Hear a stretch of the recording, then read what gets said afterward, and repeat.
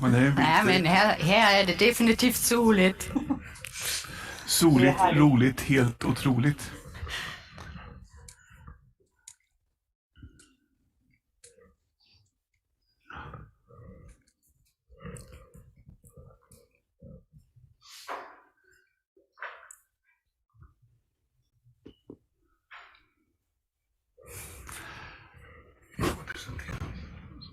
Jag säger vilka vi är först.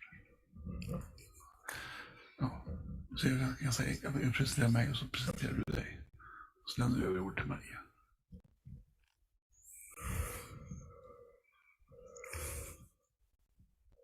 Hello, everybody. You hear Morning. me? Morning. You hear me? No? Yes. Okay. Nice to meet you.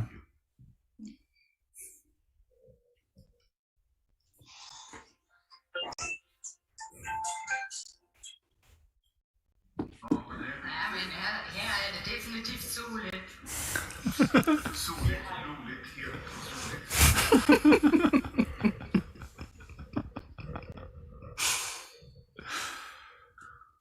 Ja.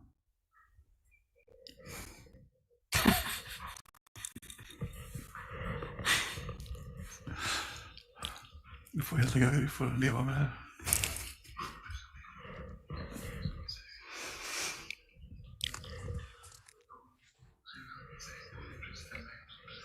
Stridigt det här nu.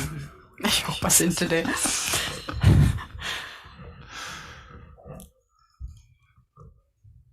Här är det den som går ut. Good morning. You hear me? Yes. Nice to meet you. Good morning, Anna. Yeah. Good morning. Good morning.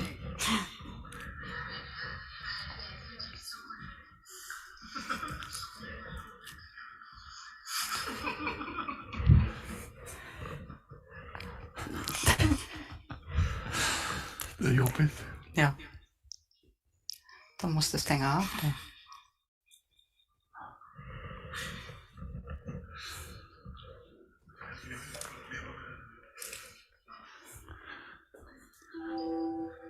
Vi hör ju YouTube. Nej, vi hör ju YouTube. Det som jag på det där hör ju vi precis. Vi hör inte. Men... Jag hoppas inte det.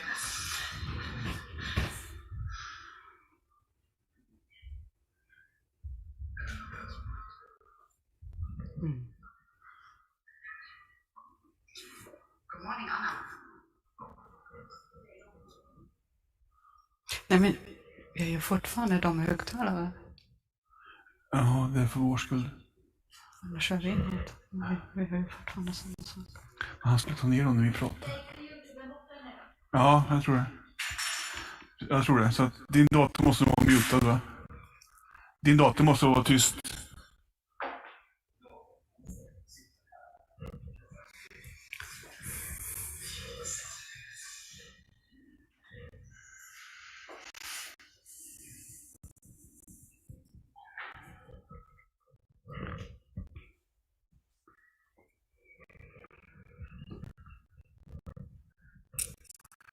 Det är ju vi måste vara det som kommer till branschen.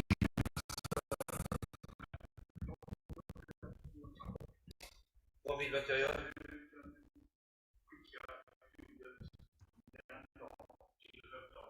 Ja. Du får titta på din pausen. För det jag kan göra är så att jag sitter här manuellt så.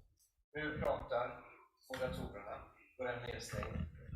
Nu pratar gästen och så sänker jag. Det är liksom, och så titta på pausen. För nu är det 3 minuter kvar. Ja. För du har min bild, du behöver inte ner därifrån. Nej. Nej.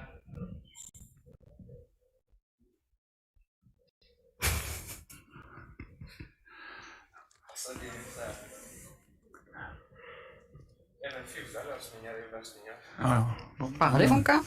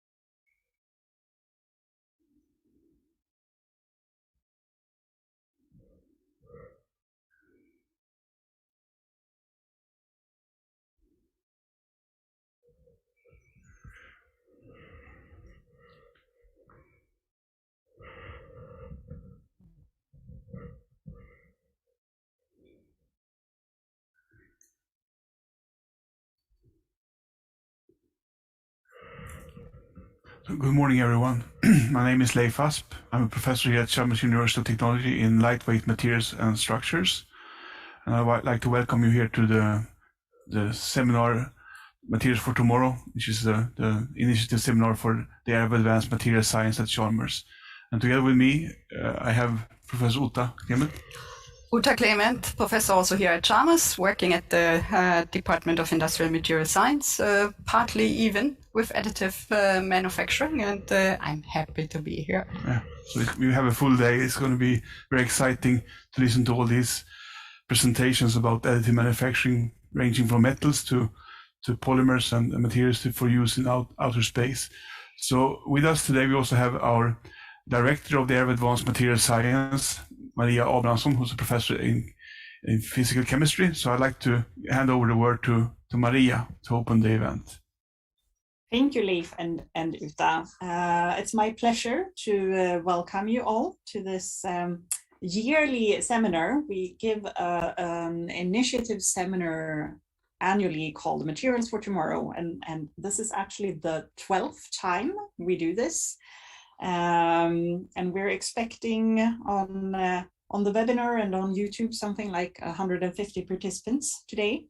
I'm not surprised that we attract so many people to this, because the topic for today, additive manufacturing, and especially with the subheading from academic challenges to industrial practice, is a very exciting topic.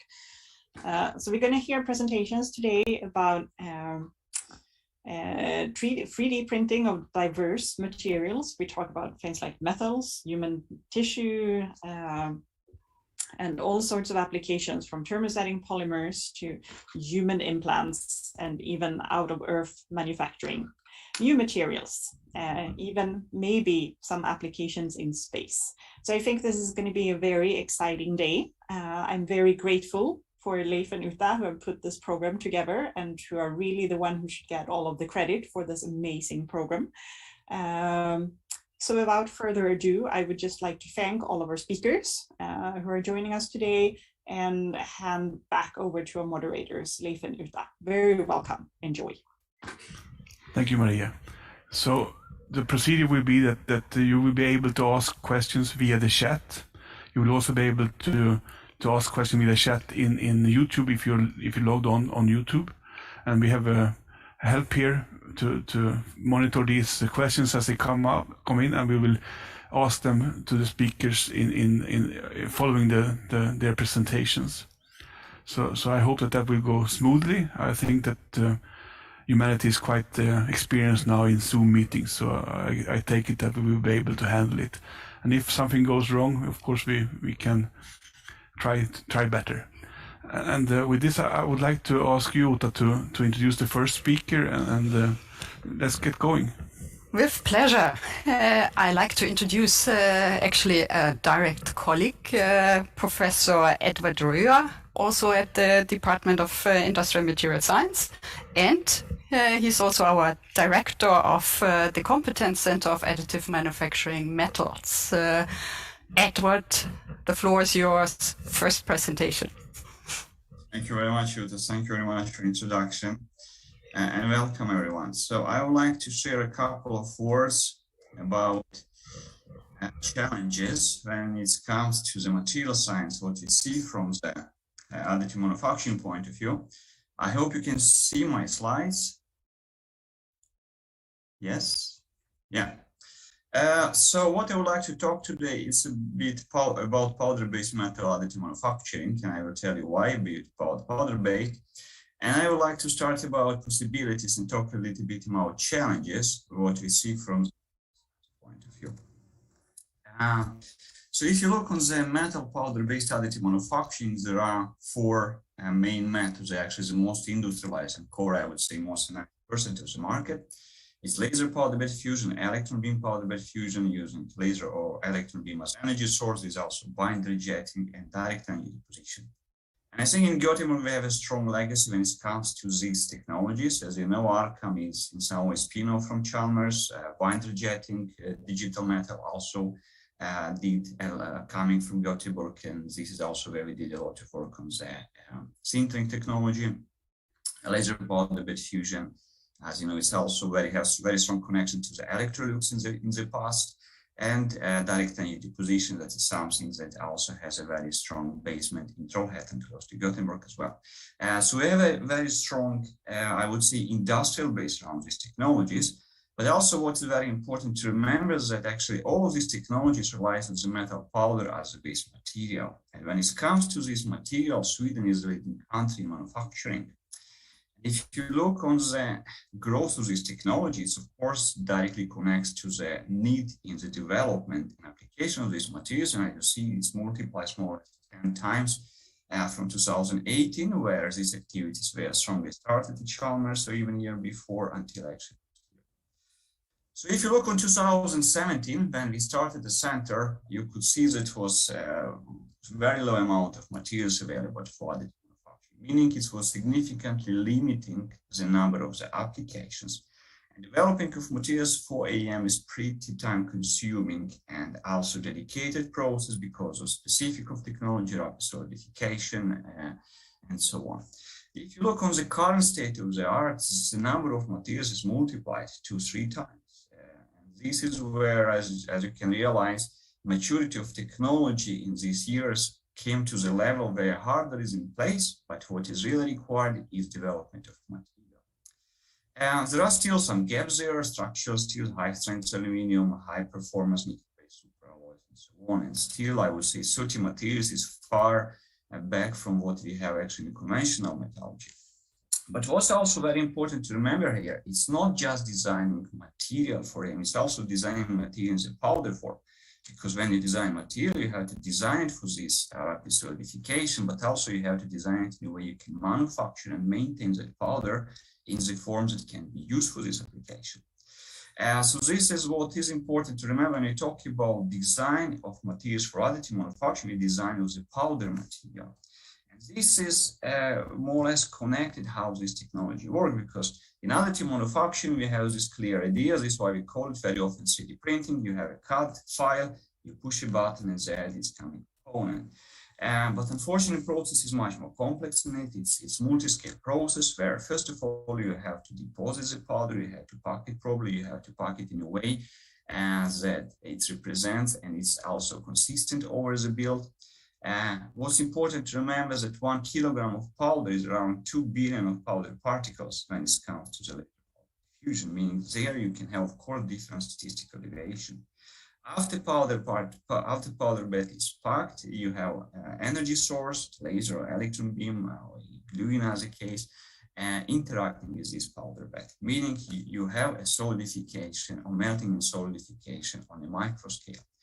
But then after you create this small micro melt pool, you have to cover the whole area, and therefore you have a strong interaction. How does this melting pools will overlap to create the fully dense material with the necessary properties?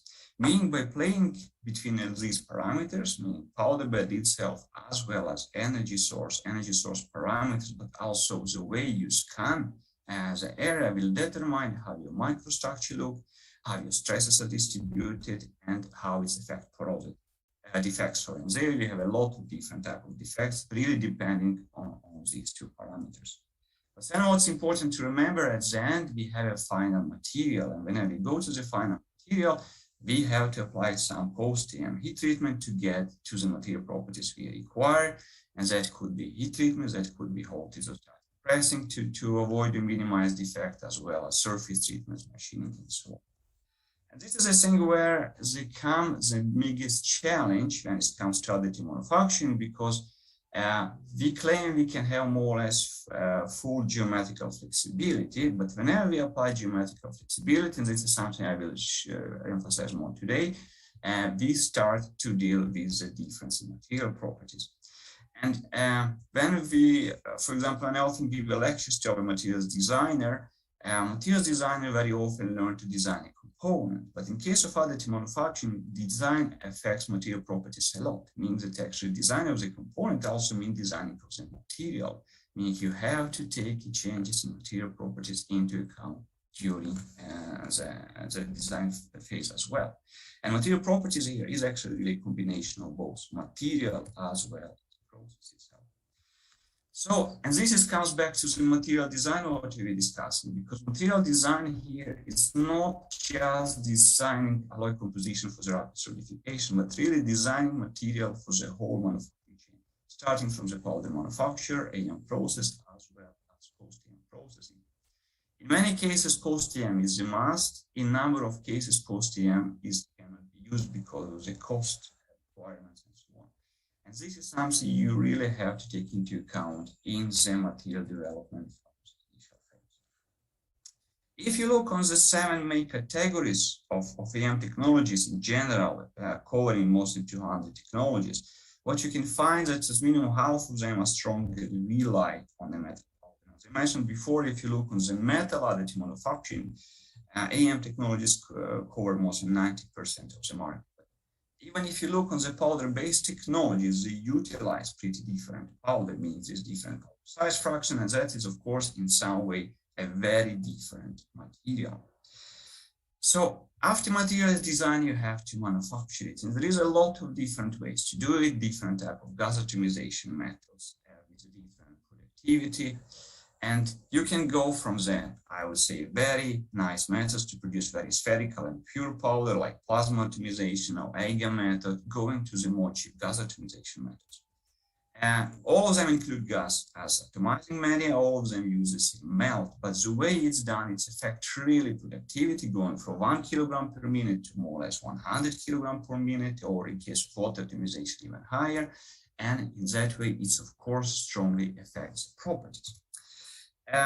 And if you look on this effect, what you can see here, we cannot discuss, of course, cost, that's not really important, but if you look on the same materials, for example, here a stainless steel that can be produced in water atomized, gas atomized, or EIGA state, you can see there is a huge difference. And as you know, if you go to gastronomy, if you compare prices approximately, it's just to compare potatoes and caviar. The same material simply made in different way will have very different price, but of course it also affects the properties. Properties when it comes to the powder morphology as well as the powder cleanness. And what's important to really understand, whenever material development is done for additive manufacturing, what are the requirements for the powder, for the final properties, and in that way go back and figure out which type of alloys, but also which type of the material manufacturing, therefore AM technology can be selected to use this material. So as I mentioned, first of all, after powder is manufactured, it has to be packed, meaning it has to be homogeneously distributed over the powder bed in a way that you have a homogeneous and the same powder bed along the manufacturing, meaning very well packed. And after powder is packed, you have to start making a component by melting the powder. So therefore here we have a strong interaction between the powder manufacturing as well as its interactions and the source, as you can see here. So sand by scanning the powder bed with in this case laser, what you can see, you melt the powder, and here you really determine what is the powder bed density and to which depth, to which width you will actually melt your material, and how that will affect the properties of the component later on. So here you can see these two powders I showed before, water and gas atomized material. If you look on the most distinctive features, that is oxygen content is about 10 times larger. But as I showed you powder distribution before, by playing with the powder morphologies, we can still manage to distribute it, and we can still manage to melt it. So if you compare, for example, these two materials in laser powder bed fusion, both gas and water atomized powder can be melted more or less to the full density, meaning from both potato and caviar, you can actually get full density material. But when you start to play with the process parameters a bit more, trying to boost productivity, because still you have a strong effect of the morphology, you have strong effect of the powder packing, you can see that this material, water atomized powder, becomes more sensitive to the process. At the same time, if you look on the properties, you don't really lose so much. So you can see properties of the water and gas atomized powder material are pretty close, and at the same time they are still in the same level or even above the properties. So the same stainless steel specified for the gas. So As I showed you, one of the biggest impact of the atomization method is, of course, oxygen content. And of course, oxygen in the powder is typically a bit higher than in the bulk materials we use to, because surfaces are oxidized. And then when we do the processing, we can strongly affect it. And here you can see the effect of the EM process on oxygen content between the powder and the material. And what you can see in case of stainless steel and nickel-based alloys, because of the lower stability of oxide, we can actually go with the oxygen level pretty far below the standard ones. In case of more sensitive materials like titanium and aluminum, that becomes significantly more difficult. But when we look on the state of the art in general, I mean, we know at the moment that for the materials developed for the powder manufacture and powder specifications in place, density is not a problem anymore. We can reach a fully dense material in pretty short development time. That is simply characterized with typical texture characteristic for the additive manufacturing, meaning that if everything is placed, we can guarantee for the AM materials that we have a similar or better properties in the raw material. As you can see here, for stainless steels, we are pretty on top of the specification. Yield strength is much higher. Innovation is in place as well. Means that it would be really unfair to say that AM materials have unfair properties in comparison to the traditional materials, minimum when it comes to the static properties. But this situation is not as easy. As I mentioned, powder bed is packed, powder is manufactured, but then we have another part that is much more complex, is really melting of the material.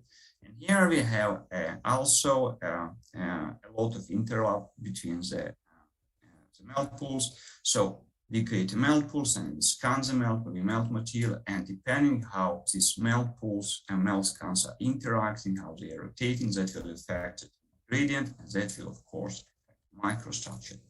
And what does this mean? That if you look on the same material by simply playing with these parameters, simply playing with the laser scanning and therefore thermal gradients, we can affect microstructure significantly. Means that we can go from the isotropic microstructure or almost isotropic microstructure with random rotation of 67 degrees where we have the maximum disturbance, and therefore we have the most isotropic microstructure. We can go to more or less columnar structure, as you can see here, placed in this type of a fiber composite. And that, of course, will affect properties of the material. But there's also another part. As I mentioned here, whenever we create material, we do a local melting. Means that we have a pretty complex thermal gradients to the materials that, of course, as you can see here, as the current state of the art, we have no problems to produce a very same design features with thickness up to 200 micron, covering 2-3 laser scans that are fully gas dense. Issue we have there, because of the inherent feature of the technology when it comes to certification, microstructure will be very different. And this difference in microstructure will also result in different mechanical properties. And this is something that, of course, is important to take into account when design these features. But also now, whenever we build a complex component, these design features, they are never oriented horizontally, they have some kind of inclination. And when we change the angle to the build, we change the nucleation growth, because in this case, we start nucleation from the base powder and we continue growth according to thermal gradient, means that we also have another part when it comes to the changing texture and microstructure again. So that's what I mentioned from the before. Whenever you design component for additive, you also design it microstructure, and therefore this is something always to remember when component is designed, but also when component is designed to manufacture in the build chamber. But manufacturing doesn't finish here. So now we have a material, and I show you AM produced materials have this very nice strength, very high yield because of the fine cell structures. At the same time, issues we have very high residual stresses resulting in distortion and annealing, whose will, of course, affect tolerances. So what we typically have to do, is stress. And whenever we apply that, depending on the process we do that, will affect microstructure again. And if we will anneal this microstructure, and in that case, what you can see here, we will strongly affect specifically yield strength and strength to volume ratio.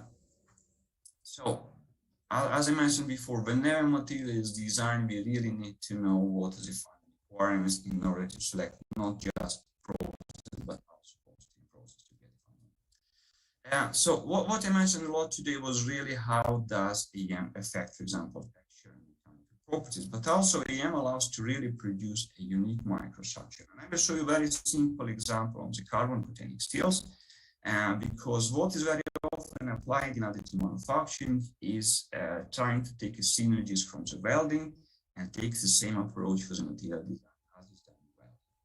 And in welding, we know that, for example, non-weldable alloys are limited when it comes to the carbon content, and claim is that you cannot really produce weld material with more than 0.3% of carbon. So what is done here, we develop a number of low-alloy steels with a much higher carbon content. We manufacture iron carbon system up to 0.7% of carbon, producing a fully dense material. But still, these materials are non-weldable. And how we actually do it? Because what you can do in case of EM process, you really produce unique microstructure. You also produce, you also use something we call in-situ heat treatment. What you can see here, it's a simple martensite, it's a simple iron carbon system. And what you can see on the top layer, you see it's much whiter, so it's sequential martensite. And what happened after the melt pool, you can see that martensite is softening pretty much. Why martensite is softening? Because you have this initial heat input that is pretty fast, it's pretty high, and this realizes in the martensite all of during manufacturing. So if you look, for example, on this top layer, you can see a typical microstructure for the quench martensite, no carbonates, and carbon is homogeneous distributed. You can see a little bit of an oxygen on the boundary. But if you look on the layer just below 100 micron below the surface, what you can see is that in these milliseconds, this martensite got actually annealed. And if you look on the conventional tempering of martensite, typically we do it for hour or two. Here we actually, in microseconds, you come to the effect of the same precipitation of the nanoparticles you can see in much longer times in case of conventional materials. Martensite structure here is also pretty unique. It's much more finer because of these structure.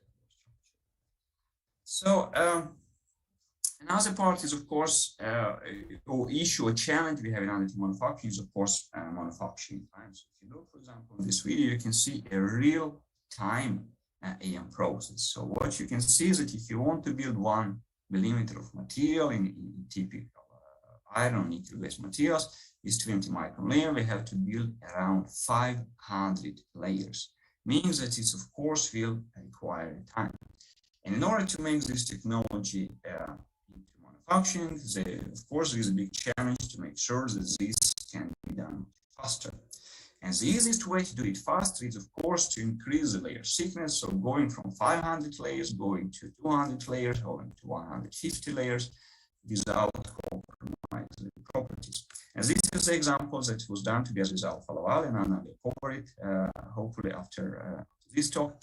But what I want to emphasize here is really material part of the issue. So what you can see here, you can really build a component with a different height. Yeah? So meaning that going from the 460 hours, that is extremely long, making this component really inefficient, you can go down to more or less 100 hours if you boost the process. But what's important to remember here, because as we boost the process, we change the energy input, we change the powder packing. Even so, we get a fully dense material, we have a pretty different microstructures. And what you can see is this also will affect a mechanical property, more or less going from 460 needle strength to the 540, so around 20% difference. And that's, of course, something that is not an issue if you properly take it into the design and you. So as process is pretty fast and pretty complex and multi-layer, what is really important is to make sure that you have proper quality.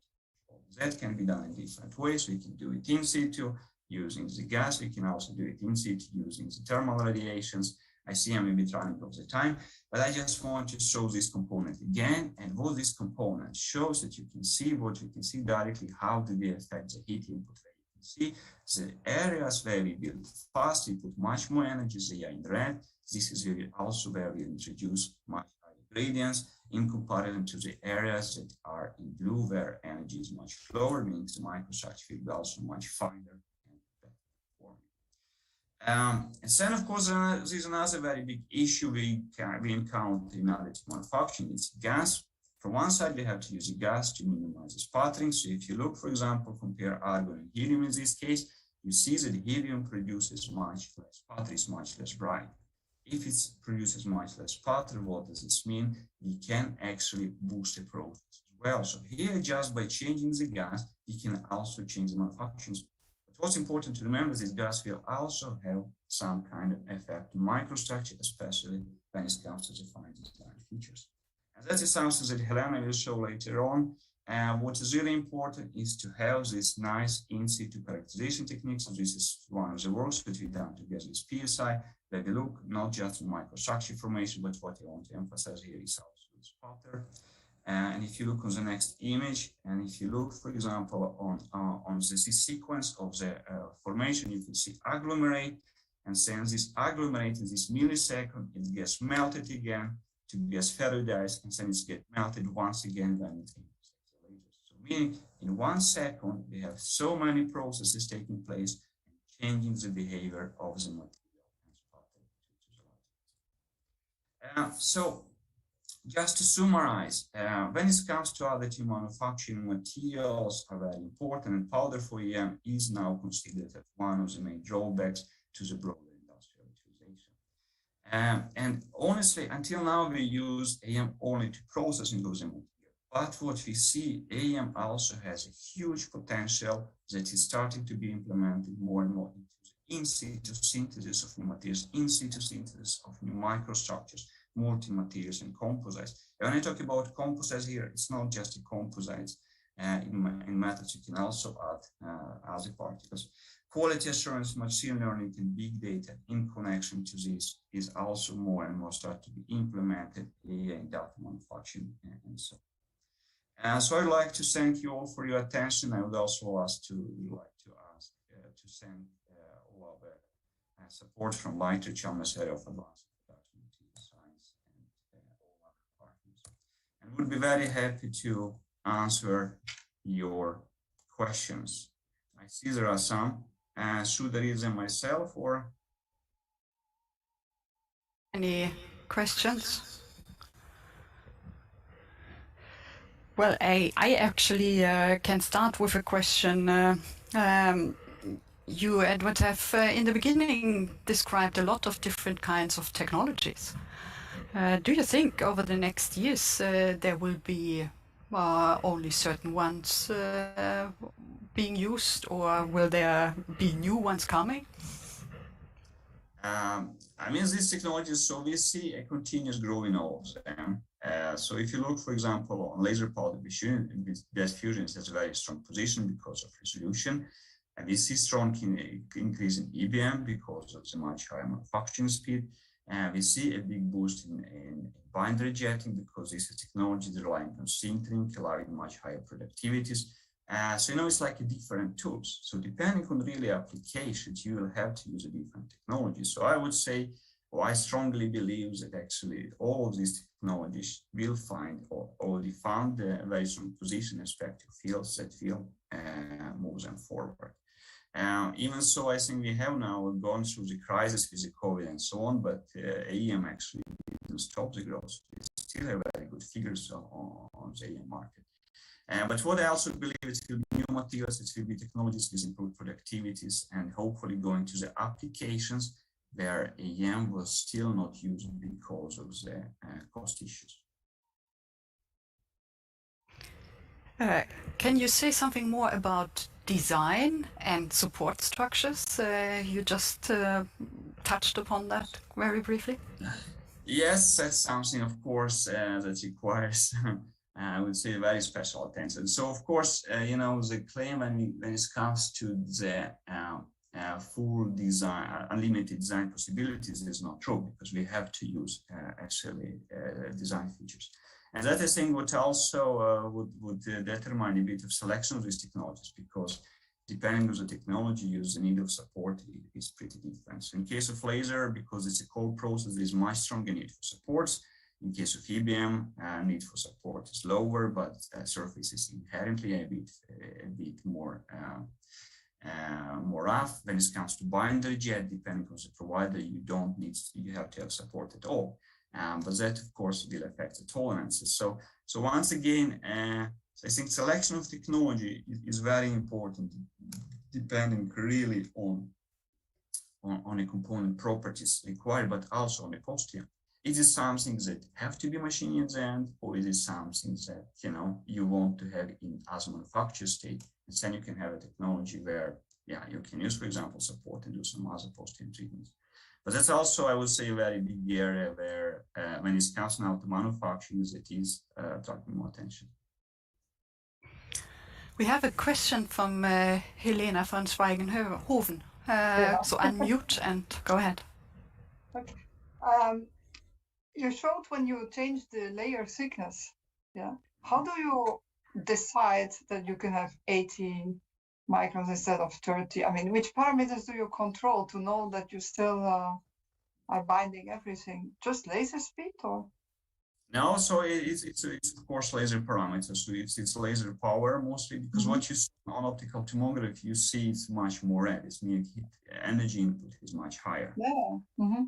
So it's of course. Which parameters do you follow? I mean, how do you know I can go to 80 and it's still good?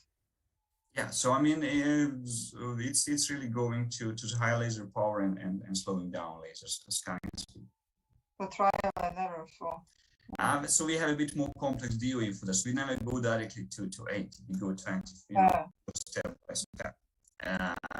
Because I mean, so we also, for example, optical tomography of these in situ systems allows you to see the process when it comes to defect, when it comes to stability.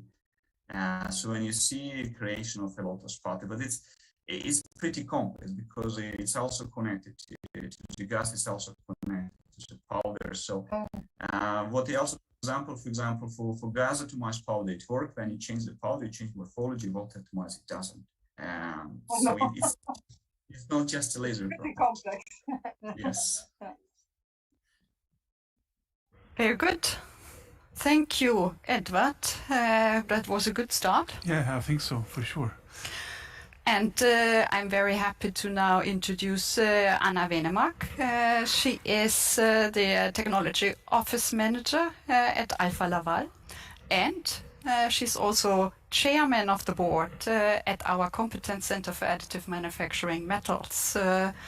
And she will give us a presentation on industrialization of AM at Alfa Laval. Anna, the floor is yours. Thanks a lot. You see my screen now? Yes, very good. Yeah, thanks for the introduction and thanks for inviting me to this event. Today, I would like to share the journey of additive manufacturing at Alfa Laval, the industrialization of AM at Alfa Laval. But before going into the AM part, I would like to share some visions from Alfa Laval, so you know where we are and put it into a context. So you know why we need new manufacturing methods.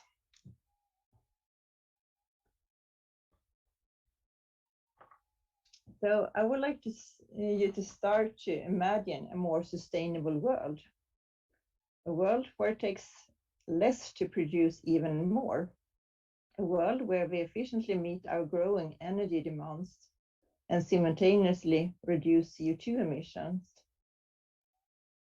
Imagine a world where we can harness the power of natural resources while preserving them at the same time.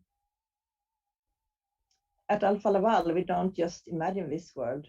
We are building it together with our customers and partners. With innovation, we are accelerating the transition to more efficient, cleaner energy solution and moving the circular economy forward. Our deep industry knowledge enables us to optimize customer processes, overcome the toughest challenges, and continue making the world better every single day. We exist to accelerate success for our customers, people, and planet.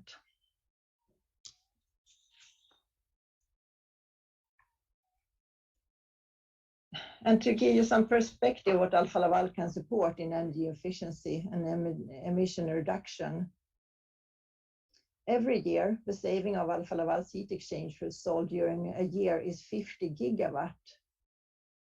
So what is 50 gigawatt? It's the energy equivalent to annual heat of 10 million European homes. And it's not only to save energy, it's also to reduce carbon dioxide emission equivalent to 25 million tons every year. But it's the same annual emission from what is from the Paris city today, or 550 times Alfa Laval's own footprint.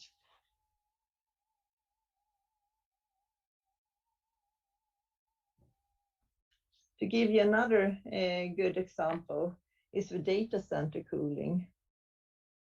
Did you know that 90% of electricity used in the data centers is converted to heat?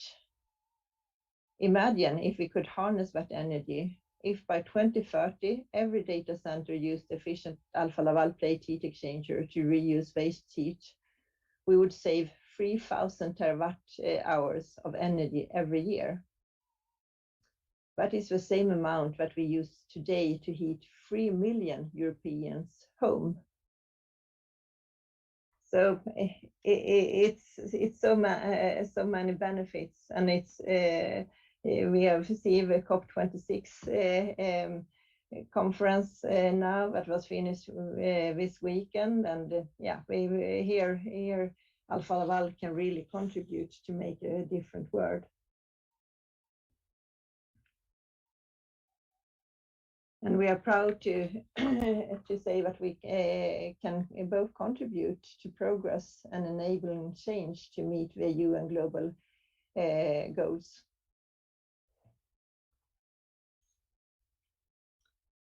We make existing industry more sustainable, and we enable transition to clean energy and circularity.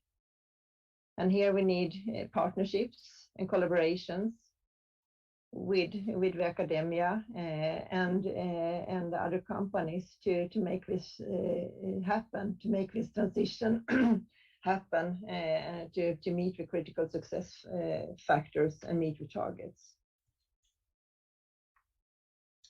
The key technologies that we have within Alfa Laval is heat transfer, separation, and fluid handling. We have products like heat exchangers, separators, pumps, and fluid handling equipment. And we serve many industries. The most of the industries actually, from biofuels to food and water, to power, to wastewater. And the core manufacturing technology areas that we are having today is forming, pressing, machining, brazing, welding, surface finish, assembly, automation, and testing. But to meet the new opportunities and need that we see from our customers and to meet the targets, we see that we need to have new manufacturing processes, new product designs, new materials, new application requirements, and new verification methods.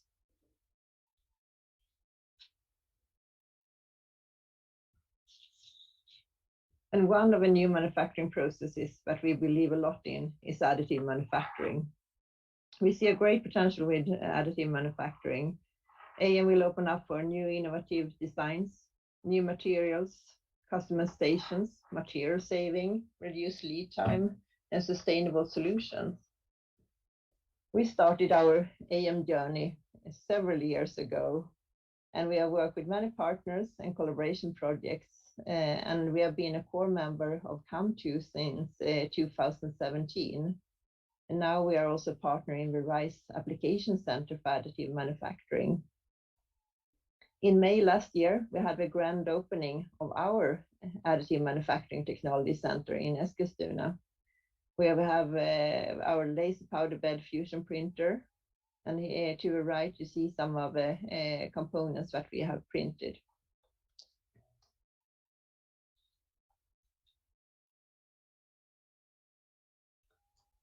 As with many emerging technologies, it's a journey to develop and understand the technology, to stabilize it, standardize it, industrialize it, and understand the possibilities it can make for different kind of applications, to develop a supply chain, and in the same time finding a new business model. A close cross-functional work has been needed, and we have recruited new resources within the different areas, both within the technology area, but also within manufacturing and within sourcing, to make sure that we are working with additive manufacturing from all parts of the company.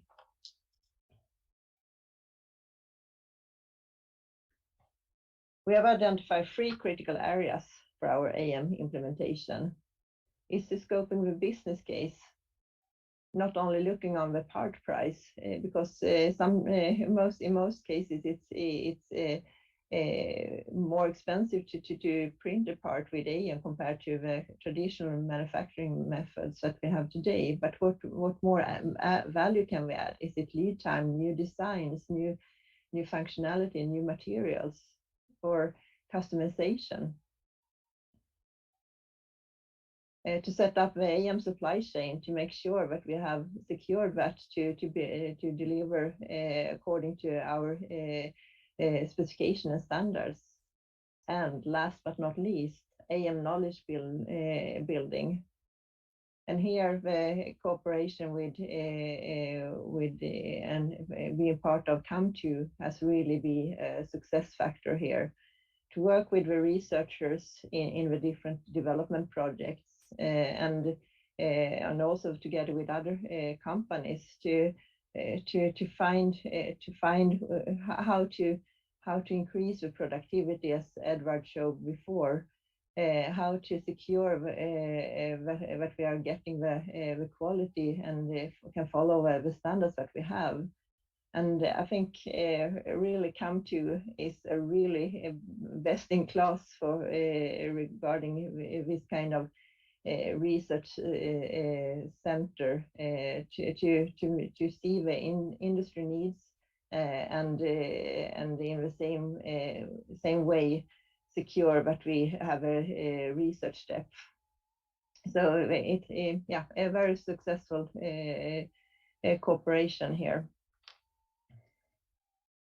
And I think it's so important within emerging technologies that we have this close cooperation between the academia and the industry, and identify what is the need from the industry and how can we work together to make success. The benefit and the driving forces for AM, for Alfa Laval that we have identified is of course the sustainability part, to meet the global goals.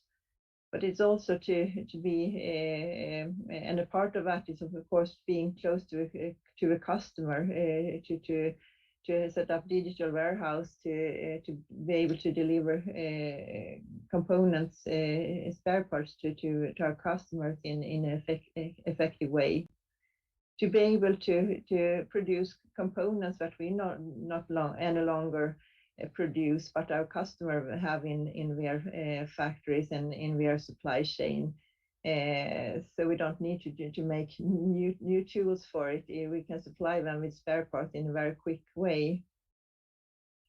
In the long end, of course, to use all the possibilities with AM, with new designs and customizations and doing what we cannot do with traditional manufacturing methods. Alternative materials, reduce cost by not needing to make new casting tools, for example, and reduce lead time. The areas where we have succeeded so far is regarding the spare parts, to develop obsolete parts and reduce cost and lead time for both spare parts and prototypes. So far, we are working to find how to work with more innovative designs for AM, but we haven't been able to take that step yet, but we are working on it. We're also looking into digital warehouse and alternative materials. So far, we are also only working with 316L in our AM Technology Center in Eskilstuna. But with suppliers, we are working with some other materials. Okay. So achievements so far, we have standardized our process and all the documentation is in place and to meet the requirements to make sure that we can deliver according to our customer specification in a standardized way. We have printed so far 500 components, AM parts in our AM Technology Center. We have started with serial and spare parts deliveries, and we are working with more both serial and spare parts. So more to come, so to say.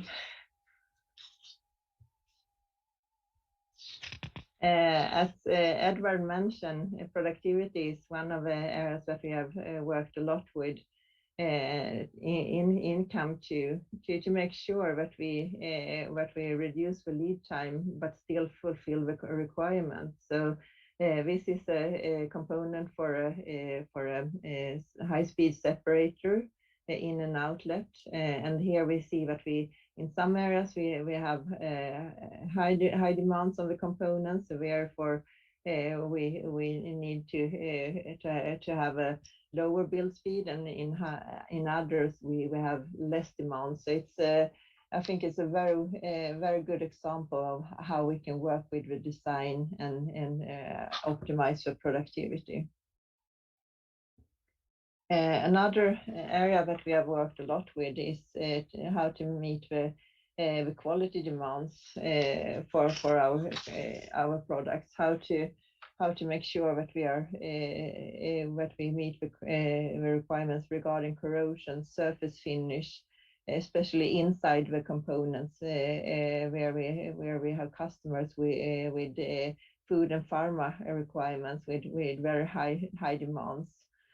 So based on that, we have developed our own material standard to make sure that the material is following the standard that we have, and also the quality code and technical delivery requirements. And it's a journey. We are it's when you are working with it and see that you are getting difference comparing to the process parameters and the material you are using. Where you see where to put the requirements. It's maybe not the same requirements as we need to have with existing manufacturing methods. So it's absolutely a journey. But we of course want to make sure that we are securing that we are meeting the requirements to our customers. So therefore, we have selected the components where we have good margin to still meet our customers' requirement to start with, and then it's a learning curve to really make sure that we are can deliver what we promise, because it's so important. So to summarize the achievements, we have a printer in place, we have a qualified material 316L so far for our printer, and we have a material standard, and we have standard operation procedures, and we are using different softwares to do simulations before we build. And we have started to deliver components, and we have many good collaborations. Where Come To is one of them, where we see that we really need to help each other within the industry to make this a continuous success. And now we see that we started to see the benefits of this investment that we have done during the year. So it's really great. So what is the next step? It's, as I said before, it's to start to work with design for AM with completely new design thinkings, build up a digital warehouse, and also start to look into alternative materials, and also looking into other AM processes. This to make sure that we accelerate the success for our customers, people, and planet. Thank you.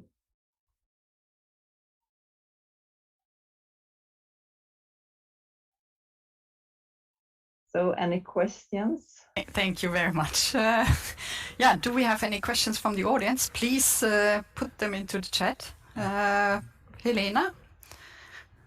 Yeah, I mean, I have a question to you.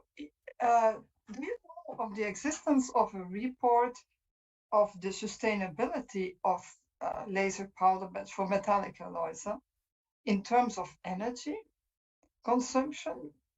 Because you need a lot of energy to, it's something which I wonder myself, a lot of energy to produce a powder. Yeah, there's a lot of waste also.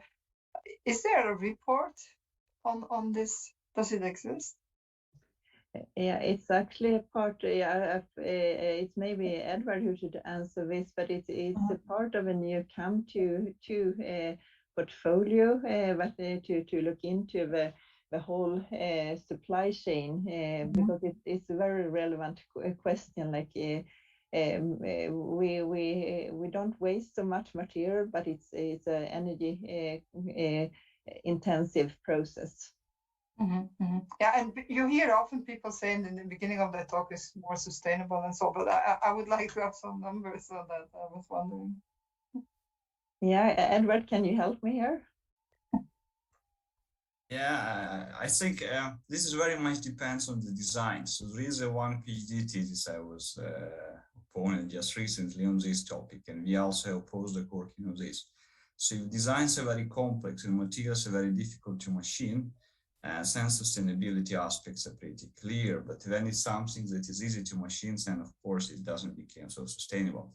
I just want to add a comment on powder, because in many cases, so powder can be produced from reused material, from scrap.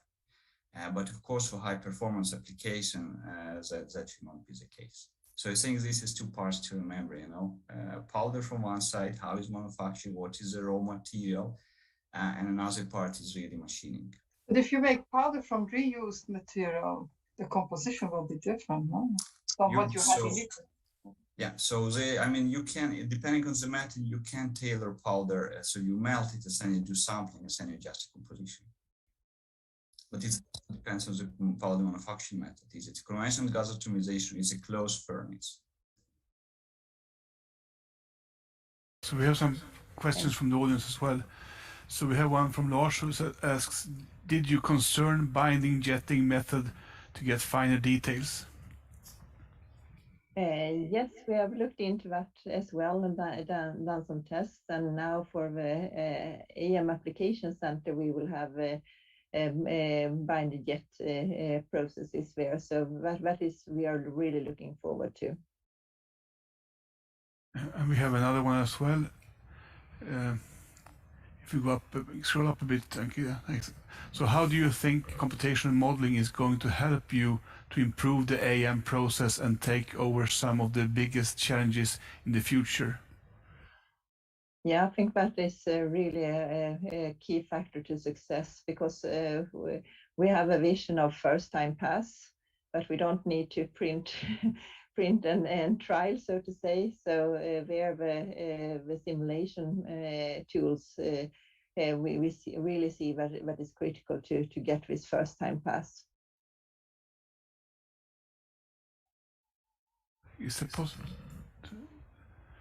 So I take the other question in the meantime. Approximate duration for our ROI? Yeah, return on investment. It's yeah, it's this with the business model again. So it's a lot of learning money. So I pass on that question.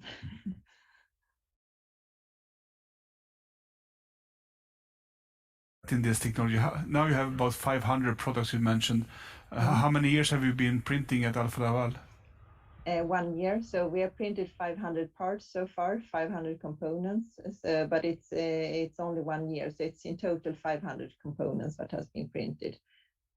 When did you start this investment? When did you start working on this technology for your product portfolio? We started,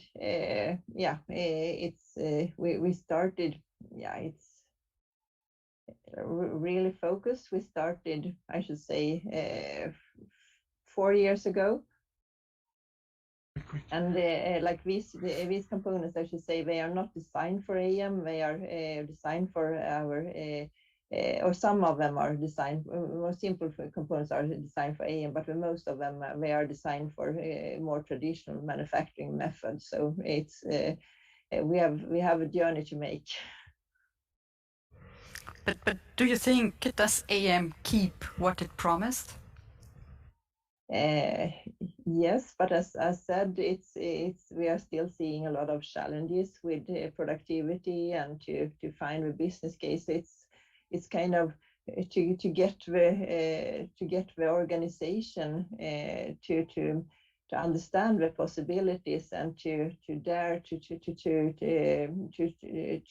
challenge ourselves to take that step to really design for AM, because it's when we are doing that we will really see the big benefits. We have one more question from the chat. What possibilities do you see with carbon composite materials which can conduct heat in thickness direction? Yeah, it's that is one of the possibilities. So it's so many interesting areas. So we were just in the beginning. So it's this with like the learning where we need to understand the possibilities. So it's therefore I'm giving you the big picture, so you can tell me also what possibilities you see, because it's not only about like the material itself, how can we use them, and to really make sure that we build a sustainable world. So, can I also ask, so you mentioned adding functionalities, and that's something that's very close to my heart. And I was wondering if you could enlighten us a bit and maybe discuss what are your dream functions that you want to add? What would you actually like to add there if you could? Yeah, it's for me it's like we have today we are trying to reduce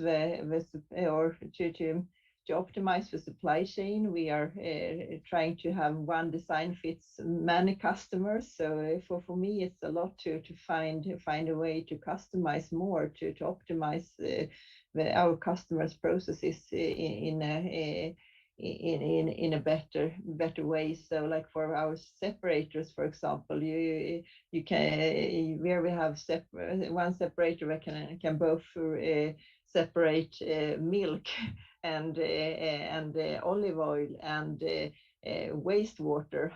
How can we optimize the components so they are really optimized for the fluid that they can that they should separate in a cost-efficient way. So we don't need to do one tool for each application, because that is not cost-effective today. But can we print it, when it's so much easier to do this customization, and by that being able to add more functionality within components that fit for that purpose.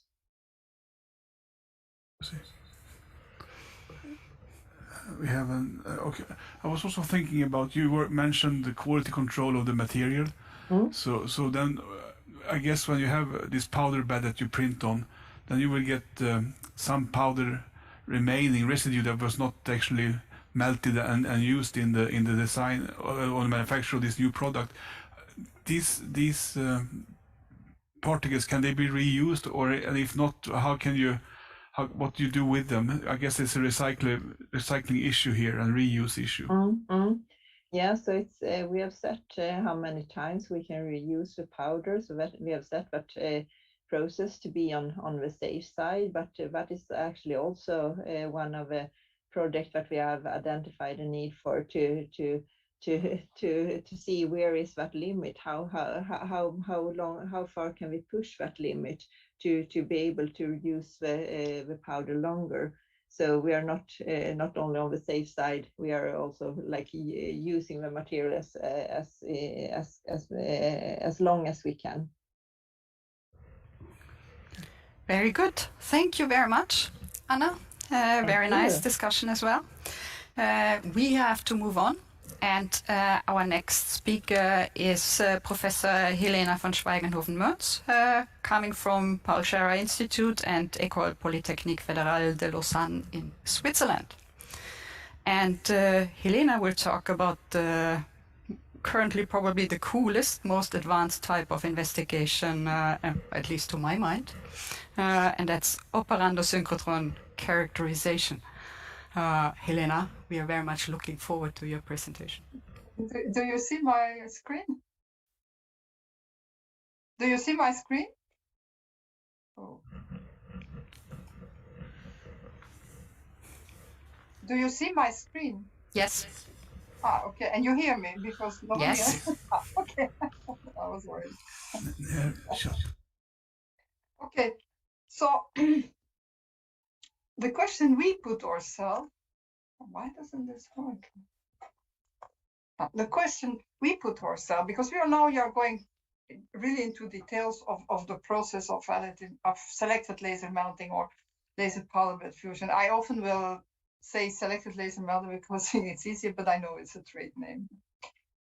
So our motivation to develop something as a synchrotron is because when you see what the process is, and it's very brutal. Yeah, you have thermal gradients up to 1000 Kelvin per 10 microns. Yeah, scan speeds 1500 millimeters per second, cooling rates 10 to the 6 Kelvin per second. So it is a very brutal process.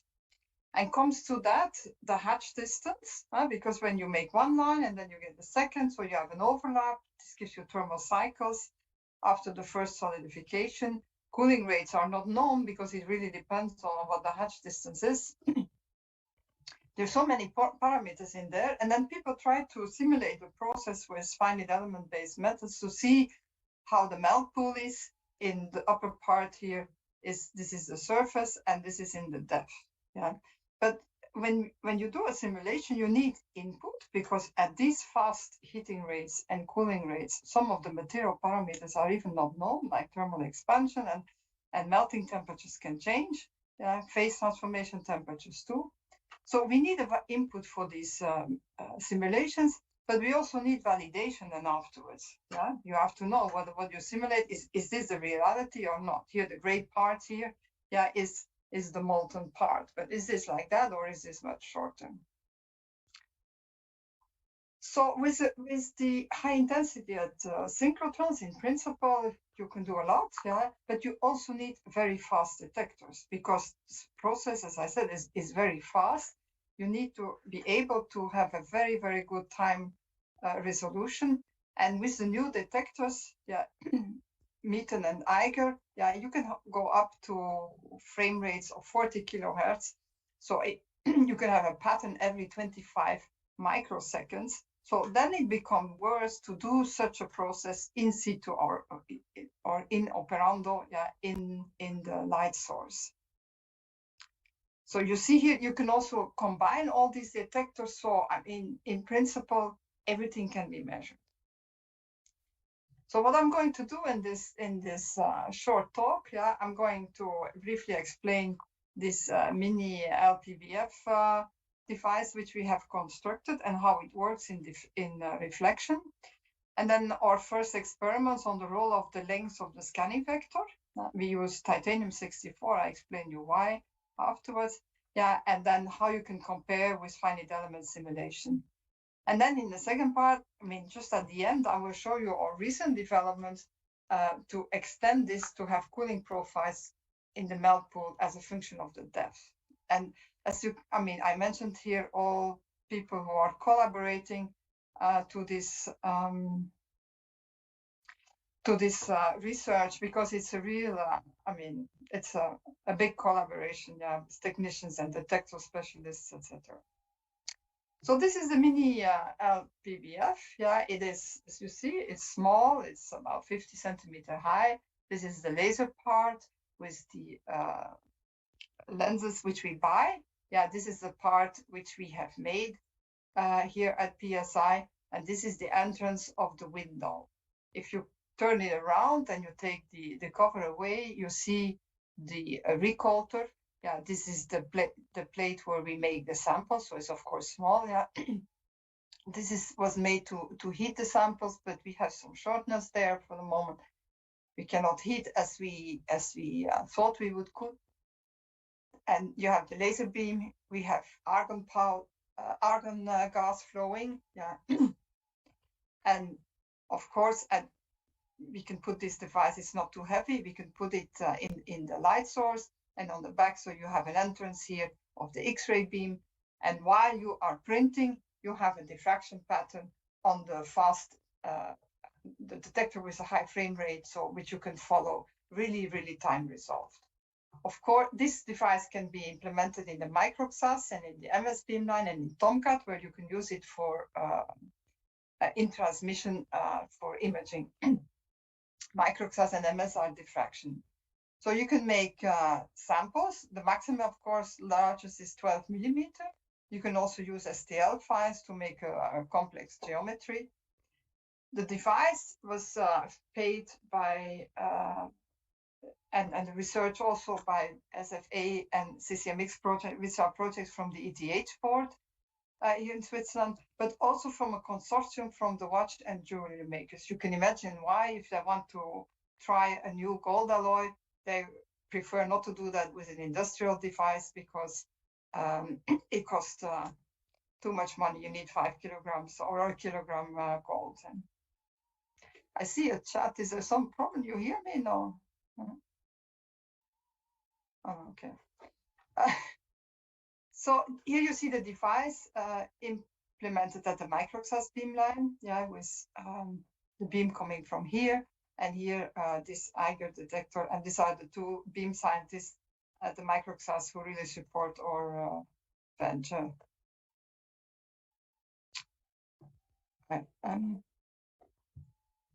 Okay, as I said, we started with titanium 64. Why? Because a lot of people are making titanium 64 and it's not new. Yeah, they make also a lot of small parts, which we can do also with open structures. And it's an interesting material because it goes from an alpha phase to a beta to the melt. So there's a lot to see because you see during heating and melting phase transformation. So this is how it works. If you have the plate where you have deposited powder, yeah, and then the laser starts, your X-ray beam is at a fixed position. So first you have diffraction patterns of the powder as a function of time, but then when you start approaching the X-ray probe volume, you will have the beta phase, which is transformed the molten region, so a moment where you have nothing, and so this goes on. And the parameters which we use are very similar to what is used in industrial machines. So we have here a laser power of 250 watt, laser spot size 100 micron, a scan velocity is 600 millimeter per second, and a hatch distance 60 micron, which was used for these first experiments. Yeah, and so with this scanning vector, with this speed, we have about we scan an 8 millimeter sample. Yeah. And so one scan takes 13.3 milliseconds, and we have a diffraction pattern every 50 microseconds. Quite powerful, I think. So if you blow up, so this is what you record, and then if you blow this up, I mean, you had the alpha, which is here in low intensity because of the color scale of this figure, but then you start with the beta. Yeah, it starts at a certain temperature, heats, and then nothing. So this part here is the molten volume. Yeah, there you have no diffraction pattern. And then you start with the beta cooling. It cools down. And if you are lucky, sometimes it goes again in the opposite direction. That's when the formation of residual stress in the solidified beta, and then it goes back to the alpha. So it's important to realize in this experiment that the X-ray beam is always at the fixed position Yeah, and it's the laser that is approaching. Oh. So let's now look at a sample which we made 8 times 2. So we are scanning like that. The laser beam is somewhere here in the powder. Yeah, and that's in the beginning we measured the powder, and then it is going to approach, yeah, with these parameters. If you look now in detail, so when the laser beam just touches the X-ray probe volume, so the yellow is the X-ray probe volume, and that is the laser beam, yeah, you will have a little bit, yeah, you have heating already, but a little bit of beta formation in this line. The next line, yeah, you are approaching better. This is line 14. Yeah, you have already more, yeah, of this beta, which you record. And then more and more till you have a full overlap. That's the maximum beta will you record. And you will have here in between also clearly that you have a molten volume where you see no diffraction pattern. And then when you go the lines further, yeah, you are going away, and then you have always less and less beta. Let me now look at this line in the, and then from here, yeah, of course, yeah, here you have from the intensity. If you then assume that the peak position only comes from the thermal expansion, yeah, so that the peak moves, and this is purely the thermal expansion, then you can get from there the temperature, and so you have the cooling profile, yeah, of this X-ray probe volume, yeah, during printing. And when it goes, as I showed, when the peak moves back in the other direction, you have the formation of the residual stress.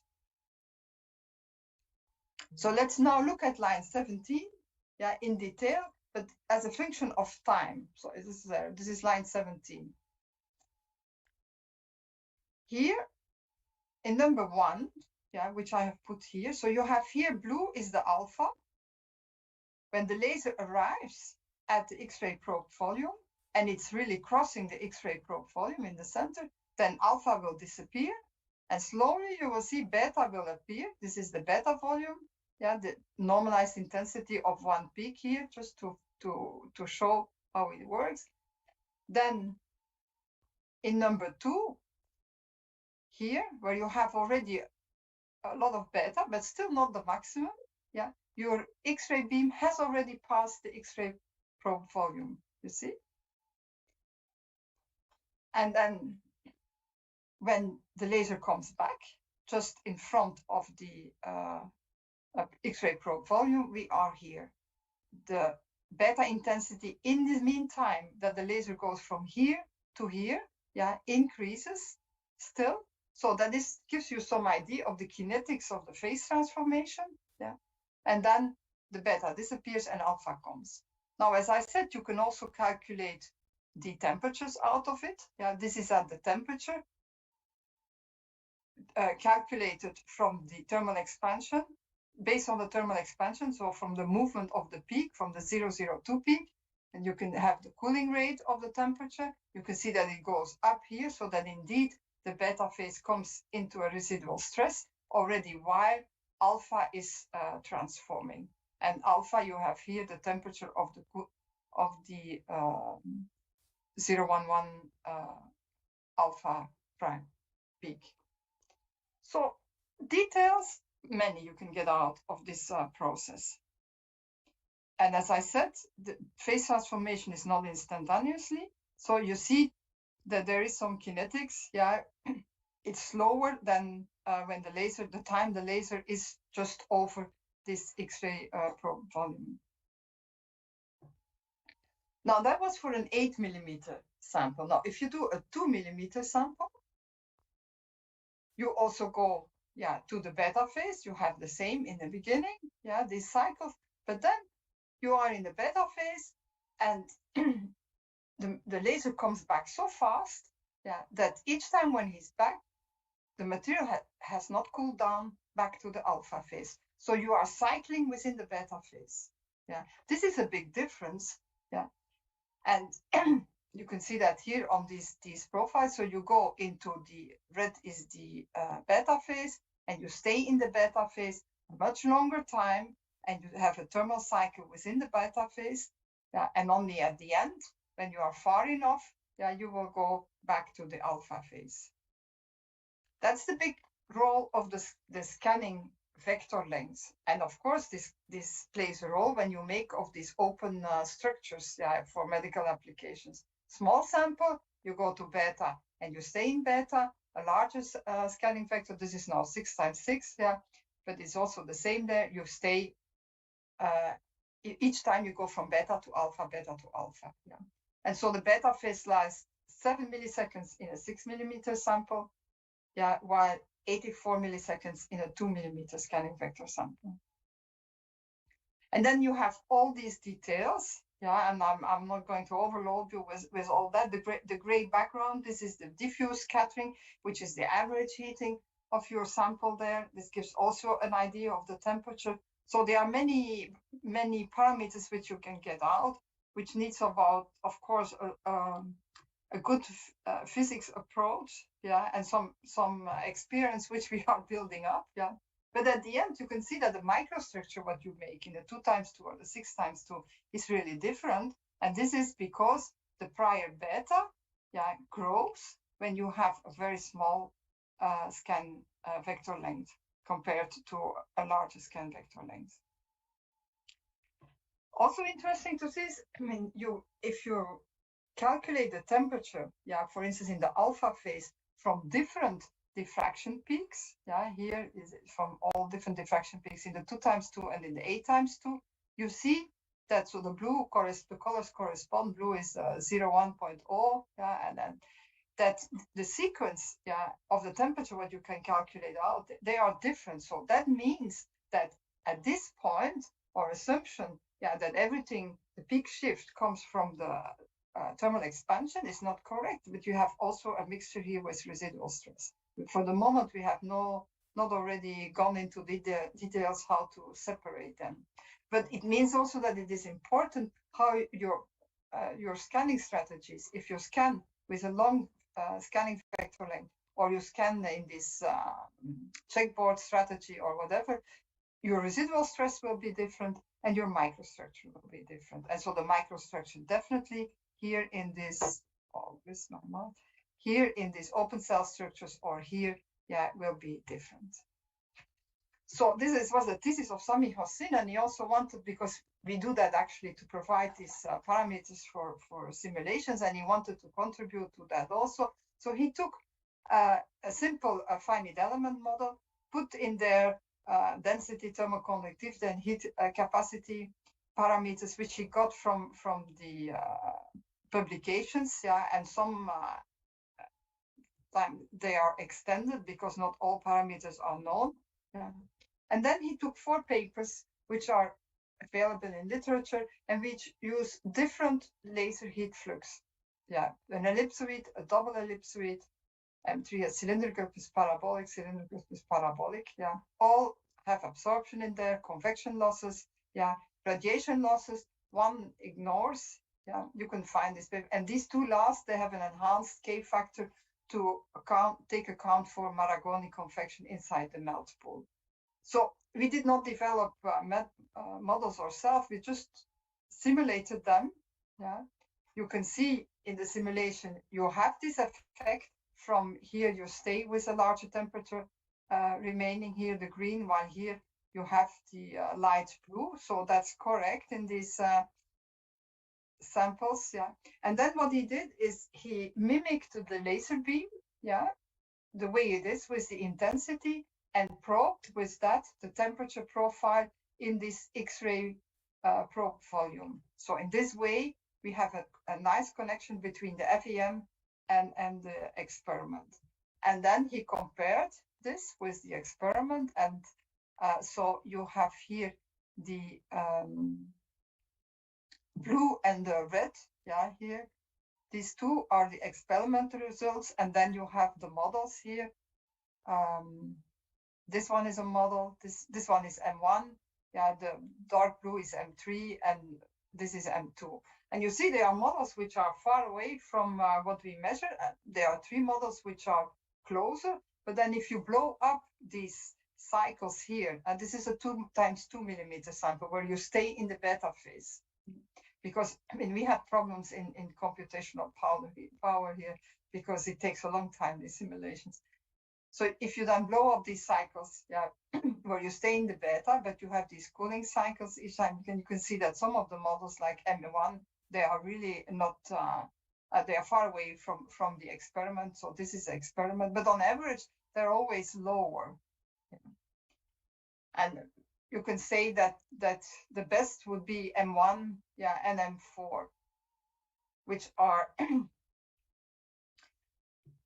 but then when you look at the images which you produce, yeah, if you see M1 and M4, they are incredibly different, yeah. Although the results here are not so far from each other, but the shape of the melt pool is incredibly different. Now with this experiment, we can of course only look at surface, because we are probing more or less the first, the last deposited layer, yeah, and we have no information. So here this is the last deposited layer, and then we have no information on the deeper layers. We did the same, Sami did the same for A-Time2 sample, but such a simulation took like a month and a half. Yeah, so he did only M1 and M4. And of course, this is more difficult because these simulations, they do not take into account the phase transformation. So, and we have here a cooling rate here, cooling profile from the beta phase, and then a cooling profile from the alpha. But this M1 and M4, they are in principle not that bad. They are in between, yeah. But again, you see here the form of the melt pool. I mean, there's something wrong with these models because the form of the melt pool is absolutely not what we see. The red dots here are the dots where we probe, yeah, with our X-ray beam. Now, this is one of the problems, of course, that is that we have absolutely no information on the depth, yeah, with this type of experiment. That's why we have extended this experiment now, and this is also a collaboration with Marco Simonelli, University of Nottingham, as the work of Meng Cheng, who is a postdoc in the group. So what we do now also together with, we do both type experiments, we build a wall, and when the wall is built, yeah, we put the X-ray on the last layer and measure in transmission, and we remelt. Yeah, so you will change the microstructure, but you can assume that the temperature profiles are staying the same. And so when you remelt, and you have measured laser 1, you have the cooling profile in laser 1 when the laser passes the X-ray volume, and then you go to L2, put in L2, and you remelt again. And then you have the cooling profile there, and then L3, L3, L4. And in this way, yeah, you can have an information on the depth, yeah. And in this case, it's submitted for publication. Yeah, we have information on the beta zone, where the beta zone is where we have mixed here, melt pool, beta, and here mixed alpha beta, because you can deduce that from your experiment. And you could also do that in function of temperature. So here with this kind of experiment, yeah, we are able to have information from the depth profile. Yeah, if you combine that with an operando in reflection, then we have in principle all the information. And maybe to improve these models, one should start with an easier material like 316. Yeah, but we started with titanium 64 because you have a lot to see there. Yeah. So, but I think that the increasing balance of the synchrotron sources, plus the increasing performance of the detectors, will allow us to provide a lot of parameters and validation, yeah, for computational programs. And so now I will stop share. Yeah. Thank you very much, Helena. Very nice. Do we have any questions in the chat? Please put your questions to Helena now. I can actually start with one already. How easy would it be for researchers from academia and probably also from industry to be inspired by what you can do and also carry out such investigations themselves? We are for the moment bombarded by applications, because the synchrotron is open. You can we have 2 calls for beam time, 2 calls per year, And so we have a lot of applications, yeah, from collaboration. As you see, the wall, the last experiment was developed with Nottingham, yeah. And it is, of course, so that it's not possible that a user does it all alone, or it's his third or fourth beam time. Yeah, there is a learning curve, but we have people for this collaboration, and yeah, the experiment is then done together, and students can learn how to analyze. Yeah, and they have to be. I mean, now with COVID, it's a bit difficult. We had to do some of the experiments all our own, but now people are coming again, and so they can learn also. Yeah, and in principle, such beam times are such that they come, we help them do the experiment, and then they can go home with their data. Yeah. For the moment, I mean, they have to learn. Yeah. So, and they can do it remote, the analysis, but under guidance of people from us. Yeah. And of course, if it is industry, you have to pay for beam time if nothing can be published. Yeah. If it is a collaboration, a publication, then it's for free. Right. Leif? Yeah, so there's a question in the chat. So is this research ultimately aimed towards in situ quality control in AM? You cannot put the synchrotron. Yeah, but yeah, I mean, let's say if the in situ controlling in an industrial device cannot be a synchrotron, yeah, maybe an X-ray source, but then it should be very powerful, and need these fast detectors. But I think it can hint to, with these experiments, we have to do more. We are still in the beginning. With this experiment, you can hint where the important parameters are, and so what has to be controlled. I think this could be a good guidance, yeah, from these experiments. We have another question. How would you like to improve the simulation models in the future?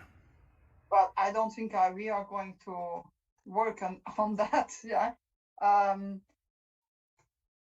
The biggest problem is the heat. I mean, in all these models, yeah, the heat transfer, yeah, is towards the depth is not correct.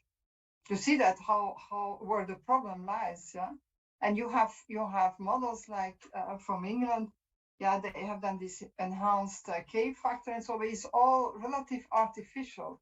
So if somebody could work more on the physics, yeah, then you could extract better parameters for the models. Yeah. This is the biggest problem, I think, in this. If you then go too much physics in these models, then you cannot simulate a component anymore. Right? There has to be found an intermediate thing, but we are more on the physics side, yeah, on the details, yeah, and we need a collaboration on somebody who then, yeah, does more this finite element, because we are not specialized in that, and it took us a month. You need also parallelized programs for that. So I understand that you use diffraction measurements. Yeah. Is there room for doing imaging or scattering as well? But imaging is done now. I mean, Edward showed some images, but in transmission. And so there are other also beamlines like in England, and so who does this imaging in transmission.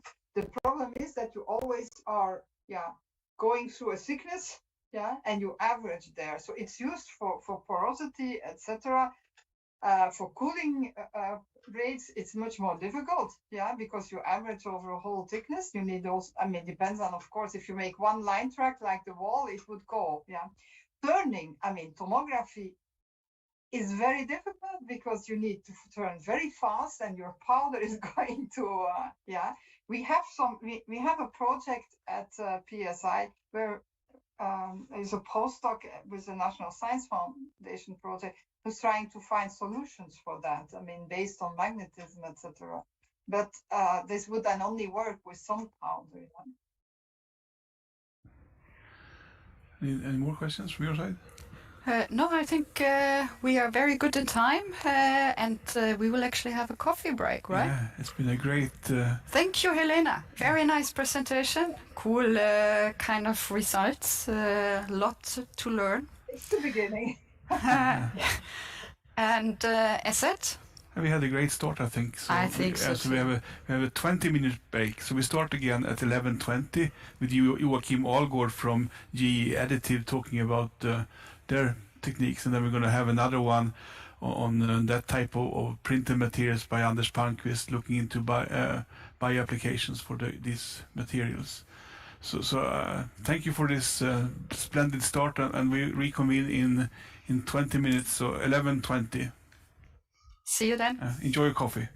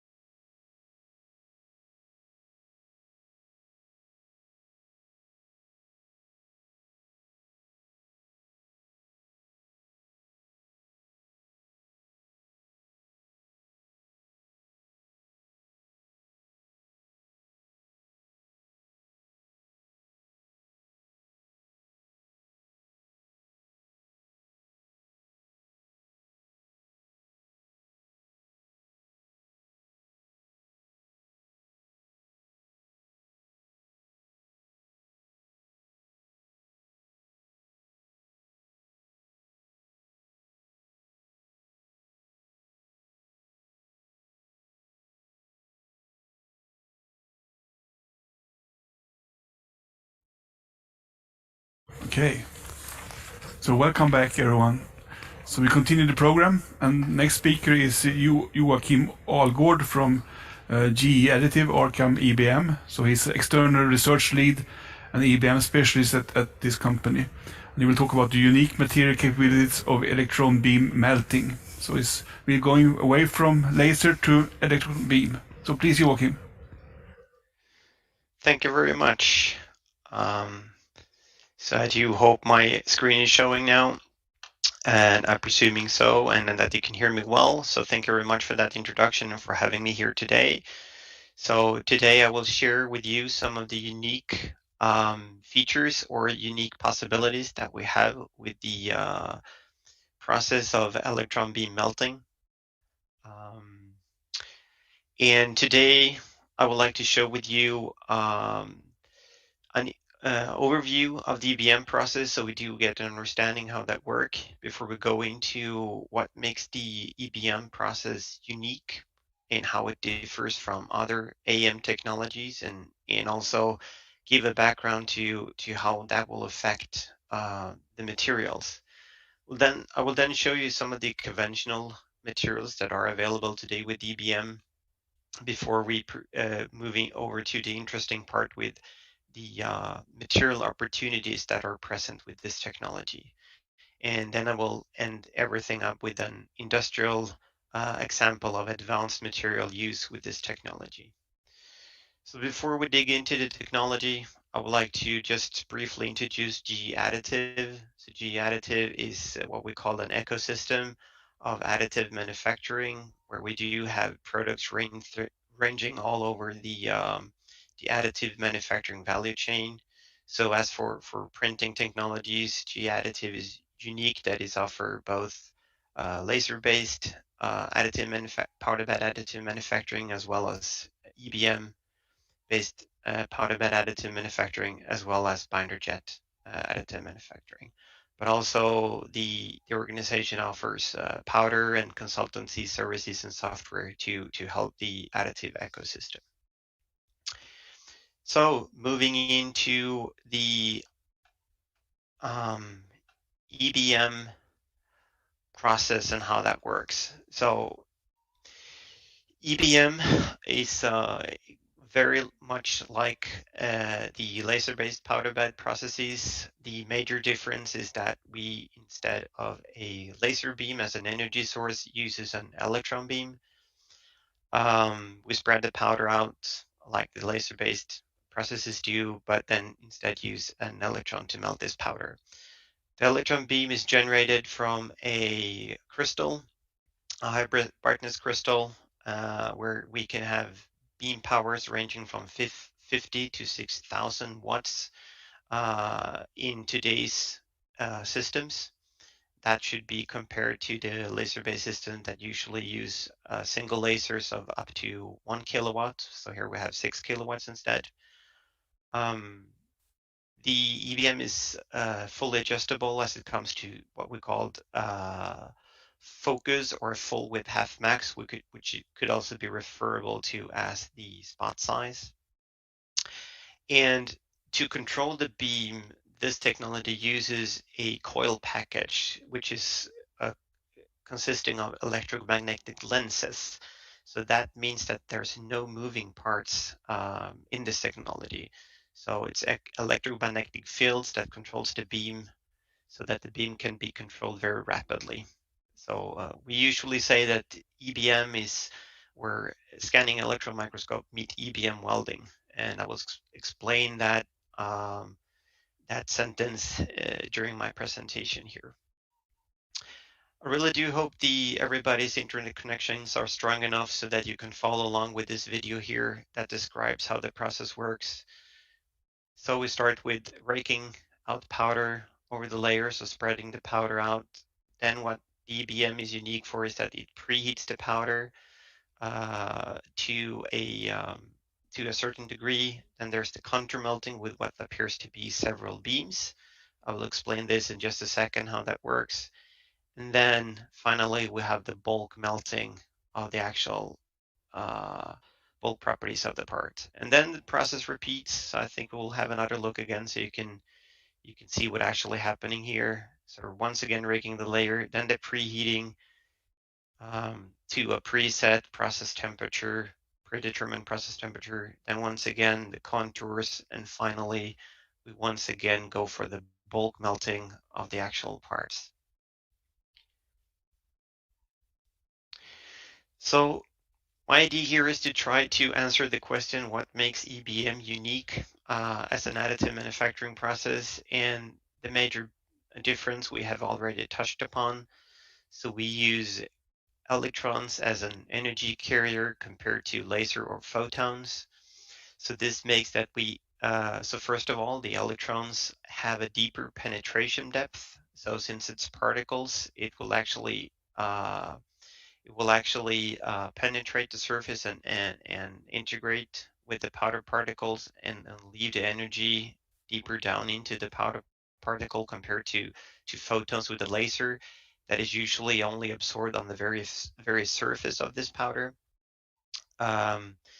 Also, since electrons are particles, the reflectivity is not an issue with electron beams, since we have the energy transfer deeper down in the material rather than the surfaces. And that also makes that we have lower evaporation from the surfaces, since we have the temperature distributed deeper down into the actual material that we're melting. The energy efficient is also very high, so it's up over 75% of the electron energy is transferred into heat or into the material for the material titanium 6-4, as we can see here. And in theory, you can have beam powers all the way up to 10 kilowatts compared to much lower with photon-based production systems. We earlier saw the contour melting of the electron beam melting, and this is actually, and it appears from the video that we had several beams scanning the area at once. This is actually not the case. So since we do not have any physical moving lenses in the electron beam system, it's possible to deflect the beam very rapidly. So the traveling speed of the electron beam can be up to 8,000 meters per second. And giving the build volume or the build envelope that we have, you could basically move the beam stochastically over the build area. And by moving the beam extremely rapidly, it's possible to maintain several melt pools alive at the same time. So what appears to be several beams scanning the area, it's actually just one beam, but it moves so rapidly, so the naked eye will detect this as several beams, but it's actually several melt pools that could be that is alive at the same time. So in this process, we're able to maintain up to 70 melt pools active at the same time as we scan the beam very fast. And by doing so, you can tailor the amount of energy that you put into a specific position at the build envelope. So as you can see here in the image, so a low beam energy will of course lower the productivity, but it will improve the surfaces. So that's why we use this type of scenario on the actual contours. And then once we need to go in and build and melt the bulk part of it and utilize that increased amount of energy we have with the electron beam, we go with one single melt pool, where we put in a lot more energy into that. Another unique feature with the electron beam melting system is that we have a vacuum environment. This is actually a prerequisite for the process to work. So once again, having electron as energy carriers being particles, if we should have an atmosphere in the build chamber, the electrons would actually scatter on the atmospheric atoms, so we would not be able to control the beam. So instead, we utilize a vacuum, and this is to avoid influence on the beam, as I said.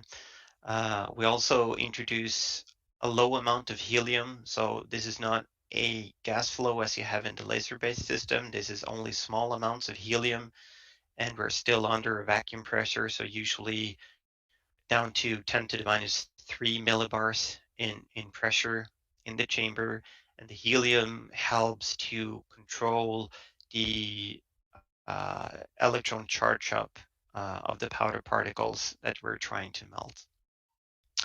Then, of course, having a vacuum will secure the environment and maintain a good chemical composition of the material that we're printing. But then there are some benefits to this as well, and of course, the vacuum will act as an excellent thermal isolation. I will explain why this is a benefit on the next slide. But one thing that is from this is a better material quality. I've also mentioned this already. We will have excellent cleanliness with low reaction and contamination of the actual material that we're printing. And then, of course, once it comes to any type of voids that might be introduced in the process, can be eliminated with hot isostatic pressing. And this is because the voids or defects in the electron beam melting process is totally empty, since we do have a vacuum environment. So there's no gas inside the pores, which makes them easy to compress. Another unique feature with EBM is that we have an elevated build temperature. This is actually due once again to the fast moving electron beam and also the excellent energy transfer of the electron beam, which makes it possible to very rapidly and efficiently heat the complete build chamber or the build envelope with the electron beam. Once again, since we have the vacuum, that will act as an insulator, and that makes it that the process is very prone to being able to be preheated to a surrounding stable temperature.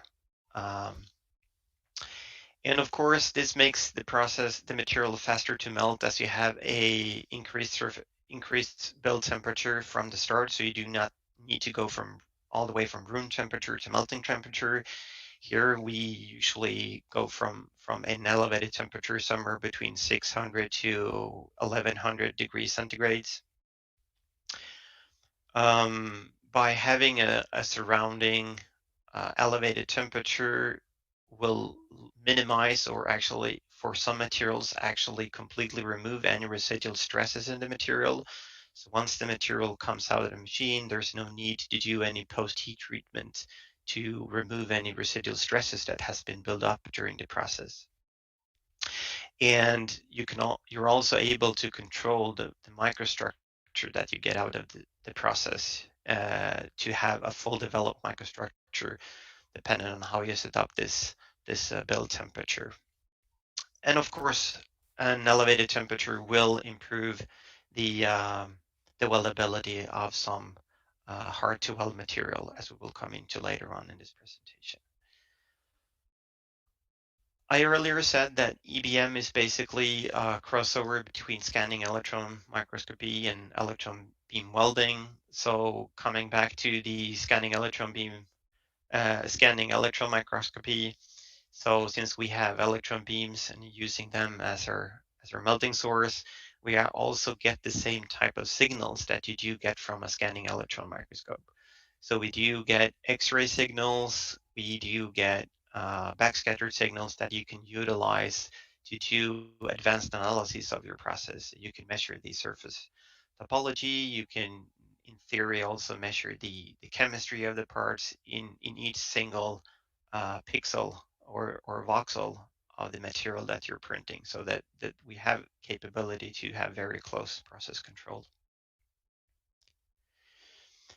And once again, coming to the utilization of the fast moving electron beam, it's possible with EBM to tailor the material properties on a local level. So we saw this to some parts from the presentation from Edward this morning, where he said that you can control the the microstructure with LPBF technologies. With EBM, you instead utilize the fast control of the electron beam, everything from power to focus, and also the location of the beam. And by scanning the beam very rapidly, it's possible to, in a very accurate way, control the solidification rate and thermal gradients of your material. And as you can see, you can get this controlled microstructure here on the left. So this is a titanium-based material where you actually can see that we have the former Arcam logo imprinted into as a microstructure into this material. So this is a very, very unique and I would say a very cool way to utilize additive manufacturing in the future. So I would like to mention the materials that are available as what we call production materials as of today in the GE Additive Arcam EBM systems. What we call production materials are materials that are validated with guaranteed material properties coming out of the machine. The bread and butter here is titanium 6.4 or titanium grade 5 or 23. Titanium-based material used for both aerospace and medical applications, and it's basically due to the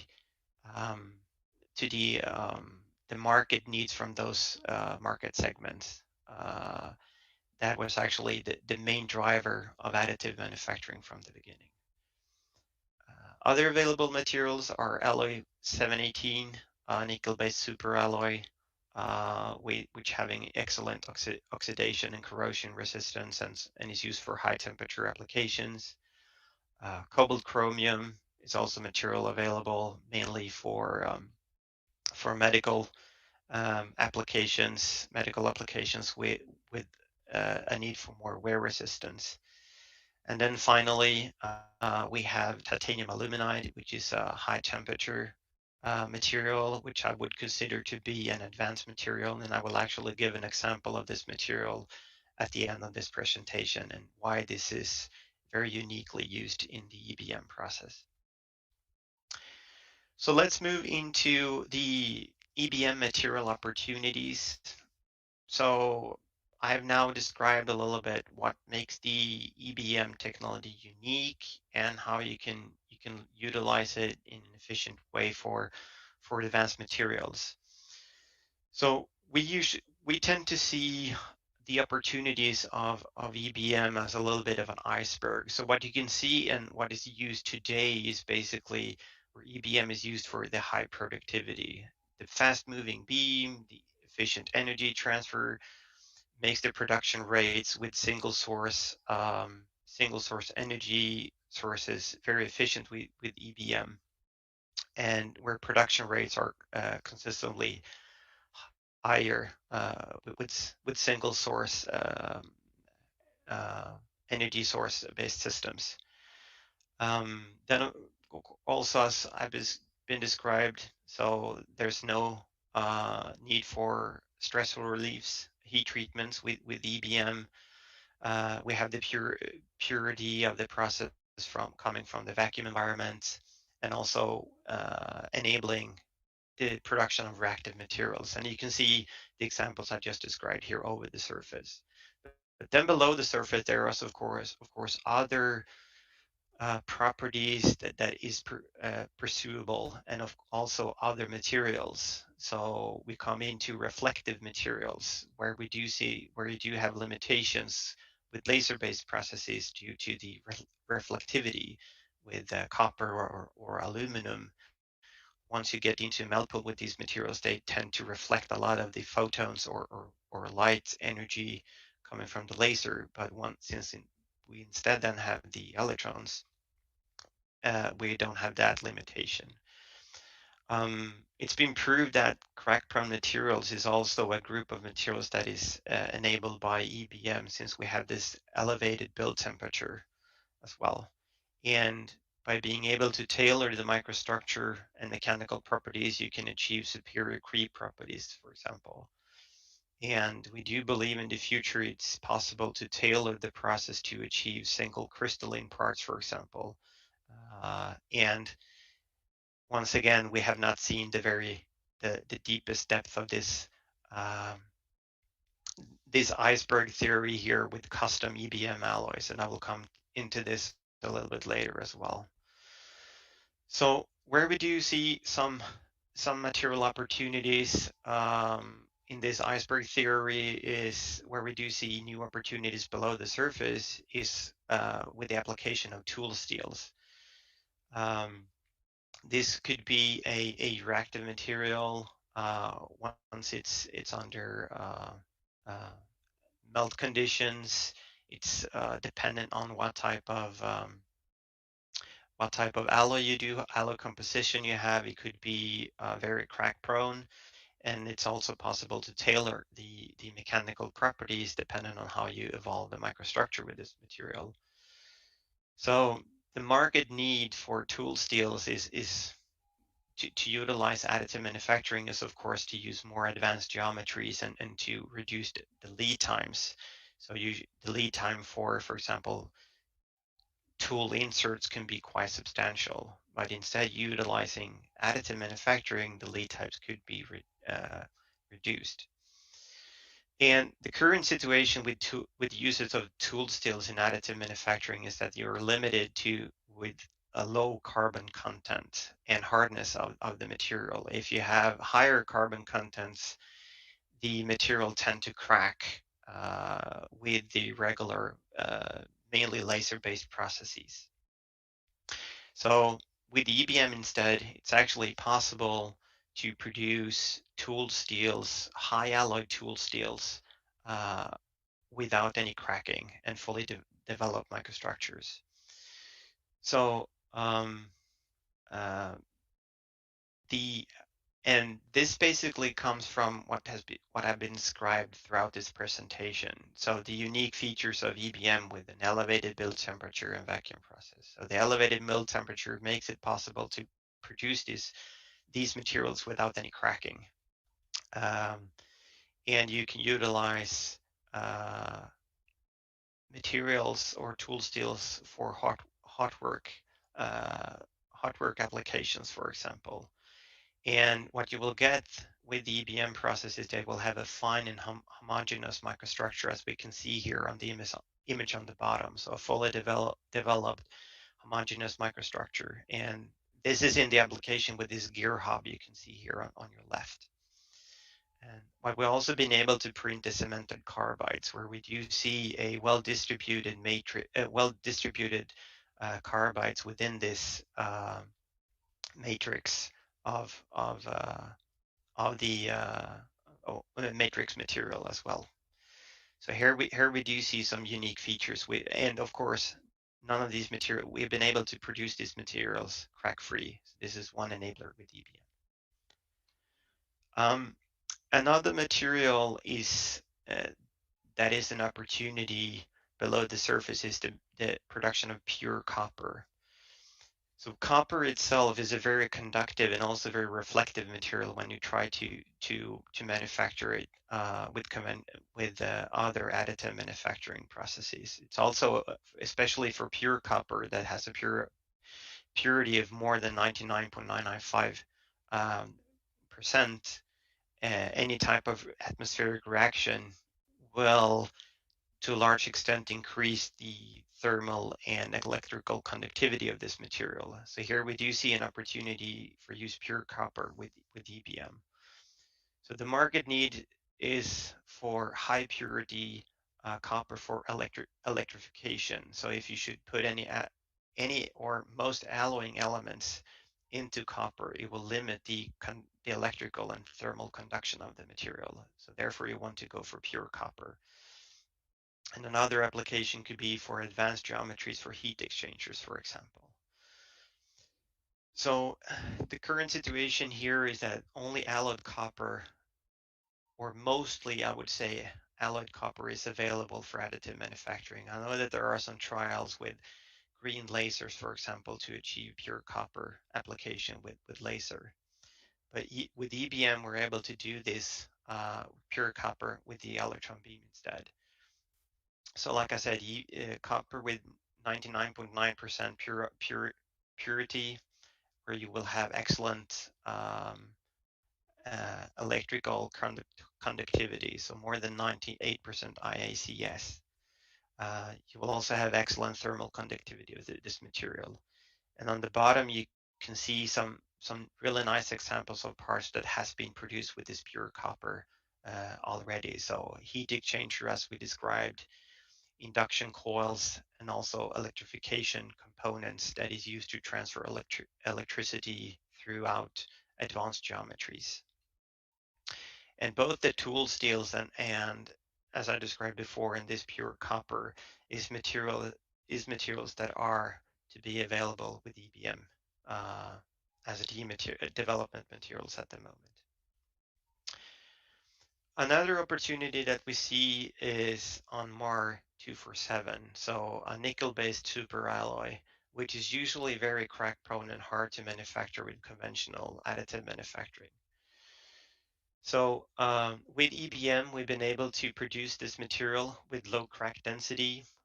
We will achieve a fully developed and homogenized microstructure. And so there's very limited need for solution heat treatment with the material. And with hot acid static pressing, you're able to achieve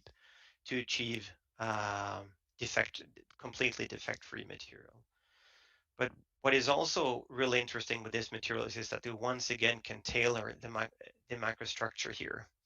So here you can see an example of 3 different types of microstructure manufactured with MAR 247. So equiax grains, columnar grains, but also a tailored microstructure where you can actually see that we're able to tailor the microstructure in situ or on specific positions within the actual part. And apart from that, we're also able to tailor the aspect ratio of the actual columnar grains within the material. So you can see that the lamellar sizes here are different, which is very unique. And this is important once it comes to the Cree properties, which is important with this material, or applications for this material. And as you can see here in this image is a Larson-Miller plot. And if you're not that familiar with it, it's basically a logarithmic scale of the temperature on the x-axis and the stresses on the y-axis. And what I would like to show with this picture is that with EBM, with the Taylor microstructure, we're able to achieve properties that are on par with conventionally cast, directionally solidified material. In these 2 videos, I would like to show you, this is also MAR 247, where I would like to show you that it is possible with EBM to produce very tiny features as well. So EBM usually has the reputation of not being able to have great resolution. But this is an airfoil weld where you have cooling channels. And what you can see here is that we spread water through these cooling channels. And these cooling channels are as tiny as 0.5 millimeters in size, so they're very tiny. And then finally, when it comes to other material opportunities, so we also see the need for tailoring of alloys for EBM. So with conventional cast material, which basically all the materials I described are developed for casting processes, we have not yet seen the start of development of specific alloys for EBM. So I'm running out of time, so I would just like to finish off with this example of an industrial use. And many of you have probably seen this before. And this is for gamma titanium aluminide, a crack-prone, very reactive material that is used in industrial production today with EBM. And by utilizing different scan strategies, we're actually able to tailor the microstructures, as you can see here on the low parts of the picture. And this is an enabler with EBM. And this is in production today for turbine blades in the GE Aviation family, where the expected production rate is to have produced more than 60,000 of these blades per year to put them into the aero engine. And the application for this is for the GE Aviation 9X engine. And due to the 50% lower density of titanium aluminide compared to the conventional nickel-based superalloys, you're able to drastically lower the weight of the engine. and which will of course also make it more fuel efficient, which is important for the aerospace industry. All right, so that was a quite fast end there, but I'm happy to answer any questions so we have time for a few. Thank you very much. Thank you, Joachim. Nice presentation. Very interesting to listen to. We have a question from Elena. Yes, please, Elena. Okay, sorry, I didn't hear. Yeah, it was nice. The presentation. But I have a question. When you heat up to 1100 degrees, is possible, you said. No? Yes. And then, the recoating, the next powder layer is put at that temperature? Correct. So the surface temperature is more or less maintained at 1100 degrees for some materials. Yes. Okay. And I have another question. Magnetic materials, is this possible with the EBM? It's more difficult problem. Exactly. So magnetic material will be a challenge, definitely. Because there will be interaction with the electron beam. There are ways to cope with that, but for magnetic materials, I would say there is a long way to go. Okay, thanks. One more question also from the audience, and I skipped the part about the steels, TUSIs and stainless steel, but there's also a question about what are the challenges with using aluminum with EBM? Well, aluminum is a little bit tricky because it's very easy to get aluminum overaged. I would say that's the major challenge. If you look at it, if you have like a 12 or 20 hour build where the first layers will stay at an elevated temperature for that time periods, it's very easy to have that material to be overaged. And one last question then. What can be the size of carbides in EBM produced steel? I'm not able to answer that question at the moment. Okay, Uta, we are satisfied? Yes. Yeah. So thank you so much, Joachim. Okay, great. Splendid presentation. Thank you very much. And we move to the last presentation before lunch, and that's from Anders Palmqvist, who's a researcher at the Department of Biomaterials at the Institute of Clinical Sciences at Sahlgrenska Academy, and he's at the University of Gothenburg then, and he's also partner to the area of advanced material science, where we have three different focus areas. One is materials in medical applications. So this is one of those parts then. So please, Anders, take it away.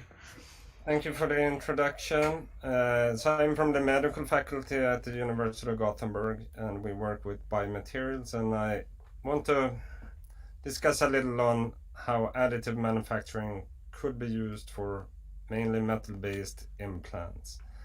And just to start with a disclosure that we work with different companies. I have no financial interest. I have a huge scientific interest though. So why do we want to use metal-based implants in patients? So we grow old, we suffer accidents, diseases, etc. So we need to repair, restore, and replace parts of the body. And metal implants have many clinical applications currently, and there will come more. The metals have a long-lasting mechanical property, so you can put them in the body, have them in function for many years, and they are at least some metals able to integrate in bone, and you could also combine them with other materials to have more bioactive features of it. So why additive manufacturing? It's the freedom in design. You can integrate porous structures, which is designed for certain tissues to grow in. You can tailor mechanical properties by introducing porous networks to reduce stress shielding, as is often seen in orthopedic implants. And you can make bespoke design, so you can utilize the imaging capacity in the healthcare to design patient customized implants. to reduce surgical time and have better aesthetics, etc. So I want to start from that we have a powder, and what have we done, and how can we push this field forward. So we have run quite a lot of different studies on additive manufacturing, and I have talked previously at Materials for Tomorrow and have brought up a few studies, but today I want to utilize some other studies. But one, the effect of bulk material, as we heard Joachim talk about, they have titaniums, and titaniums is frequently used as a biomaterial, but sometimes you want more wear-resistant materials for knee arthroplasty, for example. And then we have the cobalt chromium, which is a really, really interesting metal. But this metal, in the literature, it's not really possible to get this integrated in the bone. So we wanted to really evaluate if this is true or not. So we produced titanium alloy and cobalt chromium implants with EBM, and we tried to make as similar design as we could. The base powder is, however, slightly different in terms of size and satellites, etc.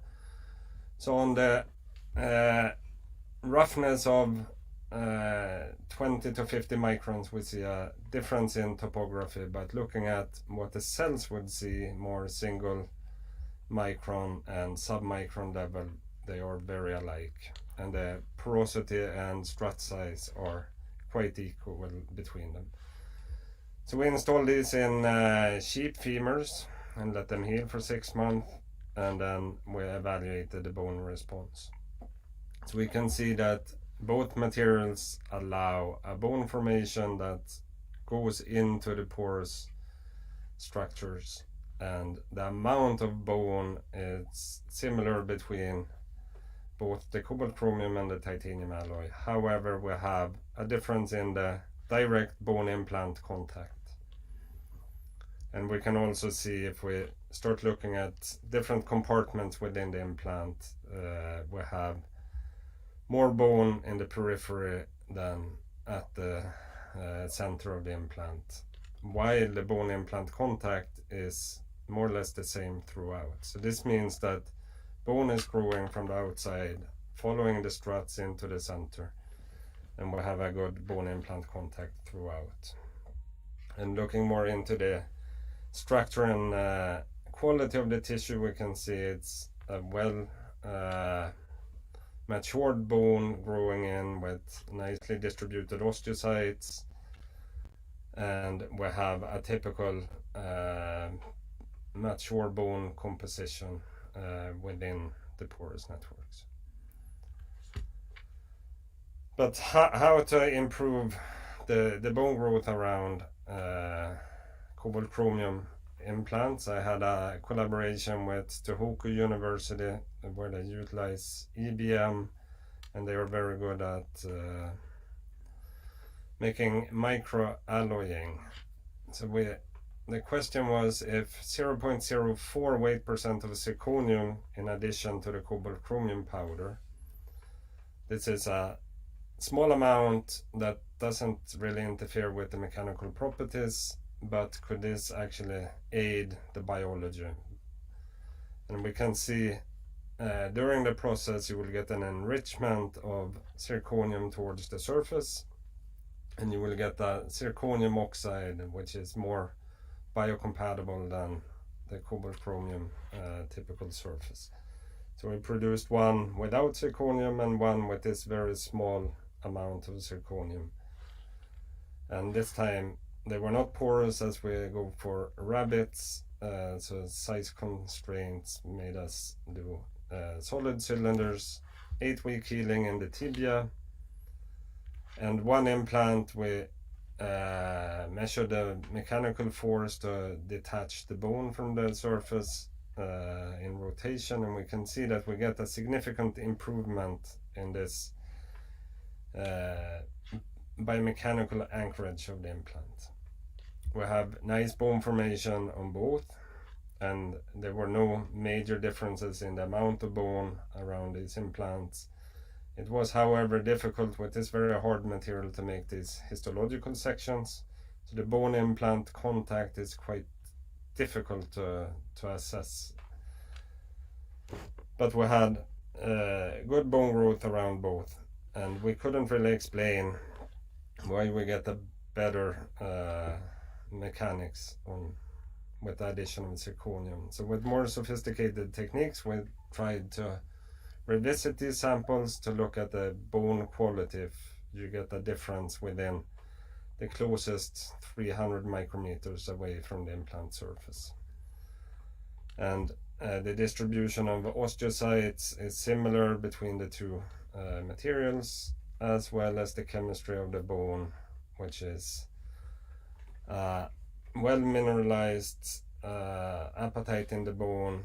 The carbonization of the apatite show that we get a mature bone within this 8 weeks, and mineral to matrix ratio, it's like normal bone. So we get a good quality bone around both these materials, and we cannot really detect any differences. So I guess most of these differences will be at the closest micrometers away, that will still influence the biomechanics. Other ways to improve the healing is to add coatings and to get a more bioactive response to the materials. And we have previously worked with Uppsala University and been doing quite a few studies with a biomimetic coating strategy. So when we have these very complex shaped implants, many of the coating strategies are line of sight, and you cannot really coat the inside of a porous network. So you need to use some solution-based strategy so you can get a well-distributed coating throughout. So the biomimetic coating strategy, it's a very interesting strategy for porous implants, where you can grow an apatite layer, which is quite similar to the apatite you find in bone tissue. We have looked at this on regular titanium implants, and we can see that we get a very good osseointegration and a very intimate contact here in scanning transmission electron microscopy. And for titanium, it's quite easy to put this coating. Cobalt chromium, it's more challenging. So we started with cobalt chromium discs to start developing the process, how to be able to put the coating on, and we could put a typically 500 nanometer thick coating, which is quite uniform, and we have these characteristic flowers of the HA flakes that forms, and we can confirm that we have hydroxyapatite. But then going to a porous sample, it's more challenging how to evaluate it throughout the implant. So with SEM, you can see from the outside, and you can start seeing a little distance further into the material, and we can see that the morphology of the coating, it's quite uniform at the outermost surface and some inner surfaces. But how to assess far into the material? So here we utilize the typical processing that we use for histology. So we do a plastic embedding, and we cut it in half, and then we can start looking at different locations throughout the implant. And then I used focused ion beam to cut these fine cross sections to be able to assess the coating at different locations. And as this is a wet technique and we have gravity, etc., the question is if surfaces facing up or down will get the same coating. And we tried different locations and different sites well inside the porous network, and we can see that we get typically this quite uniform 500 nanometer coating throughout. So for this we have not yet come to do biological studies, but this is a good way to be able to add the bioactivity to a rather inert metal. So for the next, I want to really get into the real benefit of additive manufacturing. This is to utilize the modern imaging technologies in the clinic to really customize implants. So and we have lots of different very challenging cases in the clinic where you need to remove large part of the bone due to cancers, accidents, etc., where there is very limited different treatment strategies. So we have had one example with a large resected, or a large part of the mandible that had to be resected due to cancer. And this I talked about last time at this conference. So I will not take this up this time, but now we will focus on even larger defects, large cranial defects. And here we have been working with Uppsala University and the company OssDesign, who have developed a 3D printed customized implant for patients, which is based on a 3D printed metallic mesh or titanium mesh that will aid the mechanics of it, and then they mold on a calcium phosphate based cement to make a tile shape. And this is mainly a monotite with calcium pyrophosphate and some beta TCP. So we got a hold of one clinical retrieved implant that was taken out after 21 months due to the patient fell and the implant bent. So he was updated. So he actually had the first generation, which was not 3D printed, but he then received the second generation, which is 3D printed. But we wanted to understand how is the healing occurring to this type of material. So we have run some preclinical studies in sheep, where we focus on the skull bone, a long healing period, but then we also wanted to understand the bioactivity of this ceramic material. So we also ran a preclinical study in sheep, where we put implants subcutaneously in the back and let them be there for 3 months, and then to evaluate what happens. So if we look at the preclinical skull implants, we had made 2 similar implants, one pure titanium and one with the molded ceramic tiles.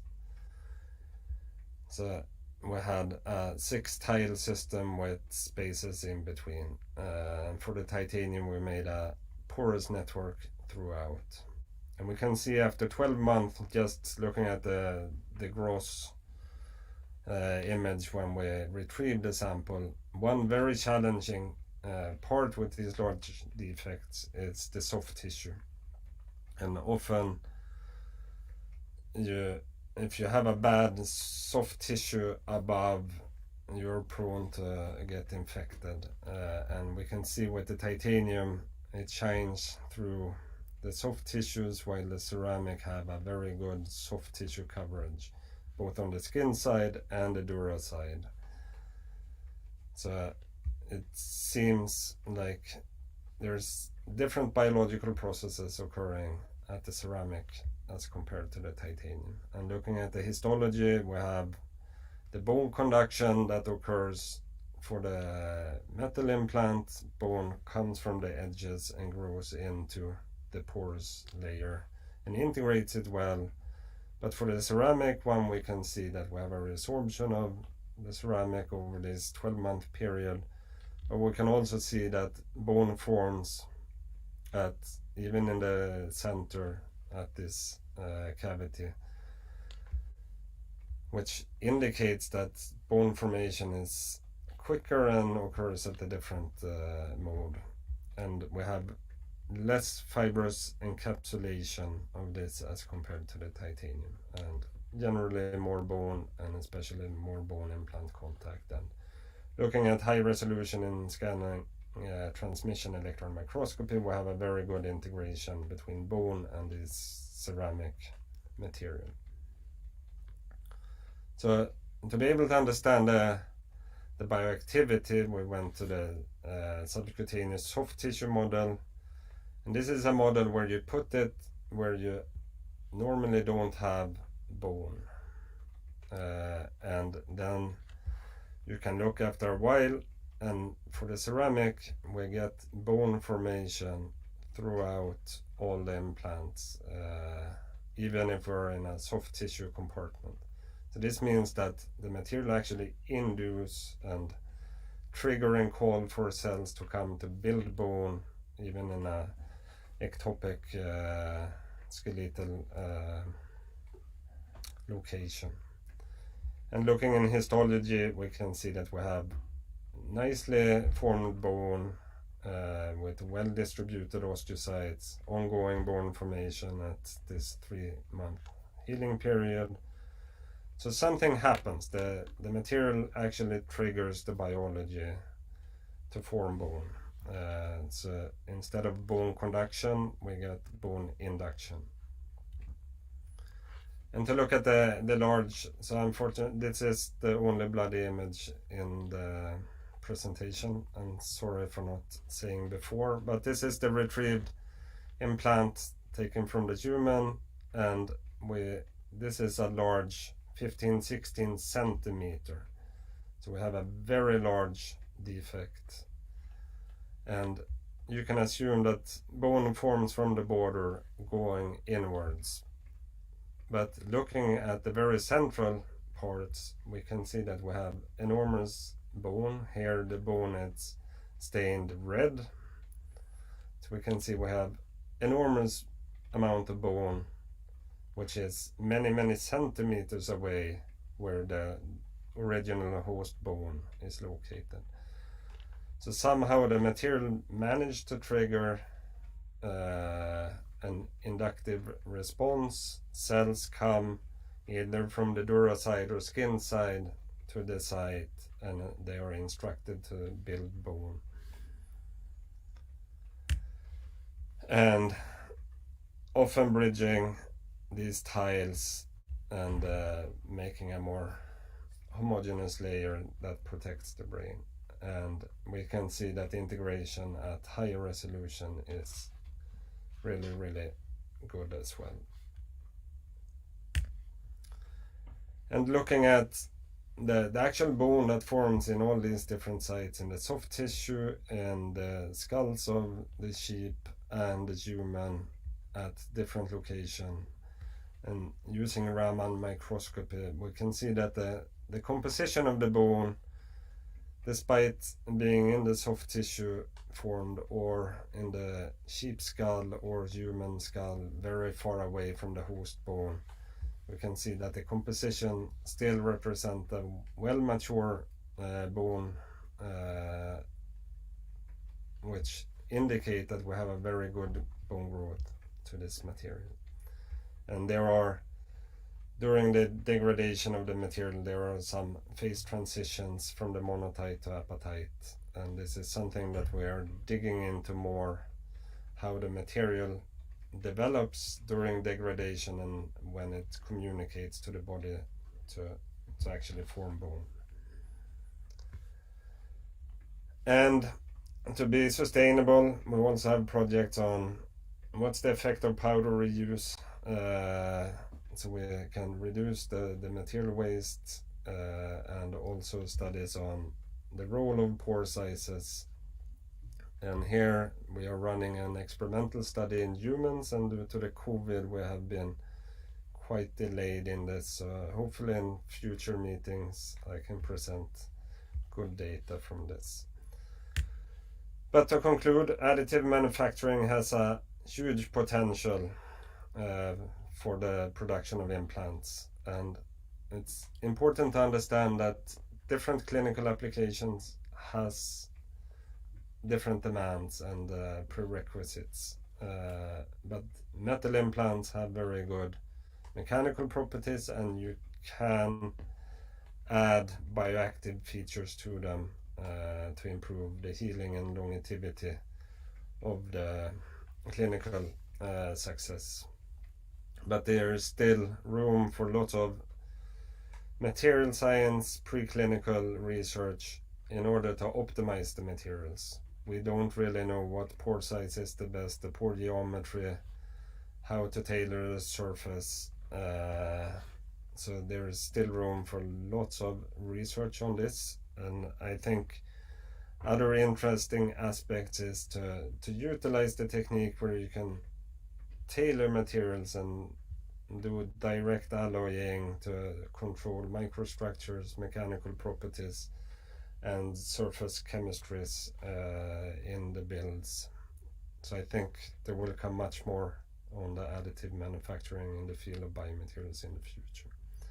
So with this, I want to thank you all for listening, and thanks the sponsors and all the people that have been involved in these different works. So thank you very much.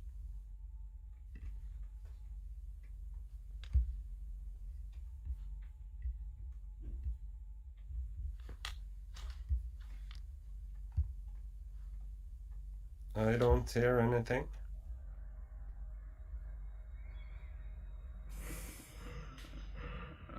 Okay. So so there was no response there. So we're going to go with the questions we have on the chat, and we will start from the bottom. Does pore size refer to the voids in the implant designs and lattices? Yes, I would say. So when we talk pore sizes, it's how large are the voids where bone cells can come in and create bone. And bone is a very hierarchical structure, going from the nanoscale, microscale, hundreds of micron scale up to the shape of the bone. So it's important to tailor the sizes of pores so you can get well remodeled bone with good vascularization, so you have a living bone within. We also have a question about are there any special post-processing required to improve the surface quality for implant application? So we have run most of the studies where we have used EBM. We have done the studies on as EBM'd constructs. So we haven't done any real post-processing except cleaning off the powders, and then of course to thoroughly clean them and sterilize them. So we have sterile implants going into the biology. We have played around a little with anodization, which is another technique to create a micron topography, which could be utilized for porous, complex shaped implants as well. But otherwise, we have tried to be without modifying too much. Okay, so I'll ask a question on my own then. So you said that you had problems with the soft tissue on some of the titanium implants, and I was wondering then if you have considered if maybe it's premature, but considered looking into collaborations with Selling to print some of their cartridge, for instance, or other soft tissue onto your titanium prior to implant putting it into the patient. That could be a good idea to combine with soft materials where you introduce cues for specific biological processes. For some of these patients where you have large voids, often cancer is one of the reasons you have to take large parts of the bones away, and then this patient often undergo irradiation in the treatment, and that will also affect the tissues a lot. So we are currently working in different projects to try to combine the benefit of the metal implants, but trying to have other sources to aid the biology and to understand this very complex environment if you have different treatment modalities that will affect the healing potential of the patient, definitely. If I may ask maybe a final question, if what's on your wishing list when it comes to AM and implants on a short-term basis and then on a long-term basis? What would that be? That's a very, very good and interesting question. It's one would be to. So my passion is to really dig into and understand the biology and how that is directed by the material in a way. So to be able to tailor the material and understand how the healing occurs, but also how mechanical loading affects this. So we have bone tissue as we need it. So for the astronauts going up, they lose the bone because they lack the gravity that keeps the skeleton. But it's the same thing if you have an implant that you load and it's much stiffer than the bone around it. You may get areas where you have very good bone growth, while areas where the cells sense no signals to be there, so you will have a bone resorption. So in the long term, I think that to tailor the mechanics and also the surfaces for different regions, to have gradients in chemistry, gradients in mechanical properties, etc. would be The really. mechanics means that you are asking for new materials. New materials and could also somehow be designed by the design, I guess, the porous networks, because one, you reduce the stiffness by introducing porosity, but you also allow bone to grow in, so you have a larger surface to take up the loads. So it's a combined. But I think the AM has the potential to do in situ alloying, for example, and really make gradients in material properties. Very interesting. And I think we all can relate to medical applications, right? Good. Yeah, so I think we should thank all the speakers. Very nice. Yeah. Thank you very much. Well done, guys. Thanks. Thank you so much for making this morning so interesting. We will have lunch break now, and we will reconvene at 1:30 p.m. And then we're going to move from metals to more soft materials, but I can assure you it's going to be equally interesting. So by that, have a nice lunch. If you would have been here, the lunch would have been on us, but today you have to fix it yourself. See you later. See you.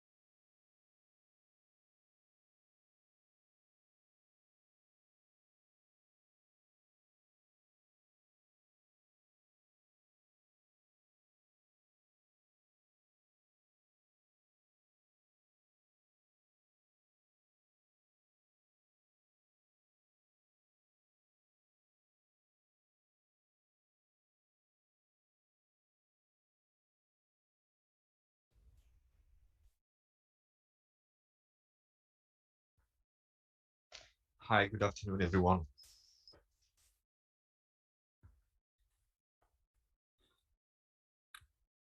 Hi.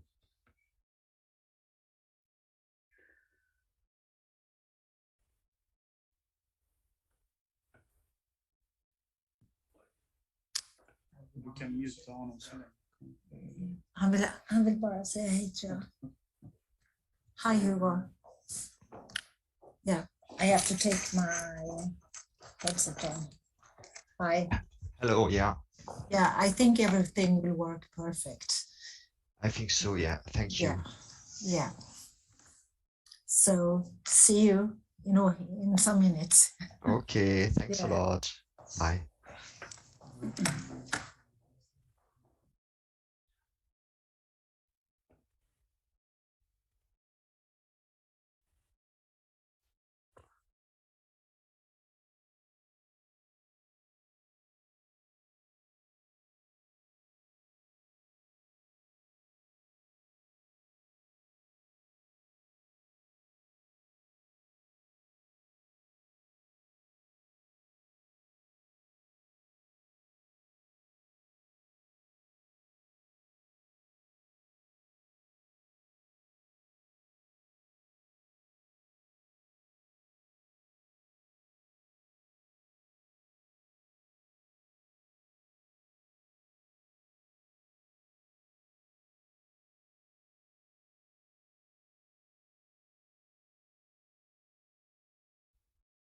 Hej Jan, Anki här. Alla hör oss nu, deltagare och hela Kylvippen. Ja, vad trevligt. Ja. Känner du dig redo? Ja, jag antar att det bara är... Nu är jag ingen van Zoom-användare, men jag antar att det är share screen, välj vilket fönster och kör. Ja, det kommer gå jättebra. Och går det inte jättebra så gör man bara ett nytt försök. Ja. Ja. Och så lär någon säga till att man gör att det inte hörs, så att det är ingen större konstigt. Ja, nej, men det kommer bli toppen. Ja. Det får vi se. Ja, nu mutar jag mig och så försvinner jag med bild och allt. När startar jag? Eller påar du mig, eller hur blir det? Nej, det är Leif som gör det. Alltså, Okej. Leif Ota har koll på allt. Då väntar jag på dem. Ja.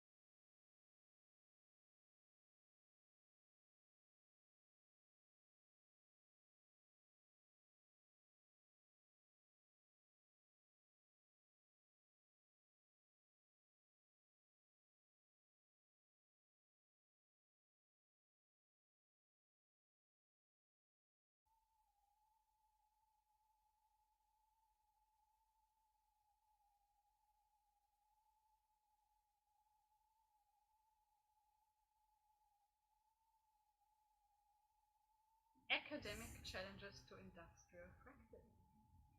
And in the afternoon session, we are not concentrating on metallic materials anymore, but rather soft materials. You will see a variety. And our first speaker is Jan Johansson. He is a researcher at the RISE Research Institute of Sweden, working in the division of additive manufacturing, and there we have him. And you will talk about materials of yesterday and large-scale AM. So we are looking forward to that. You're still muted. No, I'm not muted. I was just keeping shut. You were very, very hard to hear in the beginning there. So I'll just share the correct window, I think.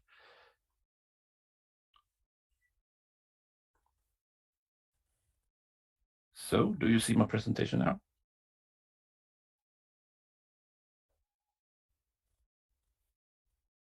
Hello?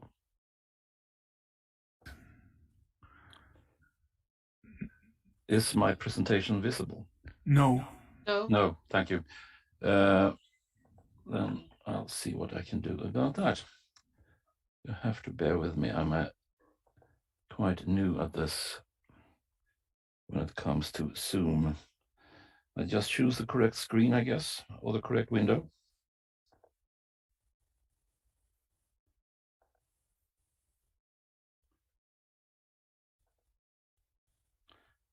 Is that better? Yes. Okay, then I start then. Jan, we can see it, but we can't. You have it not in presentation mode if you want to have it presentation mode. Okay, this is funny. I have it in presentation mode, so I stop sharing again. And now I don't see anything. Okay, so we... Oh dear.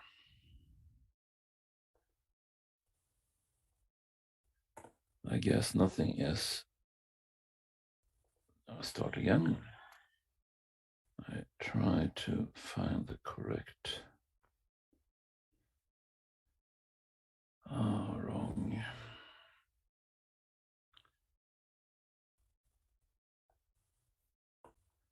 So now I want to share. Which screen will this be? Now everything has started to work against me. So, please bear with me. I'll try this one then.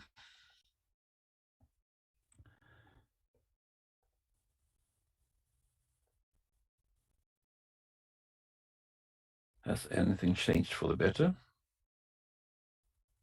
Switch the screens. We have this visningsinställningar. Let's see, go back to your screen sharing there. So that was wrong. No, up. Yeah, up there you have this visningsinställningar. Yeah, there you go. Visa med, yeah, this one. It's växla mellan, okay. This one, yeah. Now, here we go. Well done. It's correctly. Well, wonderful. Yes. Yes. An involuntary presentation of myself and my technical ineptness, but here we go at least. My name is Jan Johansson. I work at additive manufacturing at RISE near Gothenburg here at Mölndal, and I'm going to talk about somewhat of the materials of yesterday, but above all of LSAM.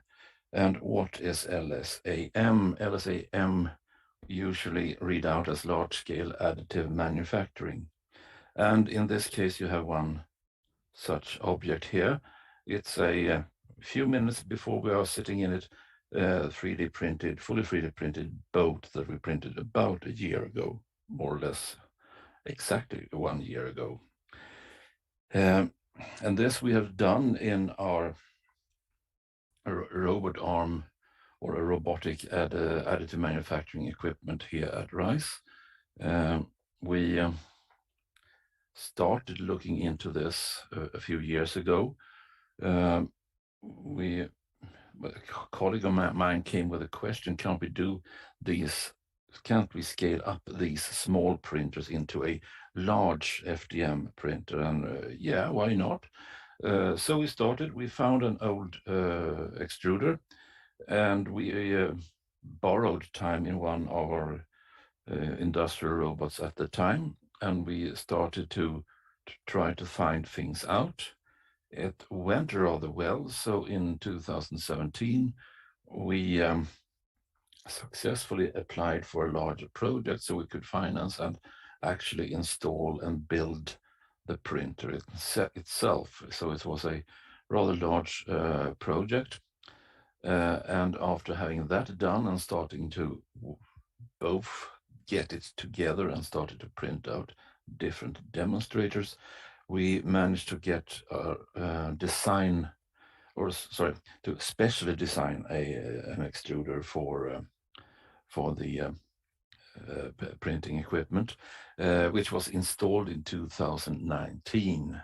So what we have today is a granulate-fed 35 millimeter diameter extruder. So the material capacity of the equipment is around 45 kilograms per hour. Being thermoplastics and molten such, we need to remove the heat from it after printing, and that takes a lot of time. So we probably won't reach that volume flow in a year or two. But anyway, we have a print volume corresponding to 6 by 2 by 2 meters.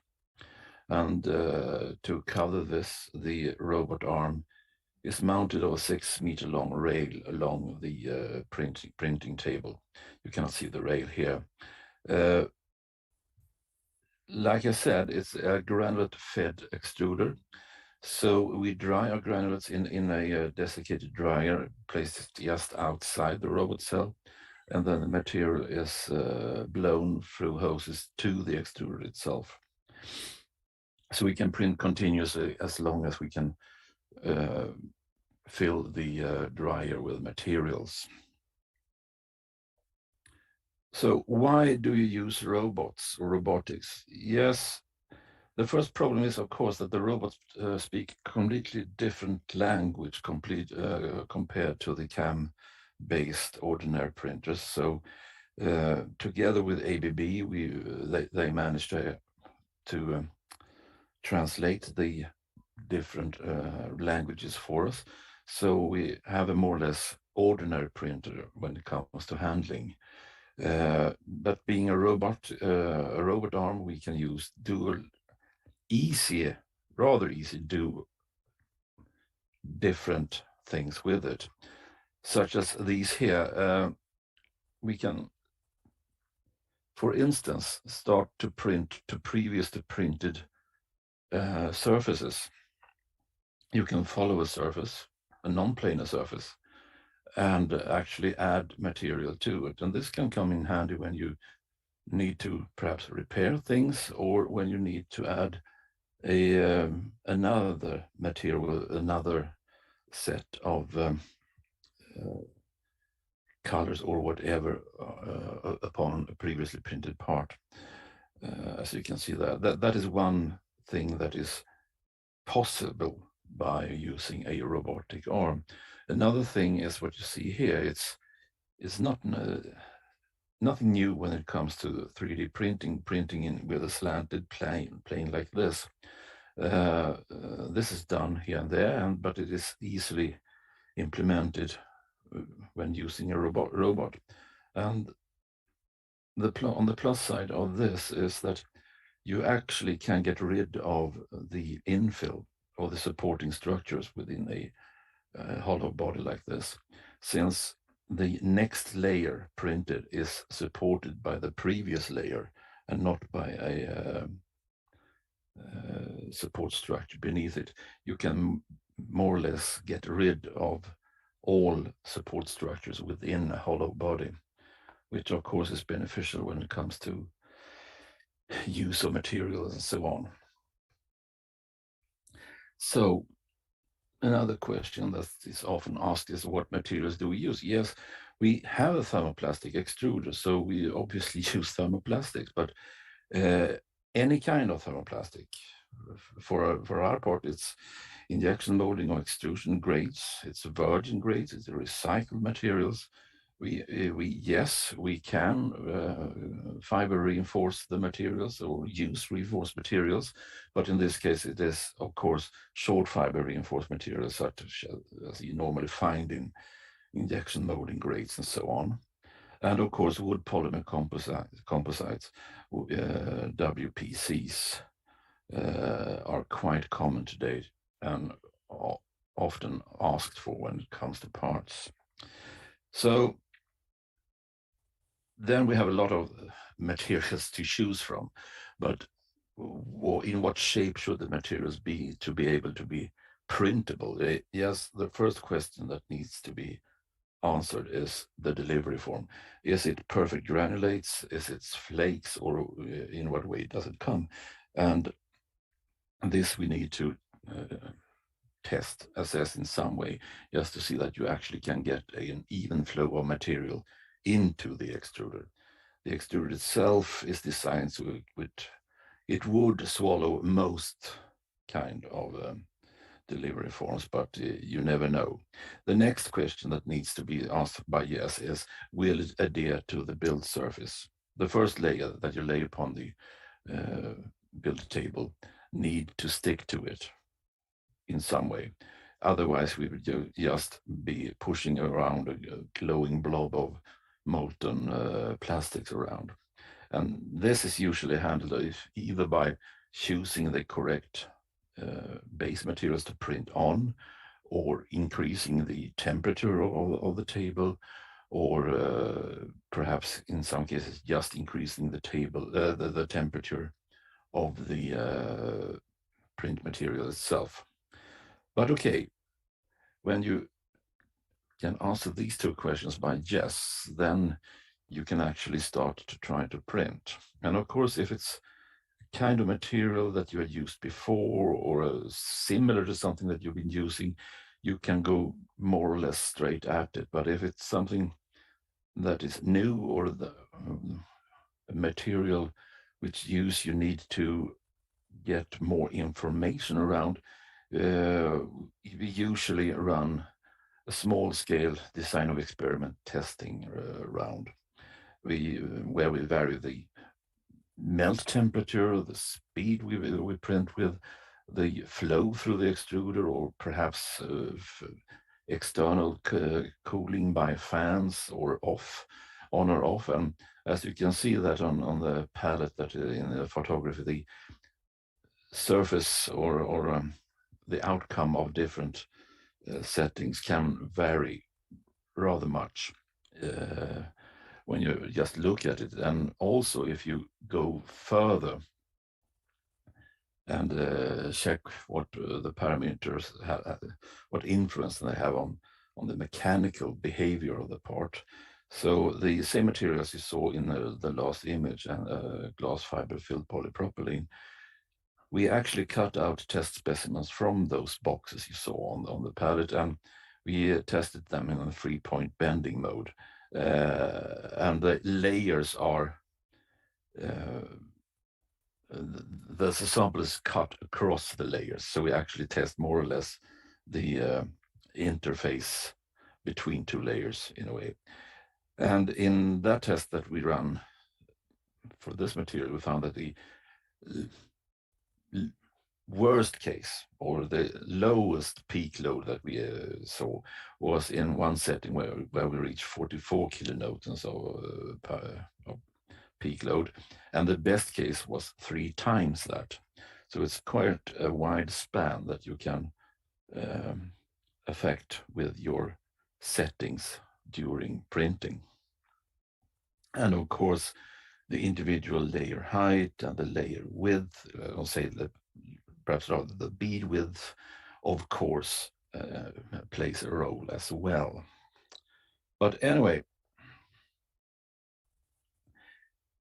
what we see is that to some extent, if a material has a shortcoming or inferior mechanical behavior, we can to some extent compensate for this by quite easily make the walls thicker in a way. That doesn't affect such things as impact resistance and so on, but we can at least make it strong enough. And this means that if you have materials from delivery to delivery varies somewhat, we can compensate for this behavior to some extent just by changing the settings during print or between prints. We do not have to alter a mold or tool or anything to handle this. And this puts us in an interesting position, since the process like this then is adjustable. It can be adjusted to varying or low material properties. And by using path planning, as seen in the previous images, we can reduce the amount of support structures or get completely rid of them. And this means that we can use recycled thermoplastics, both highly tested commercial versions and to some extent just milled, ground, collected materials from nearby. And to some extent we can adjust the process to it. And this together gives us the opportunity of a rather low carbon dioxide footprint. I mean, as much of 3D printing as said to have already, but in this case we can further decrease that footprint perhaps. So if we take this into account, and here comes, and this is the materials of yesterday part in this seminar. Today we have a situation that, okay, semiconductors are scarce. The automotive industry is close to a halt here and there. And this is a market situation that is not unique for just semiconductors. Today, a lot of plastic materials used in, for instance, the automotive industry is scarce. In some cases, common grades that are used to for an injection molded or something between 20 or 40 tons a month. The said injection molder may be happy if we get 1 ton a month today. So it's a just as terrible delivery situation on the thermoplastic raw material side as it is on the semiconductors. It is starting to loosen up. This is, of course, increasing the interest for recycled materials on the market. And this is something that has existed for a long time, the recycled materials, of course, and actors on the European market alone, material suppliers of virgin materials, but perhaps just one of them that I know that actually handles well over somewhere around 300,000 tons of recycled polymer grades a year within Europe alone. And this is, of course, a material stream or source that is very interesting in many cases, not only 3D printing, of course. And also the different recycling projects that are running around here in Sweden.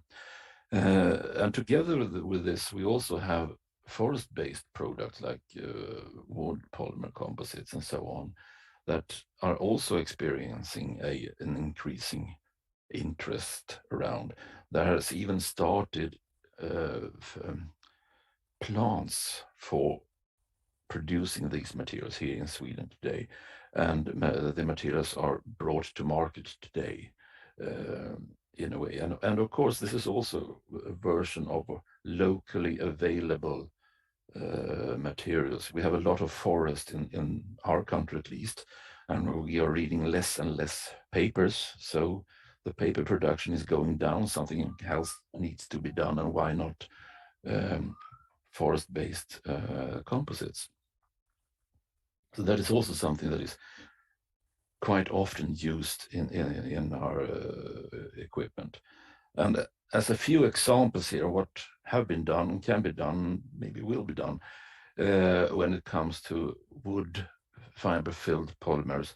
The first example here is the rear end, the rear bumper on the Volkswagen Golf.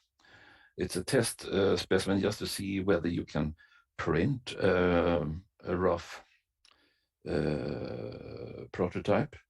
This is of course something that should benefit from milling processes and so on afterwards in a hybrid process, but still this is done today, and this is of a rather high interest from the automotive industry to make these prototypes, these test specimens, and do it in a material that has as low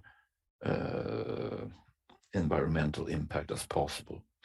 The next picture is from our restaurant here at RISE, where we have the opportunity to actually display some of our things. There are two vases in two different wood composites, and it's free for the, of course, for the people eating in the restaurant to just touch and feel and so on, and just get a feeling for what is available today.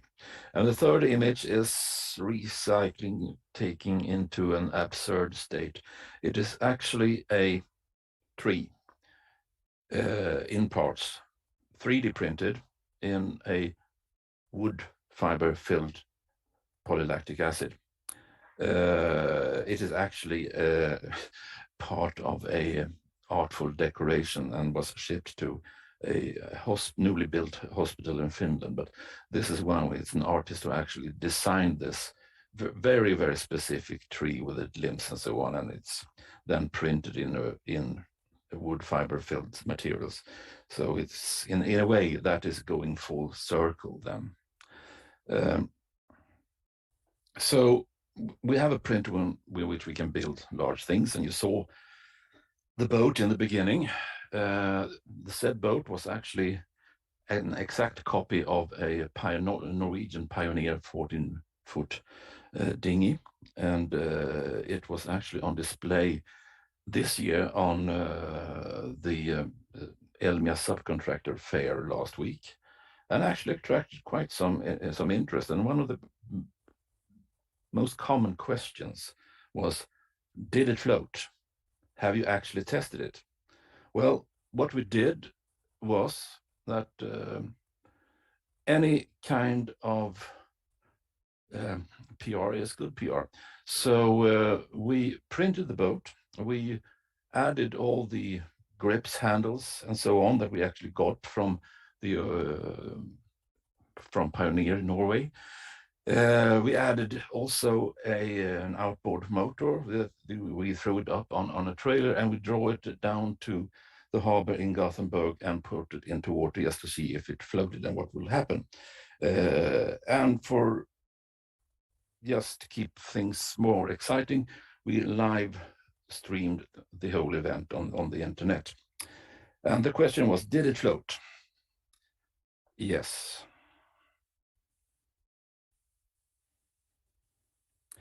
That is probably the world's first fully 3D printed boat that actually has been used and floated afterwards as well. Well, thank you for having a look at this. Over to the questions. Great, thank you very much. That was really cool. I was actually first thinking about looking into the chat. Questions in the chat? Not yet, it seems. Please. Please put your questions in the chat so we can take them up. I was thinking about your recycled material. What about quality assurance then? Can you use any type of recycled material so easily? And then still print the You are very hard to hear, actually. The volume of your mic is rather low. But if I understand it correctly, what about recycled material? Do they give the wanted qualities, and how do you assure them? First of all, quality assurance on 3D printing is an interesting issue itself, since every print is an individual part. But I understand what you say. Just today we are rather well into a project where we are looking into different recycled streams and what they can give. And in this case, it's more or less recycling directly after collecting. They're not being treated in any way afterwards. And of course, in that case, there are some streams that are almost impossible to handle. They are filled with nails and different junk and so on. And I mean, this is a problem when it comes to recycled materials, particularly in thermoplastics. I mean, you have always experienced the risk that someone has mixed materials and so on. And to some extent, this comes into the trial and error part when you start to try to print. You first see, yes, does this work?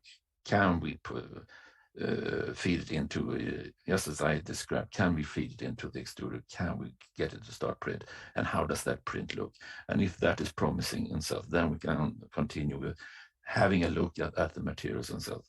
When it comes to the material quality, it is perhaps unnecessary to go through printing everything that we want to test. It is perhaps much more easily and effectively done if you injection mold test bars and test them just as a quality assurance of the materials itself. Because quite frankly, it's quite hard to say exactly what is needed from a material to make it perfectly printable. In a way, there's a lot of issues that need to be addressed. There's a lot of new demands. So I can also ask something. Can you hear me? Yes, I hear you very well. You hear me? Yes, I do now. So I was thinking about, because you showed that car bumper, which of course is a product that I guess they press that in a few seconds and make hundreds of thousands of them per year. So what kind of products would you expect large scale 3D printing to be applicable for? Is it when you get otherwise quite big tools, you need very high pressure? So where is the use? Yes, what is the use beside boats? Yes, large-scale prototypes. When you are in the stage, if you take this boat, for instance, the original is rotational molded in an unfilled polyethylene, and the mold itself costs somewhere between 550 to 150,000 euros. And in this case, you can go, as we usually say, straight from the CAD to the printer and have a prototype to test. It is nowhere near a production sample, of course. I mean, you have this more or less Manchester-like structures and so on, and so on. But the next step that will happen is to combine the large-scale 3D printing with a milling process. To get some kind of hybrid manufacturing that you actually, when you have printed your part, it is still in the correct volume or space as the robot is. Change the tool of the robot from a plastic extruder to a mill and actually mill the parts that has high tolerances or need a flat surface or what it be. And when we are there, then we enter an interesting stage. I mean, if you want to do large things like a bumper and so on, you need to be automotive, to have the financial muscles to finance the mold. The mold costs between 10 and 30 million crowns and weighs up to 50 tons of steel. You have to have large series to base on. But if you can combine 3D printing with milling, then you can successfully base your production on a series size of 1. And that opens new windows that we know nothing about now. So thank you very much, Johan. And we're going to move on now. So Yeah. that is, I think, a good opening for the next presentation. Yeah, So keep it easy I'm after happy lunch. to introduce, since your microphone is not working so No, well. I think it's working now. Is it But now? go ahead. Yeah, then I would like to introduce Hugo Lafont from Space Materials and Technology Specialist at ESA in the Netherlands, who will talk about polymer additive manufacturing for space, from ground to out of Earth applications. So we are super happy to have you today with us, Hugo, and the floor is yours.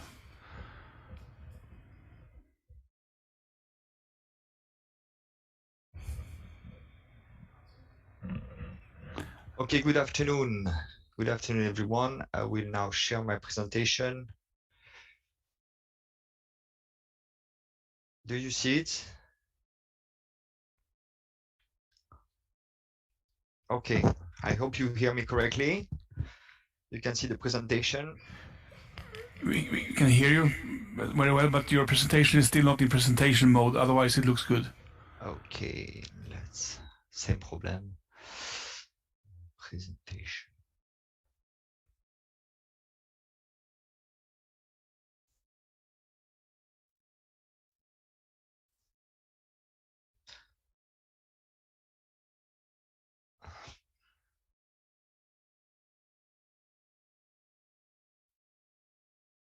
And here?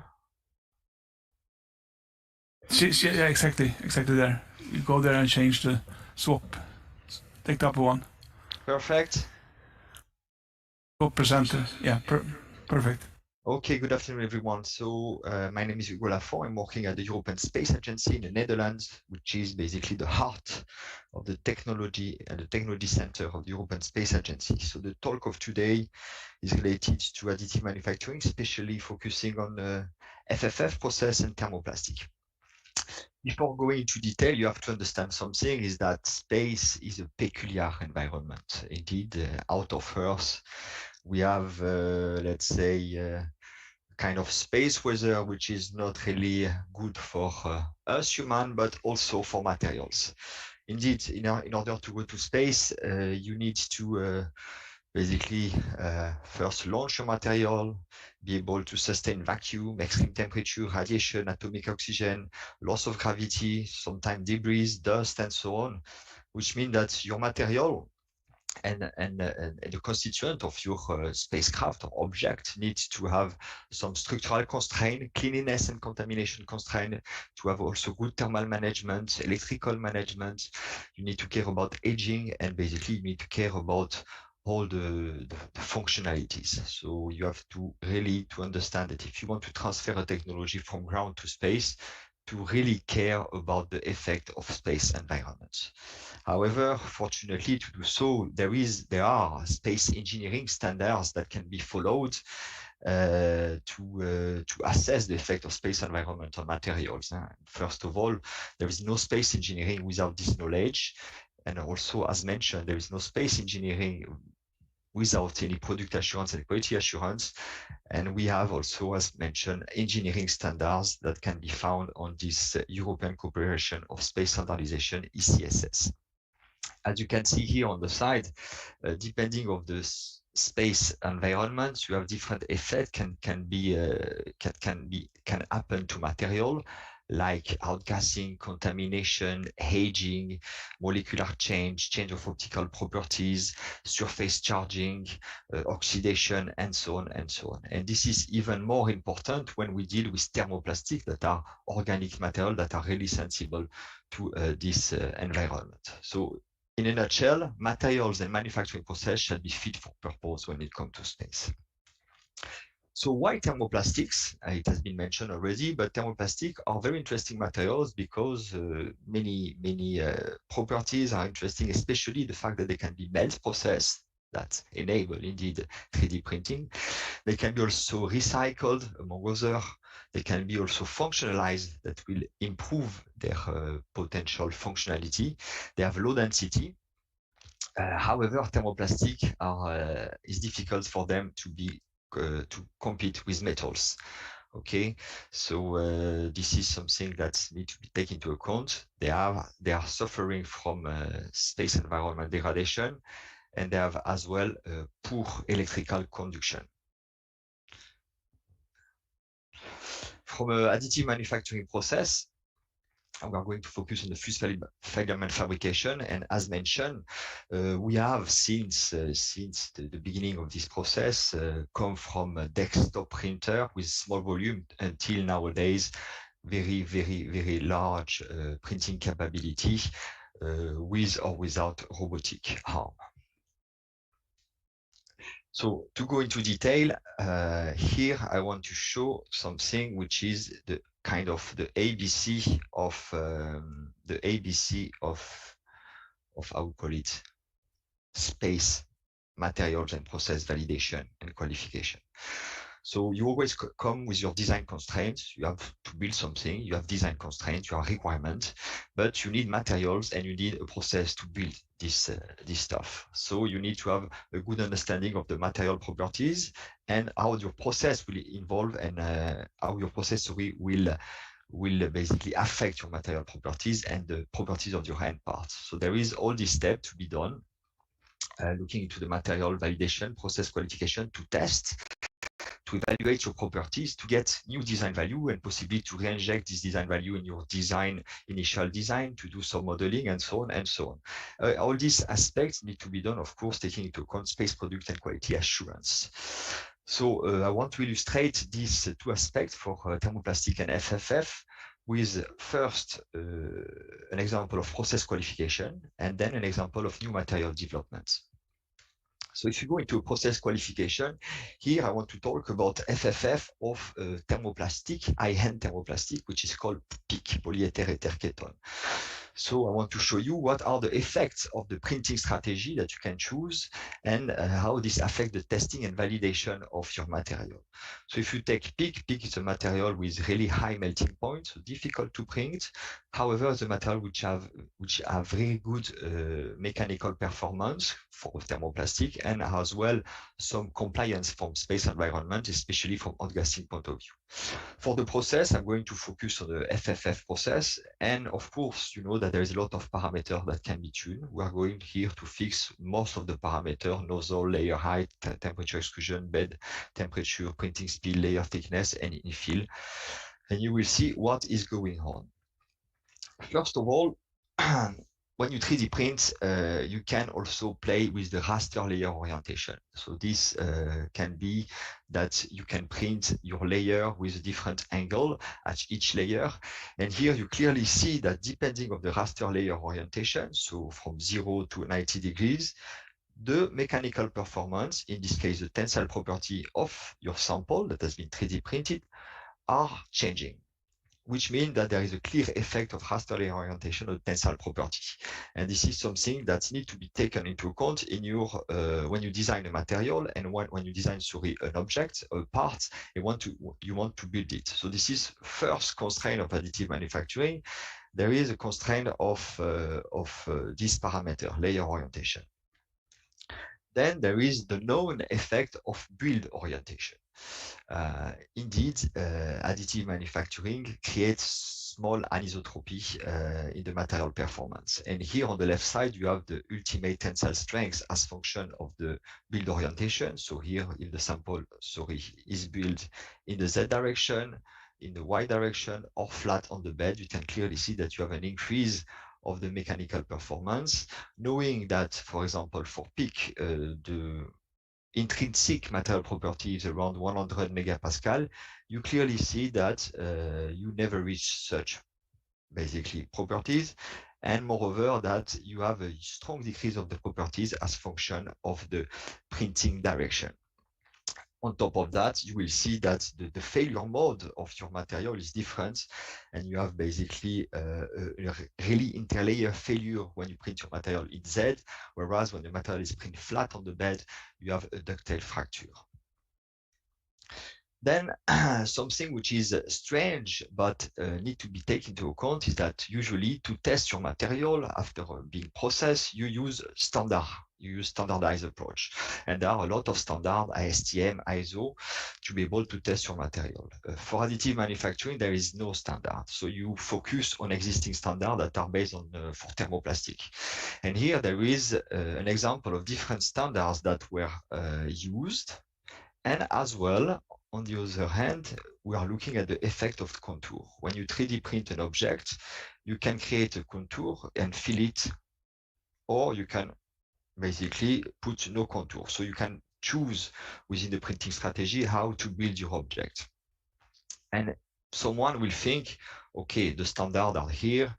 Why a different standard will give different material performance? So here there is a lot of data, but what you have to see in this graph is that basically a standard, whatever the standard you choose, you don't end with the same mechanical performance, here being the tensile properties, the tensile strengths.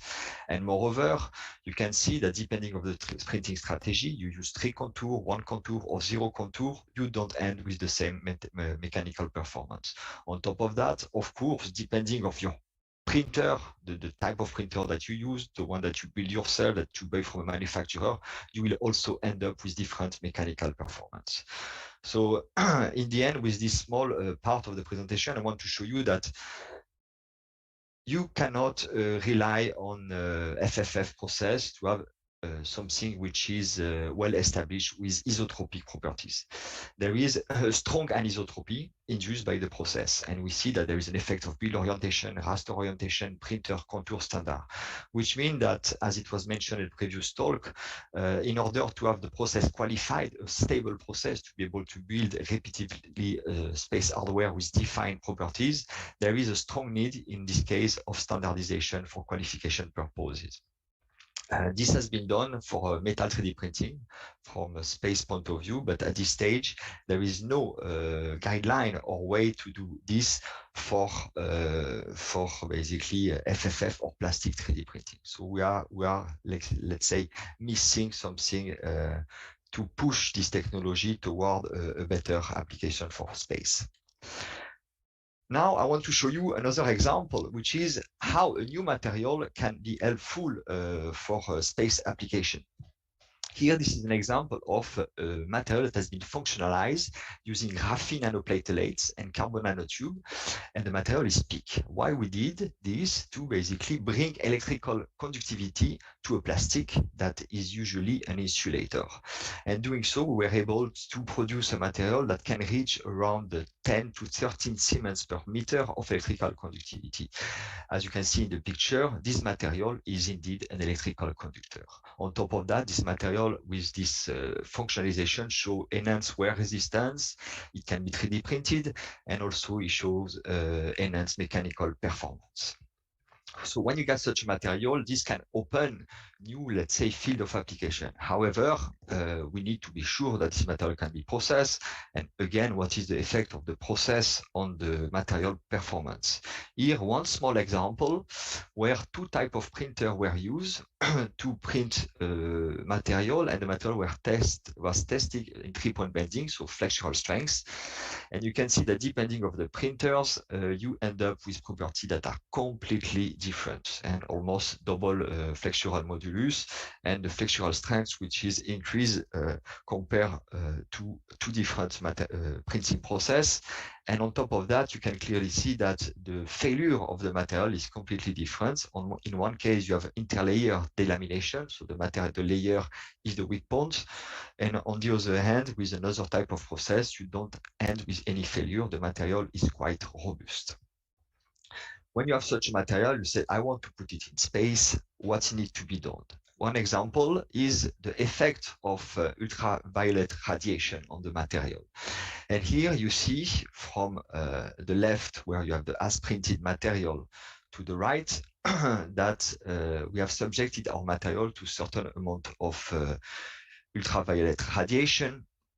And this, if you look at the flexural property, fortunately, ultraviolet radiation do not affect the mechanical performance of this material, neither thermal vacuum cycling. It's important also to know that for space, you will have a huge range of temperature that can vary from very low to very high, and it's important to assess this type of effect on material. So the good news is that this material is able to sustain UV radiation, sustain thermal vacuum cycling without damage in the material performance. However, if you look to another property, which is the thermo-optical properties, we can clearly see a small decrease of the solar absorbance after UV radiation, whereas the thermal emittance is quite stable. Next, atomic oxygen is also an effect to be taken into account in material for space. Atomic oxygen have the capability to basically erode organic materials, so we need to test for this. This is what you can see on this picture. The material was subjected to certain fluence of atomic oxygen, and this ended up with an erosion yield. The erosion yield is around 2 times 10 to the minus 24 cubic centimeter per atom, which is not a lot. However, this being quantified allows us to understand how our material will degrade in time, and this we can basically design our mission or the material and the part performance in consequence. Here you can clearly see with confocal microscopy image that the non-exposed surface got a certain texture, whereas the exposed surface show basically a lot of pitting, which show the material erosion. This is also confirmed doing atomic force microscopy image, where here you see an image of a 10 by 10 micrometer, where the texture of material has been clearly changed, which basically has an effect on the roughness of the material. This effect of roughness also have an effect on the thermal optical property. And in this case, you see that atomic oxygen basically increase the solar absorbance and as well as the thermal emittance. So last, it is important to know if this material is capable to be basically ESD compliant, electrostatic discharge.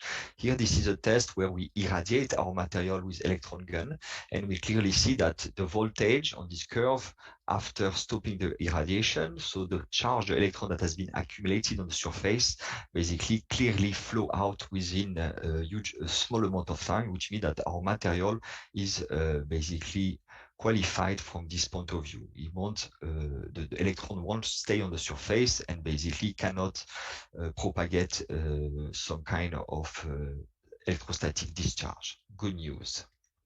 So what we can do with this material? We can think that using this plastic can be used to do electrical line, embedded electrical line.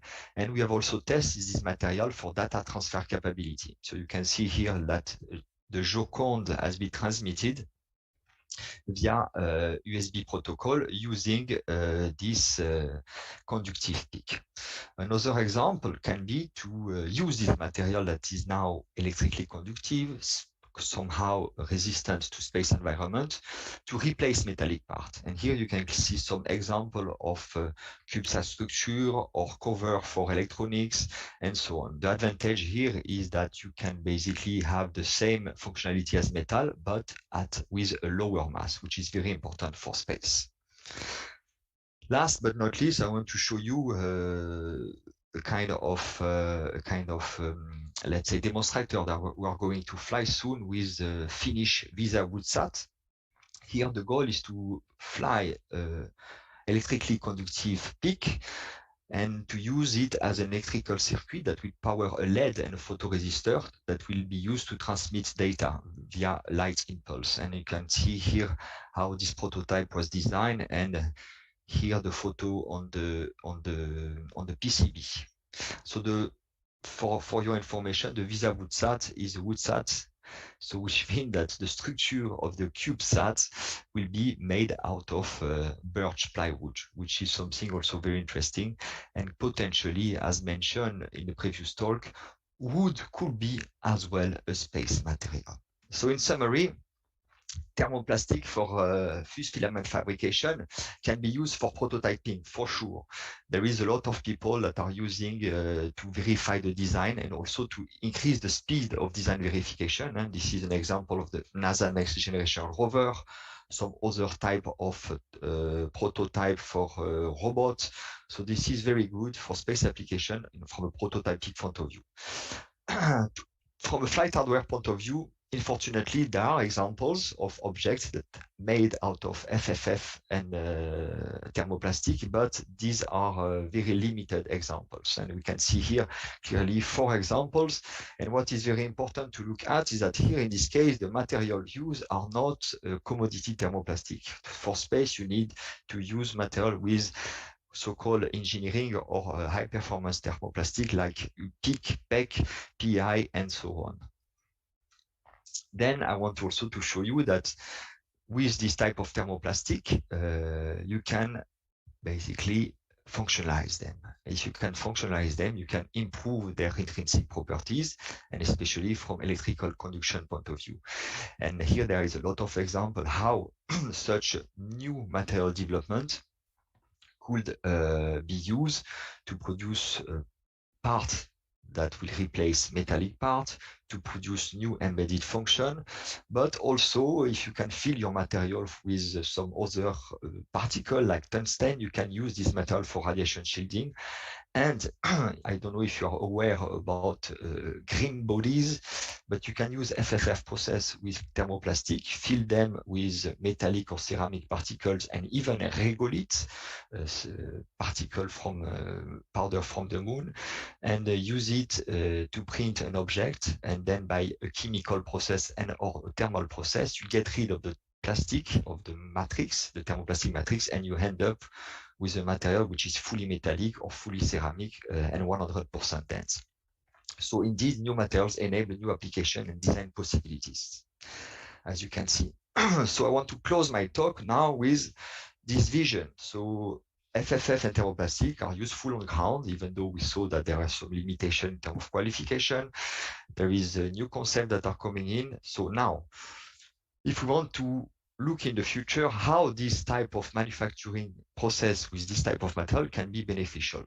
They can be beneficial from this perspective. When you think in terms of a closed system, when you look into space exploration, where you depending on cargo, transportation cost, you have to think about huge maintenance strategy with spare parts, and basically you need to build everything on Earth. If you can implement a new strategy where you have an increased autonomy, where you decrease the material scarcity, when you can build on demand and you can build and manufacture out of Earth, this will be very good, especially for out of Earth manufacturing purposes. So this is now a state of the art of what is going on for out of Earth or in space manufacturing. First, you can see here that there are a lot of already flying examples, especially in ISS, where 3D printing, additive manufacturing using FFS has been used. So first one was in 2015 with PLA and POP3D. Then we have Made in Space in the ISS, where you have a permanent 3D printing facility that use ABS, polyethylamide, and high-density polyethylene as material.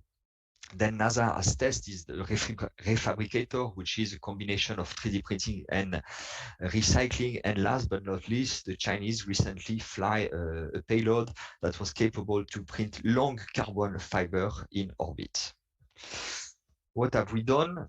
In order to fill the gap, we are also looking into the use of more engineering thermoplastic like PEEK. So this is an example of a 3D printer that is suitable for ISS, that has been designed on Earth and tested on Earth. You can see in the middle that if you invert the gravity vector, basically you print upside down the mechanical performance, whereas in tensile, in flexural, and compression do not change.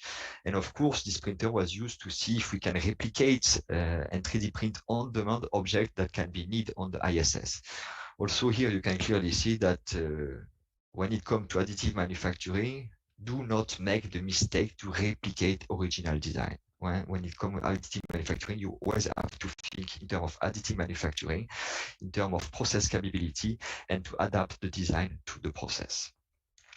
What has been done as well, if you think a little bit further, now additive manufacturing can be used in microgravity, but if you want to use it outside, really in space, you have to look into the effect of vacuum on the process. This has been pre-assessed in mild vacuum, where you see that 3D printing at 10 millibar can be done without any impact on the material performance.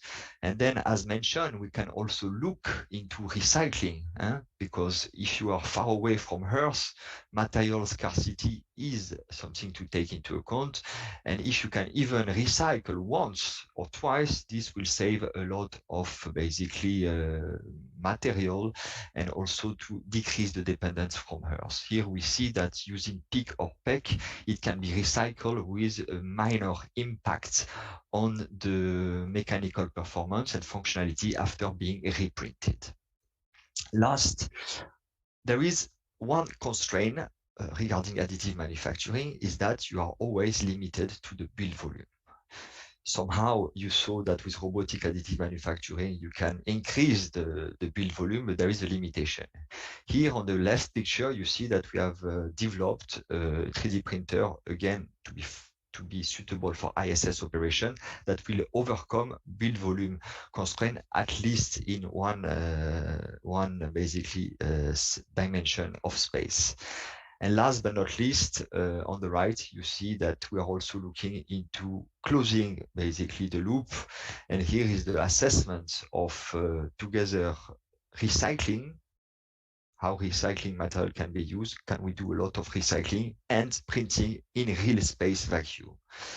So if we close all this activity, we maybe can do something. Can we basically think of doing this? Yes, we are capable to print this on ground.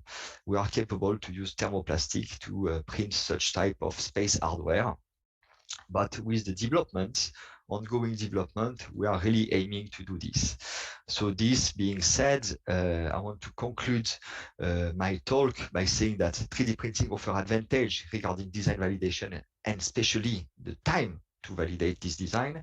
3D printing with FFF and high-performance thermoplastic is very promising for space, but suffer from a lack of standardized approach and qualification. So this is something that we really need to look into, that all the actors need to look into. If not, everyone will do their own basically cooking, and this will basically slow down the incorporation of such a process into material and basically parts development for space. I show you that there is an importance to develop new material that bring multifunctionality. I didn't show you about 4D printing for time constraint, even though it was mentioned in the abstract. But nevertheless, thermoplastic and 3D printing, as you may see, as one of the identified technology that enable in-space out-of-Earth manufacturing capability. Last but not least, for those that are interested to go in direction in space, to adapt technology for space, never underestimate the effect of space environment on your material and all the qualification aspects. So thank you for your attention. Thank you very much. Very interesting. I mean, the last part, when we are really going out to space and manufacture in space, is of course a very interesting topic. You're saying we are going to basically take our AM machines later on to the moon and to the Mars and maybe build things out there. From whatever type of materials we have. Yes. If it is a question, the answer is yes, this is the trend. Yes, this is the trend, but you have to look into, so this is additive manufacturing is a tool among all processes, manufacturing processes. And indeed, if you have such a tool, why you will leave it on Earth? You know, it's obvious that all agencies are looking this direction. But then something which is not obvious is which material can you use. People are looking into using metal, of course, thermoplastic, but as well basically regolith, or to use the material that you find in situ.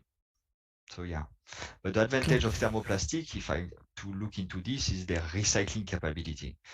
And of course, the energy which is needed to process them are somehow lower than to melt a metal with a laser or to sinter a regolith.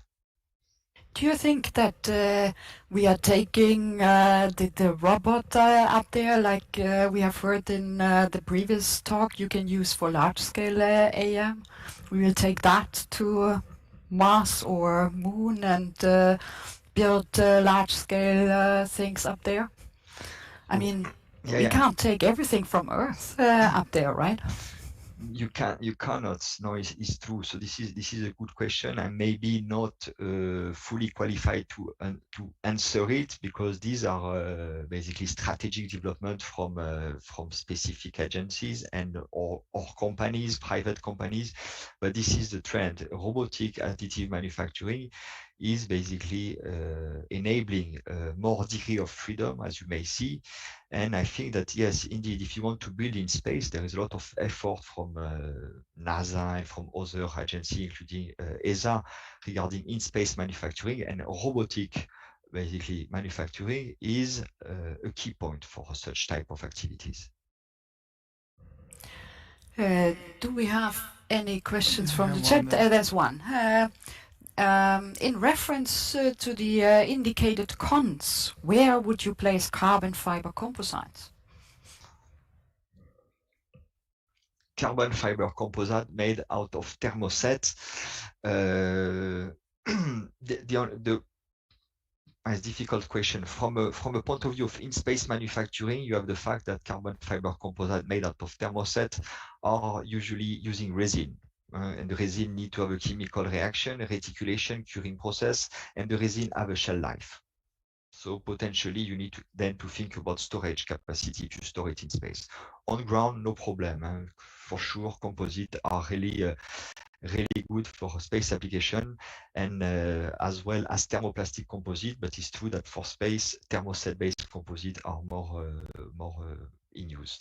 Then if you look into thermoplastic composites with long carbon fiber, this indeed will be an asset, and this is something that is under investigation. Maybe another question from my side. What about gravity? So from all the tests performed so far in ISS, you can clearly see that because of the high viscosity of the thermoplastic, so thermoplastic, fortunately, they don't flow like water. You can tune the viscosity. Gravity do not affect basically the process, and the mechanical performance achieved so far with the FFF process I'm speaking of are identical as basically the material built on Earth. So gravity do not affect due to this surface tension and basically the low viscosity, sorry, the high viscosity of the melt thermoplastic. Yeah, thank you very much. Very exciting.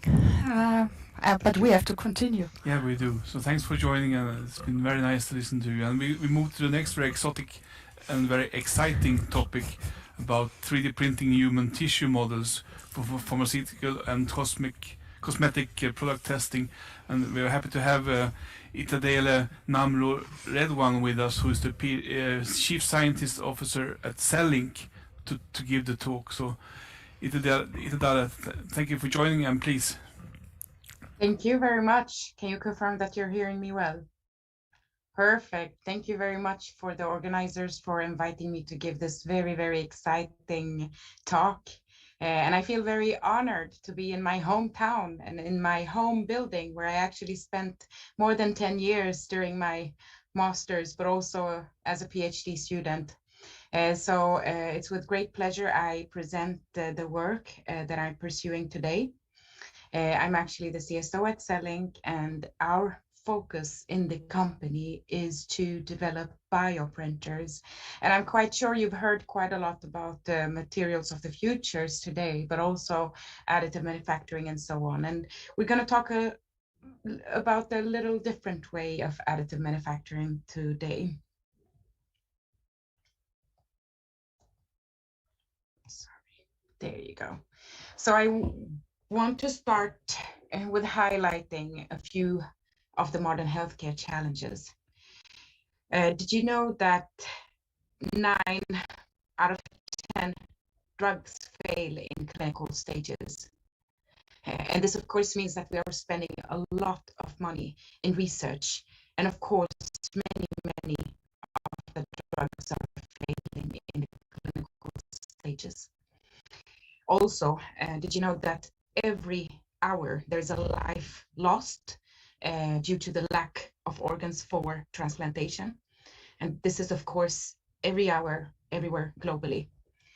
And also, I'm sure you're quite familiar with the fact that animals are poor indicators of human diseases. And also the number of animals that are used in clinical trials are many, and billions are spent there. So what we believe we've done is that we have actually, together with other technology providers out there, we are providing a additive manufacturing technology based on bioprinting, where the customer actually can create living tissue models that mimic human diseases, but also, if needed, animal diseases. And of course, this, we believe, will contribute to bringing drugs faster to market by giving the scientists more reliable models for early trials. We believe also that it, in the future, will provide technologies which enable us to create medical devices, and even in the longer future, organs for transplantation. And also, we believe that with more advanced tissue models, we can actually minimize the number of animals used for clinical testing. So with that, I would like to welcome you to the world of bioprinting. And for us as a company, we are not the scientists who today are actually creating the protocols for printing the organs, or we are not the scientists who are doing the drug screening, and we are not the scientists who are doing the academic science. What we do as a company is we provide the scientists and the academic industry and the researchers with the bioprinters and tools that will enable them to create this amazing technology for advancing the field. And what we believe that, of course, together with the scientists, we can together create human tissues and organs using cells from our own body, which can help us answer very important questions related to human diseases, which can much faster help us develop drugs, but also in the future develop bioprinted organs. These are some of the technologies we offer. We offer bioprinters in various ranges. We offer light-based printers based on the photo initiator and light-based printing. And we also have quite a large portfolio of bioinks that we offer the scientific community. Just briefly touching on how we work in our team. So what we do is we, of course, try to, in my team, our focus is, we are a science-heavy team. Our focus is to really develop the applications, but also the appropriate tools, including the biomaterials, and then proving their functionality. So what we start with is, of course, we define the end node application of the ink. We then spend maybe numerous of hours in team meetings trying to identify the important molecular components into the actual atomic level, what is important in the bioink formulation. And then we, of course, have a very interdisciplinary team where we try to identify the important features that we need to accomplish with our bioink formulation. We, of course, have access to quite a broad range of components for our inks, including synthetic polymers, natural polymers, but also ECM components and even shorter peptide fragments. There are quite different ranges of materials that we offer, but of course, in the end, we just want to make sure that we provide the scientist with what they need. If you are a material developer, you are of course not interested in buying a final product, but if you then you would most likely want the concentrated component to start. And if you are a scientist in the pharmaceutical industry, then you don't want to develop your own materials. You want protocols that work, you want high quality materials, and of course this is something that we want to offer. I think that's basically the introduction to the company, but I want to switch gears and tell you a little bit of what it is we have achieved and what we believe is important for the industry. Just to kind of give you a taste here of the different application areas we are active in, we have many collaborators within the tissue engineering industry. We also have collaborators and customers within the regenerative industry, food printing, but also drug discovery. So why do we believe that 3D bioprinting will actually revolutionize the way we think about the scientific questions? I think for those in the industry, this is nothing new at all. But for those who are not, for a fact, we all know that the human body is not flat. We don't have a single organ, as a matter of fact, that is flat.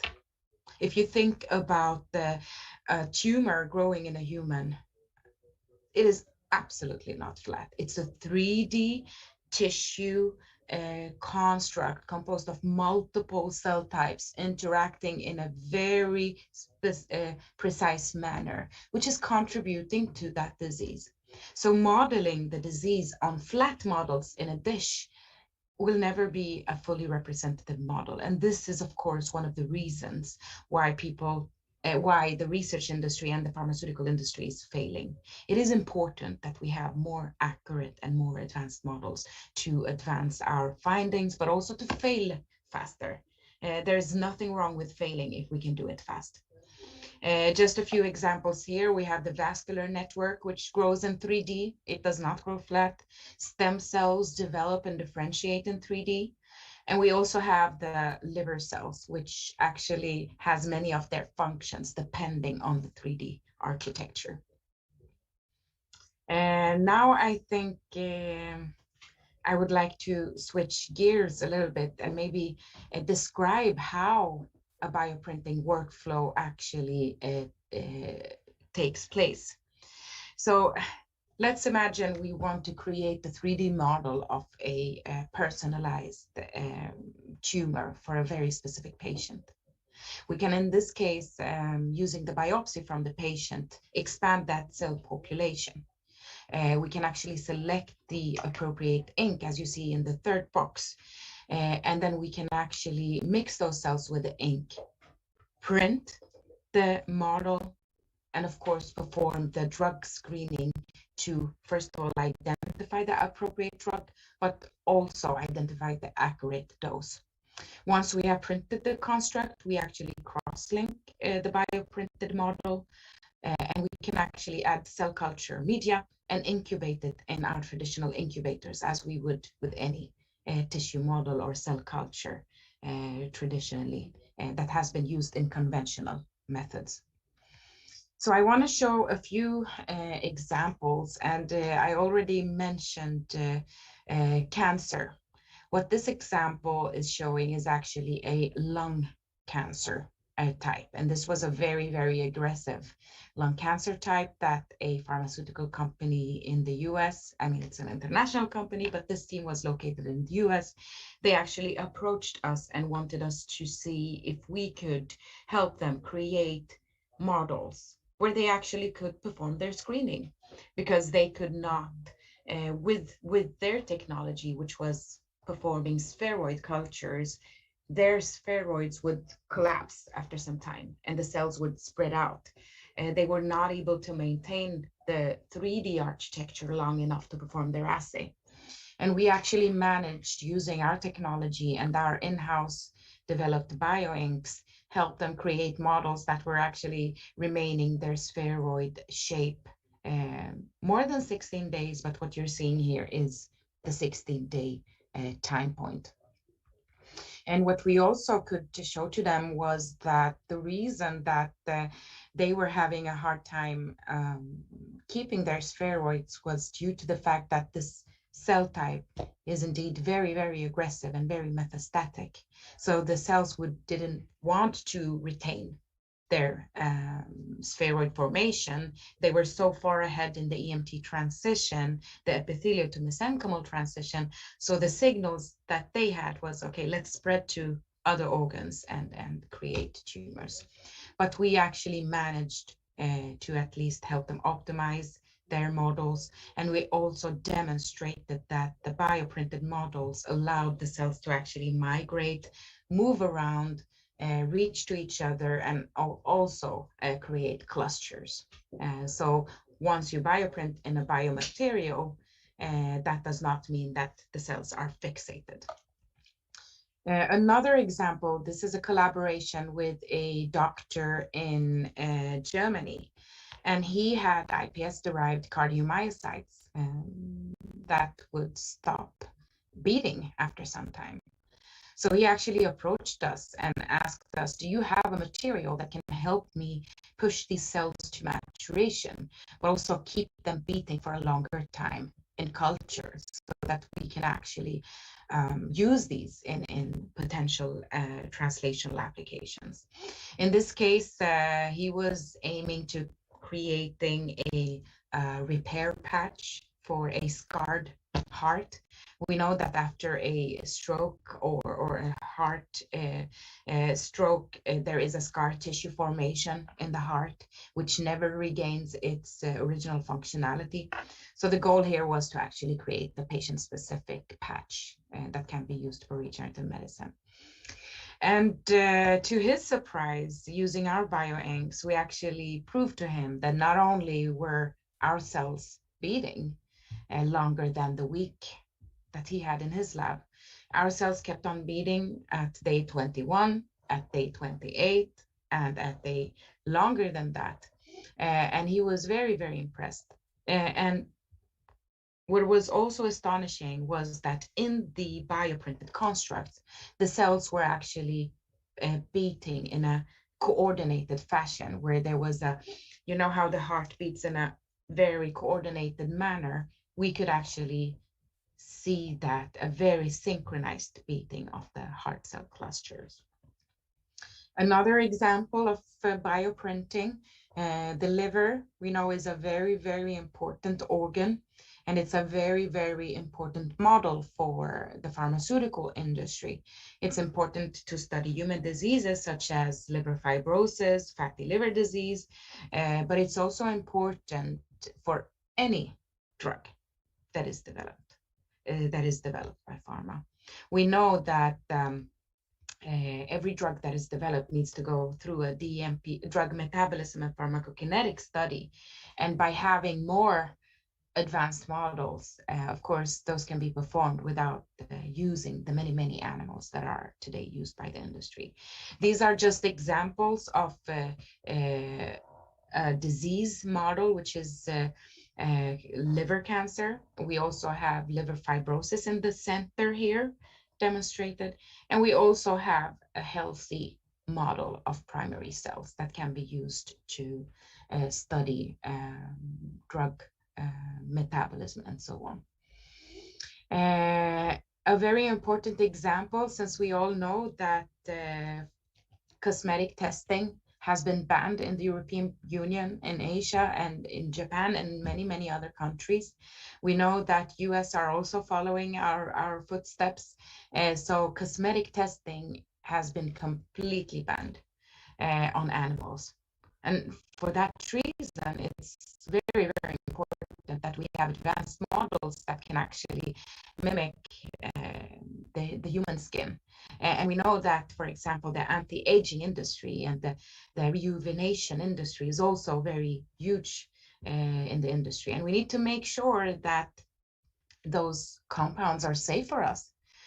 So we have actually spent a great amount of time developing 3D bioprinted models, and of course, so has our customers and collaborators internationally. We are a very young company. The company was founded in 2016, so we are now almost, and next year we will be 6 years old, but we have actually managed to spread our technology to 1,200 labs worldwide. And it's, of course, our goal is to make sure that the industry has the tools that they need to succeed. Because of course, the success of the industry and the academic scientists, every day that we can save by finding a drug faster, or even understanding mechanisms related to diseases, or even creating potential findings or solutions that can help us advance the regenerative medicine industry. That is for us a great impact on the future of medicine, but also the future of health. So I really hope that I've given you an introduction to what bioprinting is, why it's important, and of course, how we believe it can be a very, very important tool for advancing the future of healthcare.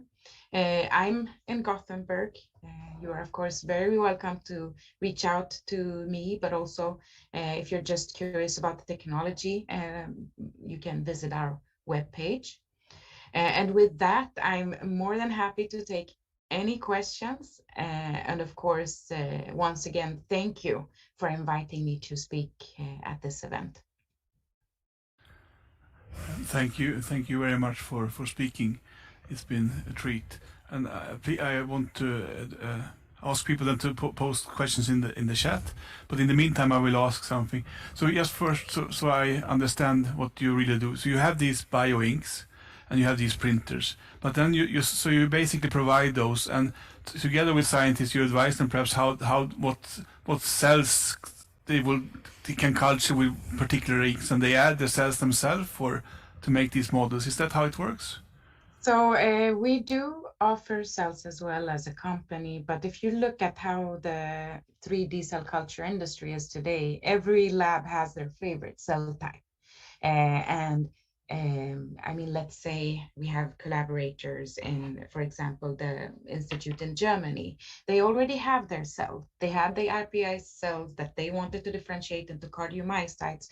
What they didn't have access to was a technology that would help their cells to mature, beat for a longer time, and also achieve their purpose of regenerative medicine. So what we did in that case was that we provided them with the support, with the protocols, with the scientific support. So I mean, I have scientists in my team that support them, and we have collaborations where we have scientific meetings on a weekly basis to follow up on how things are going for us. So we do offer protocols and work closely with the community. But of course, if you are interested in using your own cell type, we can provide the ink, the printer, and the protocols. If you're interested in using our cells, we can then also offer that.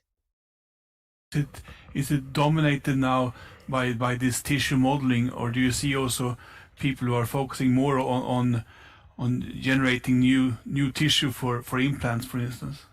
Yeah, no, I was actually listening to a presentation just 2 days ago, and there are many medical device or even transplantation tissues that are currently being developed. I had the pleasure and honor to listen to Professor John Fisher from the University of Maryland, and one example where he has gotten very far and he's currently performing clinical trials is in the area of mastectomy, so a breast cancer removal of the full breast augmentation. And what he is doing is actually, I mean, it's easy to reconstruct the actual breast, but for example, the areola area and the nipple cannot today be replaced. And he is actually bioprinting a nipple with living cells. that he's using in clinical trials, because not only does the patient have to go through the trauma of having a cancer, the very rough treatments, and then also having to lose an organ. So this is, of course, very, very, I believe, a very important step for human and female diseases. Of course, this is only one. And I have scientists who work with the medical devices related to insulin producing beta cells, where they are actually printing devices with the beta cells who can produce insulin for diabetes patients. We heard earlier before lunch from Anders Palmqvist at Sahlgrenska Academy about the titanium implants, and in particular there were then observations that on the skin side it was quite often difficult to get the soft tissue on. Is that something that you have discussed with the biomaterials people at GU about these combined soft hard implants? So we are, of course, talking to various different people. Of course, we cannot speak to every single scientist, but we are working with the people at the Sahlgrenska. As you might know, Paul Gottenholm is very much someone we have worked with, and he's working a lot with soft tissues. He's also, I'm working a lot also with other universities such as Uppsala, where they have implants and harder implants. And of course, what we believe is that there should be some sort of a combination or exploration of how we can combine the technologies. Because if we are not at the point where we can actually print materials that are, let's say, as hard as titanium, but we are at the point where we can add softer materials that will allow vascularization and cellular interaction and the cells in the human origin to feel very, very safe in the, let's say, not so safe environment as an implant. Thank you. So this is where we will be in 5 or 10 years' time with bioprinting? So I say today we are at the stage where we can create tissue models to advance the science. We can understand human diseases. I think easier tissue repair, such as skin, exterior, transplants will be created sooner, as you said. I think larger bulk organs will probably take much longer than that. To be very, very scientific and honest, I think that's our responsibility in the industry. Thank you very much. It was an extremely interesting presentation. Thank you. 10-minute break. We start again at 10 minutes past 3 o'clock. So that's in 11 minutes and 52 seconds. So take a comfort break and meet soon. Thanks.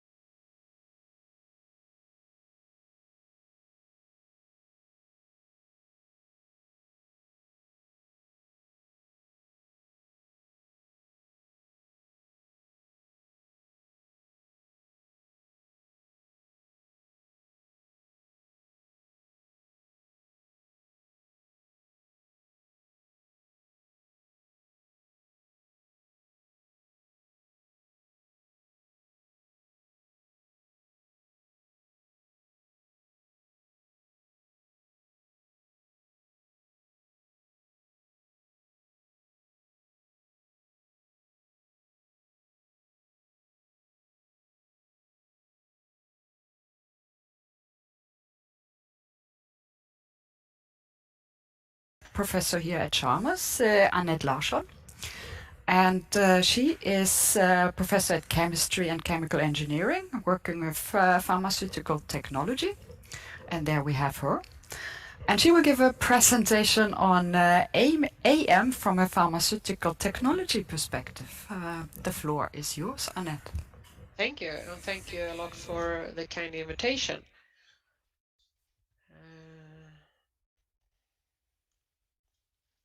And how does this look like?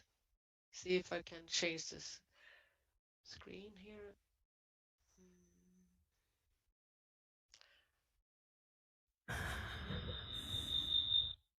Is it okay? Not yet.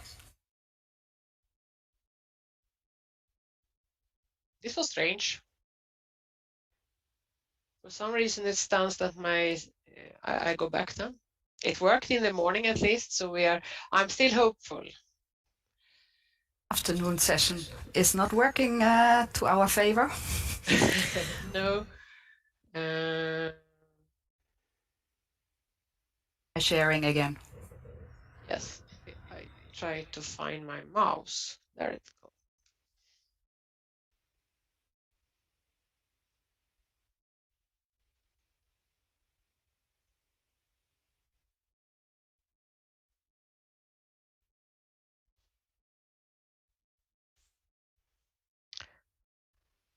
Maybe better now?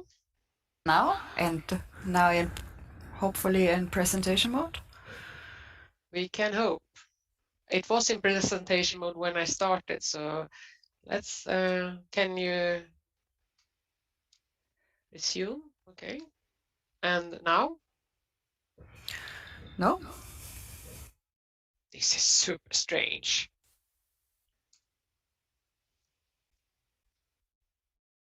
Isn't it? So for some reason, I do like this then.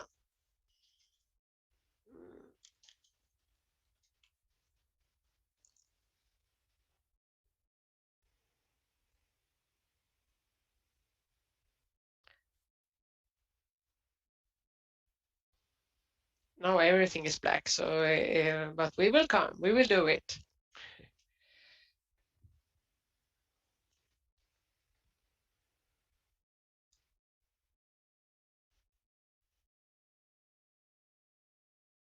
At least I hope you can see something now. Presentation board, maybe? If we dare.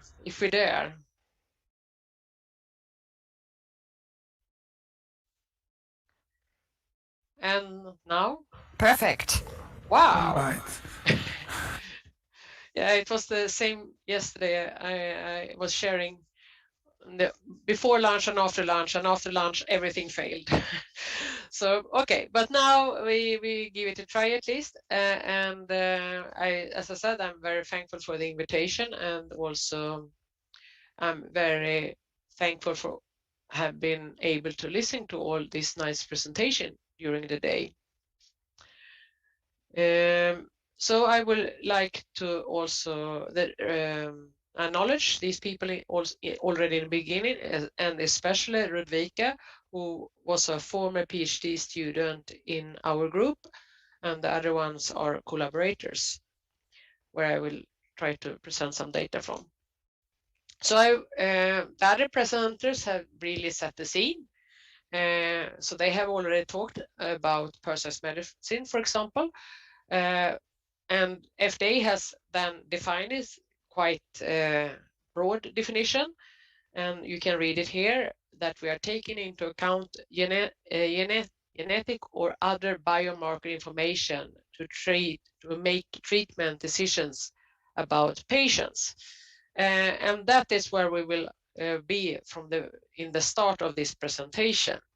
So here is a slide where we can see different type of treatments you can try to design to achieve a good effect, and also adapt it to different patients. So what you normally do is that you take samples from the patient and make some examination of what you need For example, it can be the dose of the pharmaceutical formulation, and based on the needs the patient has, then determines the treatment plan. And then you go to try to understand what type of release that patient is favorable. And then you go out and design your formulation and you do the printing.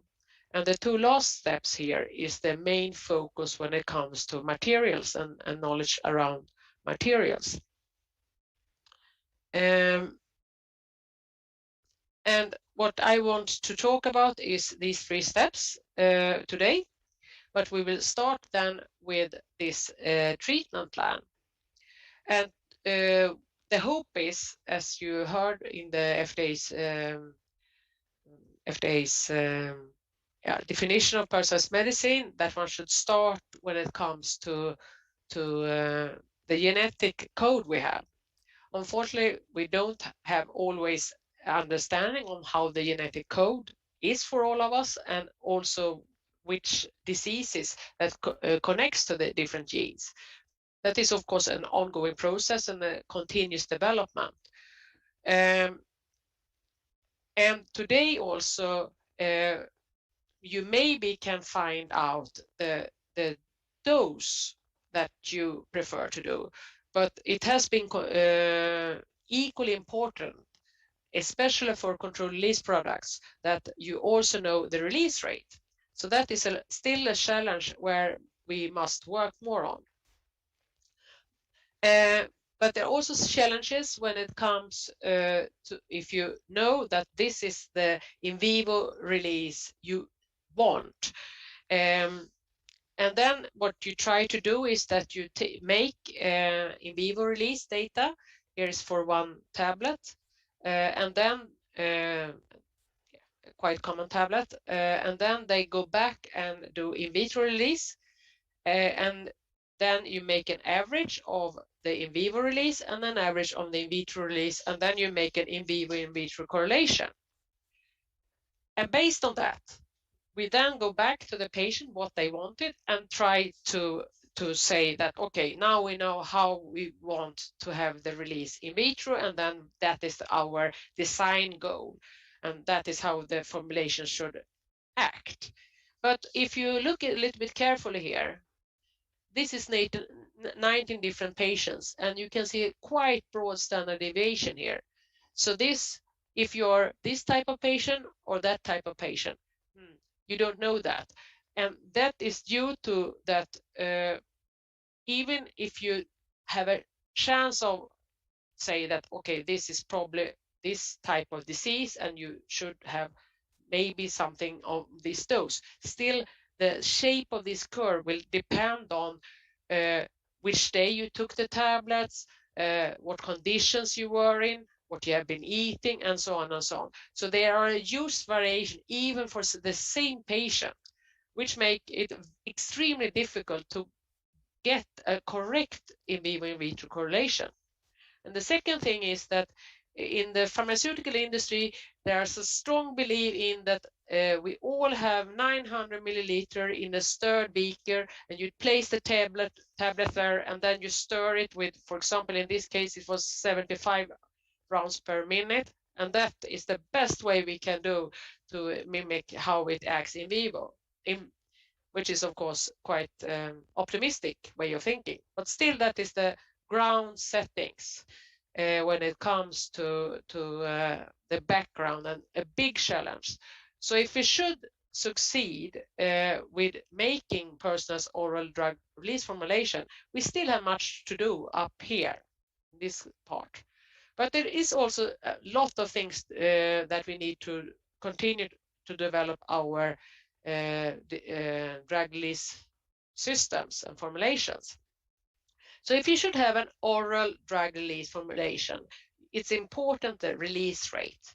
And a classical way to change the release rate for oral drug release systems is that you change the shape of the materials. And here opens the 3D printing a huge benefit, because then it is quite easy to do this. So here is 5 different examples, and here is 5 different release curves. And traditionally, we know that surface area over volume is often a good indicator, and you can see that some of them come very close here. For example, the cube and sphere come, yeah, they have a little bit same influence on when you change the surface area and the volume of the unit you deliver to the patient. These units can be produced by many different AM techniques. Here is just an example where previous speaker has called it for different ways. I will call it for FDM printing, but that is not so important just now, because I would like to dig into a little bit more into how we personalize the release rate from an oral solid tablet.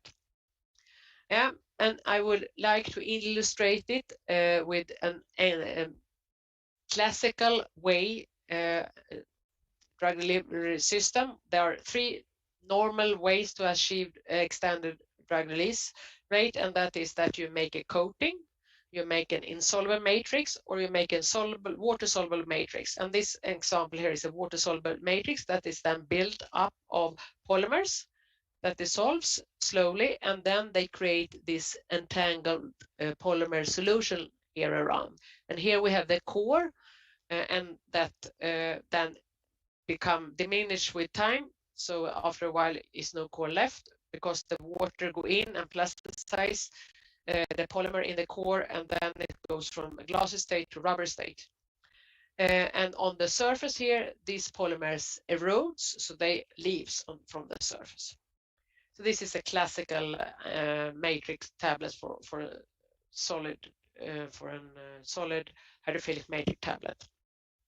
And the drug is then equally distributed in this tablet. Plendil, for example, is a classical example of that. And then the drug can diffuse out from this yellow layer and be released. Okay, so here then we take this 900 milliliter and determine the release rate as a function of time. So this is one example. So you can see it releases here a little bit slowly, and then it levels off. And in this case, it was everything released after 300 minutes. If you now should personalize it and we say, okay, we want to have exactly the same release curve, but we will have the double of dose. So the tablet in the example I gave you had 60 milligrams, and say now that we would like to increase it to the double. The problem is, and then you can see this curve. Yeah, it sounds super simple, but unfortunately, this is not the way it is in the real life. But as I indicated before, the area per volume is extremely important for the release rate. So it's very likely that you achieve something in between here, and that is due to that here in the gel layer you get another stiffness of the gel, for example, so you erode the polymers from the surface differently, and also the water penetration is slower since this gel layer here expands. So you never get, if you make a cylindric tablet and that man make it the double of height, you don't get the exactly the double release rate.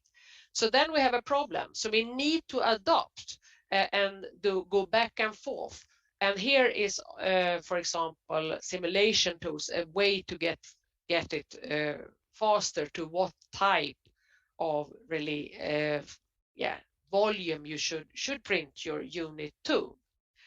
But still, it is not an easy challenge. But say now that we have succeeded and we know that this shape is the right one, then we must understand that each patient then need to have the double of dose. Maybe it's obvious that then you increase it to the double of size, but that will now not be the case if you should have exactly the same release rate. But what comes where if you should both have double dose, or you should change both the dose and release rate. Then you use a FDM printer, because in the FDM printing, then you make a filament of the drug and the drug on the polymers at the same time, and then you will end up in that each patient need one particular filament, and now it starts to be very expensive and very unpractical. So we came up with another way to personalize and use 3D printing. And that was the Rudvika who then presented her thesis and also got the cover here, where we use modules. Then you have small units and then you build them together to a product. And by doing that, you can have, for example, here, this example is that you have 3 different modules and then you can mix them. And then you will have different, much more variants than the 3 you started with. And that then will open up a window for you to be able to both adopt a new way of new release rates and doses. And so that was our hypothesis, that this should be able to do.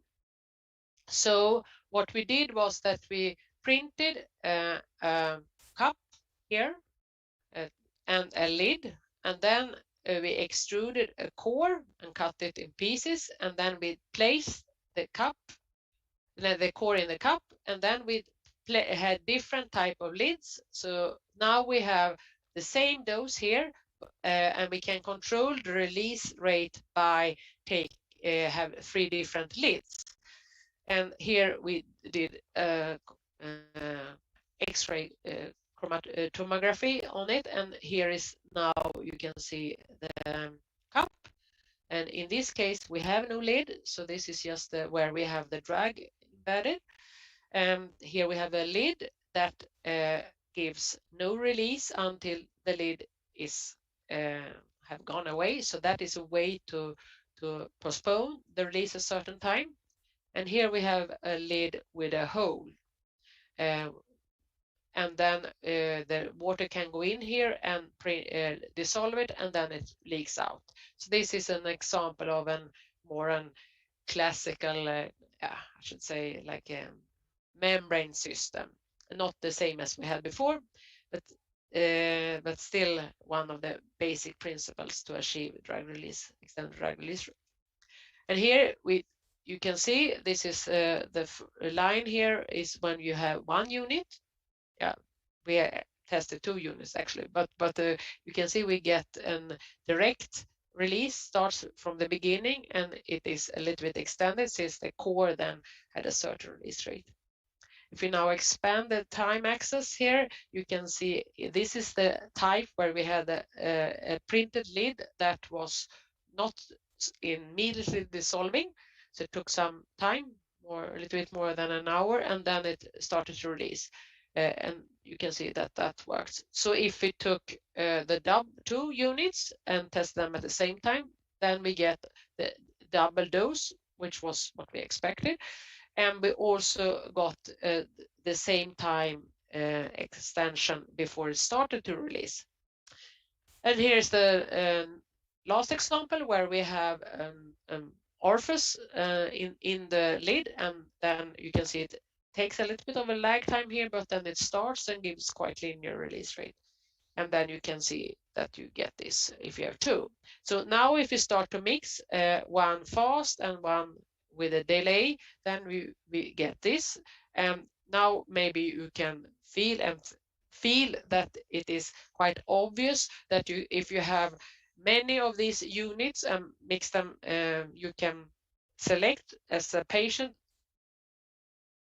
Uta needs 5 of these, but 2 of these, then you can start to change the release rate and the shape and so on. So that is an obvious way to handle and still be able to use and personalize the information you got from the beginning. But then, so that was a good way to do it. But if now go into the printability here and look a little bit more in detail on the printing here. If you now is a little bit careful and look here, you can see that this lid was printed and it's rough. And the orifice here is not perfect either. And this, I should also, the pores here, that these are due to that we extruded a piece and then we cut it and then we placed it and heat treated it. So the pores was coming due to that it was some porosity in around the core when we placed there from the beginning. So the pores, don't care about them just now. Take instead a look on these particles here, or that is strange there. And then we started to think, okay, why do we get this? What is the problem? So we divided the printing process in 3 different steps. So we have the feeding into the printing unit. We had the disposition during the printing, and we had the adhesion. These are, we then could see that this is not only valid for FDM printing, most of the other types is also exactly have the same pattern there. So we tried to generalize this and made a review paper based on that. Another way that is not so often used in pharmaceutics is that you use polymerization. So you you take your drug and mix it with some something that initiate a reaction, a polymerization reaction, and then you do, for example, UV curing here, and then you have it. That is a little bit interesting, since this concept is never used for oral controlled release drugs. But if you get problem with your tooth and you go to the dentist, then they help you with that, then they will use this concept. So it is okay to do it here, but not to make it before you take a tablet. But that is the case. We don't think more about that just now. We continue instead here, where we now took these different principles and went through what is the parameters that is critical for these steps. And it was quite clearly that the polymers is always used in these concepts. And these have different printing techniques, have different polymer challenges, if I say so. So if you take, for example, the FDM printing, what you normally do is that you make an extrudate, that is then what you feed your extruder with. Unfortunately, the interactions between the thermoplastic polymer and the drug is a challenge, since quite often these filaments became brittle, so it's when you bend them, and then it makes impossible, more or less, to print them. That's not impossible, but it's very, very, very challenging. So there are examples there they have placed the extruder on top of the printer, so that then direct feed into the FDM printer. But it is quite obvious that the TG, the melting temperature, and degradation temperature, you need to have the span there. Also, the degradation temperature for the drug is important there.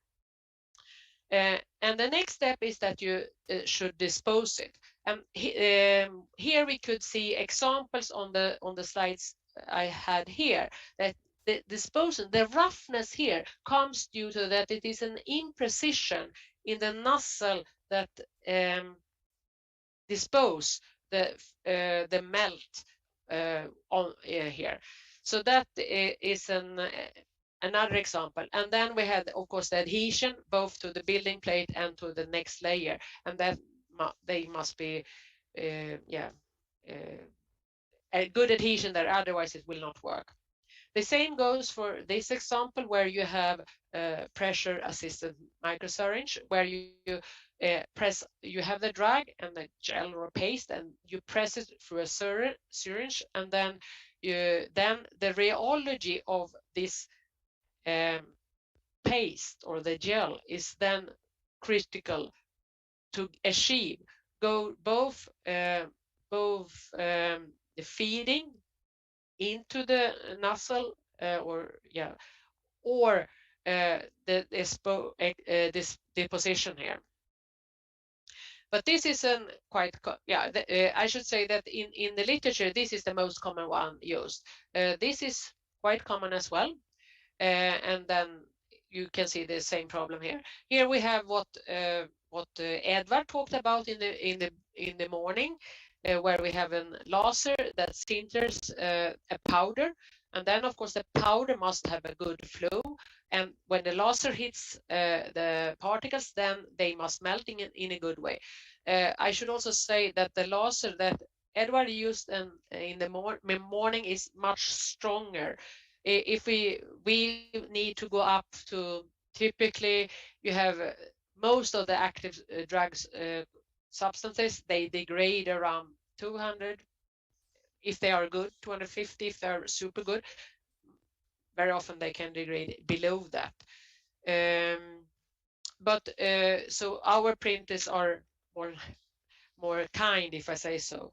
But still, I think one should look into and try to see if one can't connect the questions that Edvard stated in the morning, where you should melt the particles together in a smart way and in a good way. They are the same questions as you face for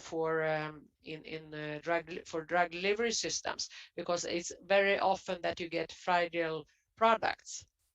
I should go back here. I was a little bit fast here, and I should say that this challenge with this system is that many of the active drug systems are sensitive for water, and these are very often based on water. Of course, it's not an absolute requirement, but it is very often. So then it is a problem as well. Annette, yeah? can you please wrap up? Wrap up. Oh, then it's perfect. So you need to decide. The polymerase has a very important properties. You need then to decide if you should develop new ones or approved ones. There are around 40 approved ones that has been used for all the drug delivery systems, and these for printing of in all types. And then one can conclude that our conclusion in the review paper was quite direct. You need to have a we think that we need to develop better printers or develop new polymers. This is a big no in the pharmaceutical industry. It costs too much money. So we think it is cheaper to develop more accurate printers if we should succeed with the challenge to develop future personalized medicines. So yeah, this is the people that I've been working with, and I would like to thank, and we continue to work with, for example, the Oslo group here. Was it okay, Leif? Yeah, it's very good. So, Uta? We have questions from the chat. Yeah, I just have to look for. No, it seems not. We have no questions from the chat as it looks. Yeah. So I have a question. Yeah, go ahead. What about morphing pills? If you want to have a long release time, could you have a pill that changes shape in the stomach and stays forever? Yes, there is a type that is called gastric retention, and the only products on the market is for sheep. Since they have put a lot of effort in that in Australia. Today, and vaccines for sheep, Then you need 2 doses. You get one, and then you get a boost dose, and then you need to take in the sheep twice to the farm, and that costs too much money. So there they have developed, if you have what is called liggunderlag, in sleeping. What do you call it, Leif? Liggunderlag. You make a small liggunderlag and place it in and swallow it, and then it on wheels, and then you have it, and then it can't pass out to the intrinsic gastrointestinal. So that is how they do it. Yeah. I think for time reasons we need to stop here. It was very nice to listen to you again. It's great, and we need to move on for a last presentation. Absolutely. And Thank you. I'm very happy and proud to introduce to you Nancy Sotos, who's a professor at the University of Illinois, Urbana-Champaign. And Nancy's been working, and I've been following her work for at least the last decade, and it's always been a great inspiration for me. So I'm very excited to have you here today, Nancy, and good morning to you. So please tell us about your reactive polymerization and the way that you print thermosets. All right, thank you. Let me share my screen. And there we go. And let's go full screen. Okay, do you see the, or do I have to swap? You need to swap.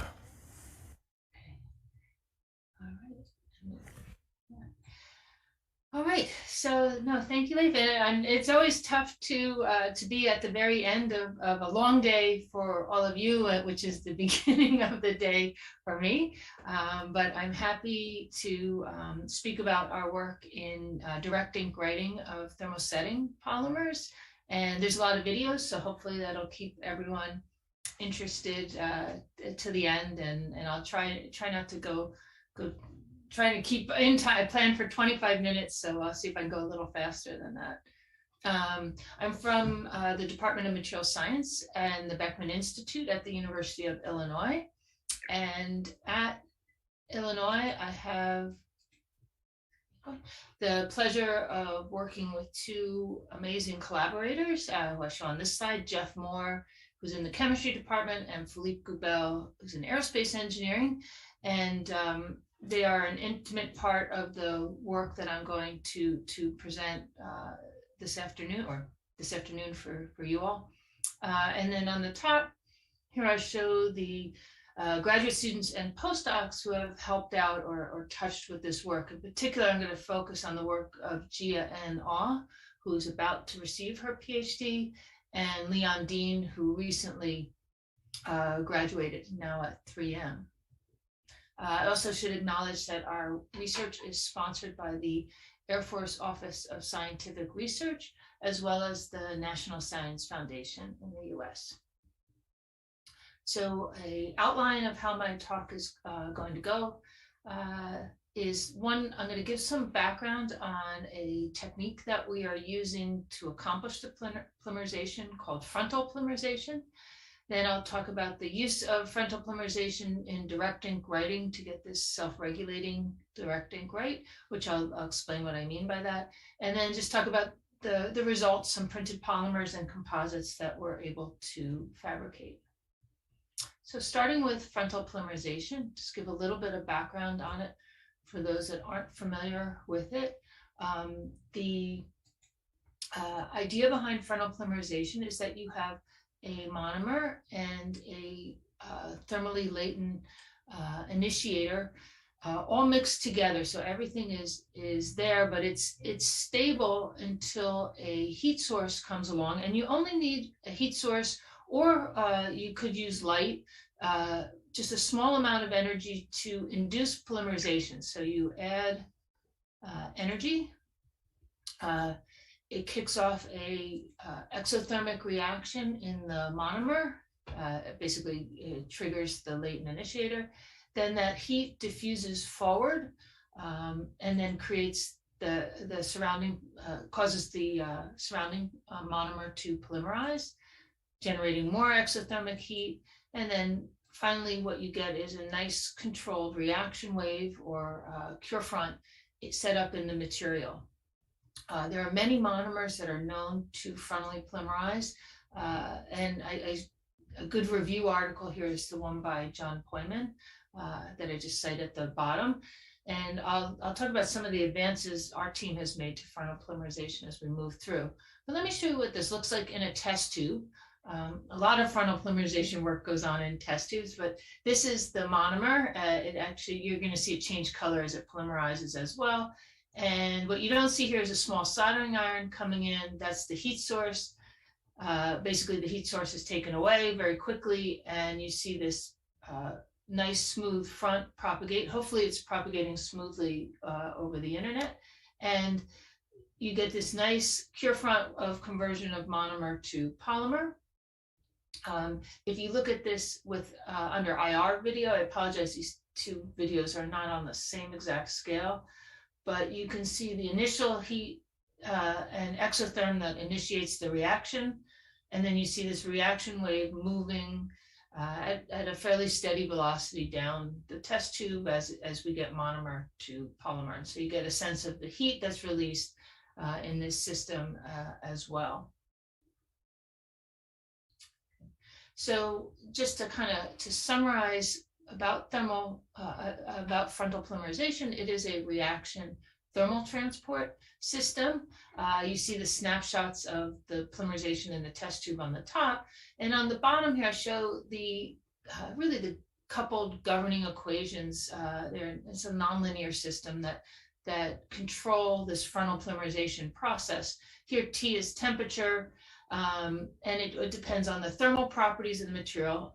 And also the schematic over on the right just kind of shows you what's going on, that there is monomer converting to polymer, generating heat because of the reaction, and that's governed by HR, which is a property of the monomer. And some of that heat of reaction goes back into polymerizing more by diffusing forward. And of course, some is lost to the surroundings. And of course, as this is a controlled process because you're losing monomer is being consumed as you go through the whole thing. Heat is moved forward by transport, so you need the conductivity, the density, the specific heat of the material. And then alpha here is the degree of cure, which basically goes from 0 to 1 and depends on the cure kinetic relationship for a given polymer, which would be just I express here as a function of alpha. But it also depends on the activation energy, which is another important property of your monomer. So that's what's governing all of this. Our group has been focusing on something known as frontal ring opening metathesis polymerization of a monomer called dicyclopentadiene. The DCPD monomer is well known to our group at Illinois because we used it many, many years ago in our first work on self-healing. It's really an amazing polymer that forms in the presence of a catalyst, and we're using second generation Grubbs catalyst. This material forms a very tough thermosetting material. And the formulation that we're using is shown here. It's got dicyclopentadiene. We add a small amount of ethylidene norbornene, ENB for short. And then kind of a big, I'll say a little bit more about this on the next slide. We add these inhibitors, which give us a fair amount of pot life and flexibility that lets us get out of the test tube and do things like 3D print. On the right-hand side, I just showed the mechanical properties of poly-DCPD, which is, again, a thermoset. It's got a TG of about 160 degrees, which can be pushed up to about 210 C with different comonomers to increase the cross-linking. It's got an elastic modulus of 2 GPa. It's fairly tough for thermosetting resin, and then it's got a well-defined yield. And you can see its mechanical properties here compared against a typical aerospace grade epoxy, which is cured in an oven under much longer conditions, held at high temperatures and for long times in the autoclave or oven. And this, of course, our material is polymerized quite rapidly. All right, so a little bit more about the inhibitors. This is really what enables all of what I'm going to show today. We reported on the use of a phosphite inhibitor, which is added to the resin formulation and gives us basically a lot of working time and quite a bit of control over the rheology of the DCPD monomer. And basically I show what happens here, both the rheology, you have the loss and storage modules down at the bottom. Also, I have the residual heat of polymerization from DSC experiments. But as this, with this inhibitor, we can have very long, up to 30 plus hours of working time before a background reaction takes over. So we can basically have 30 hours before we need to frontally polymerize it, which it gives it time to print or get in a mold. What's interesting though, and this was a bit surprising with use of these inhibitors, is that we were able to see this kind of clear gel point at room temperature. Basically, let me animate that. The gel points here at the crossover of G prime and G double prime. Prior to this, the monomer is in a liquid state. At the gel point, it's got a degree of cure of about 0.1, and it really becomes a gelated material, which is very useful for printing. And then the idea is that we frontally polymerize either from the liquid or the gel state to create our thermostat. So there's these three regimes where when you only have a small incubation time, you can work with it as a liquid. You can do things like resin infusion. You can certainly extend out this gel point too. I'm just showing one specific example for one concentration of inhibitor. And that allows us to make composites, and composites are the subject of a different talk. If we let it gel, that lets us get into the range of 3D printing. And then if you exceed the pot life, you don't get any frontal polymerization, and really just have a background reaction and a material that doesn't have the properties that I showed previously. All right, so let me tell you a little bit how printing, 3D printing works with this particular monomeric ink, and how we use frontal polymerization in combination with the direct ink right. This is just a schematic. Basically, we work in general from a gel form. We let it incubate and get to the right rheological properties, and then put it in a chilled print head. It's pushed out with pressure, and we are able to control a print head. And we print, right now the way we do this is we print on a heated bed that triggers a front, and that front moves along as we're printing. So we're curing as we're printing. Just a little bit about the rheological requirements for the ink in our setup. We are it's a pressure-driven extrusion, so the ink has to be shear thinning. It needs to be able to flow out through the nozzle. So we basically control the rheology with the chemistry that we have to create a shear thinning material. I show it at 2 temperatures here because the barrel is at -5 and the ambient temperature is about 20 C. So you can see clearly the shear thinning response, and probably the ink is usually a bit warmer than 20 C. Another important thing is that after it comes out, we don't really want any sagging before it polymerizes, and so we need just some moderate relaxation. It does have to have this really is a yield stress fluid. And then for some of the printing that I'm going to show you, you need high extensional strains. Because we have fairly high molecular weights in this gel, we do get really nice extensional strains, and you'll see that enables some free-form printing. Just to show you what the cure front initiation process looks like. Again, I'm going to show you an IR image, and we're going to start out on the heated stage. This is the nozzle, and the heat from the stage is what initiates the frontal polymerization. You'll see the front is extruded. Let me get this video started. And then you'll see the reaction triggered. You'll see the exotherm really clearly. And then you can see it just continues polymerizing as we move off of a stage as well. So let me just show you, again, a little bit just about the printing mechanisms without printing anything in particular. But I'll show this video where basically we were traced along the printed bed to initiate it.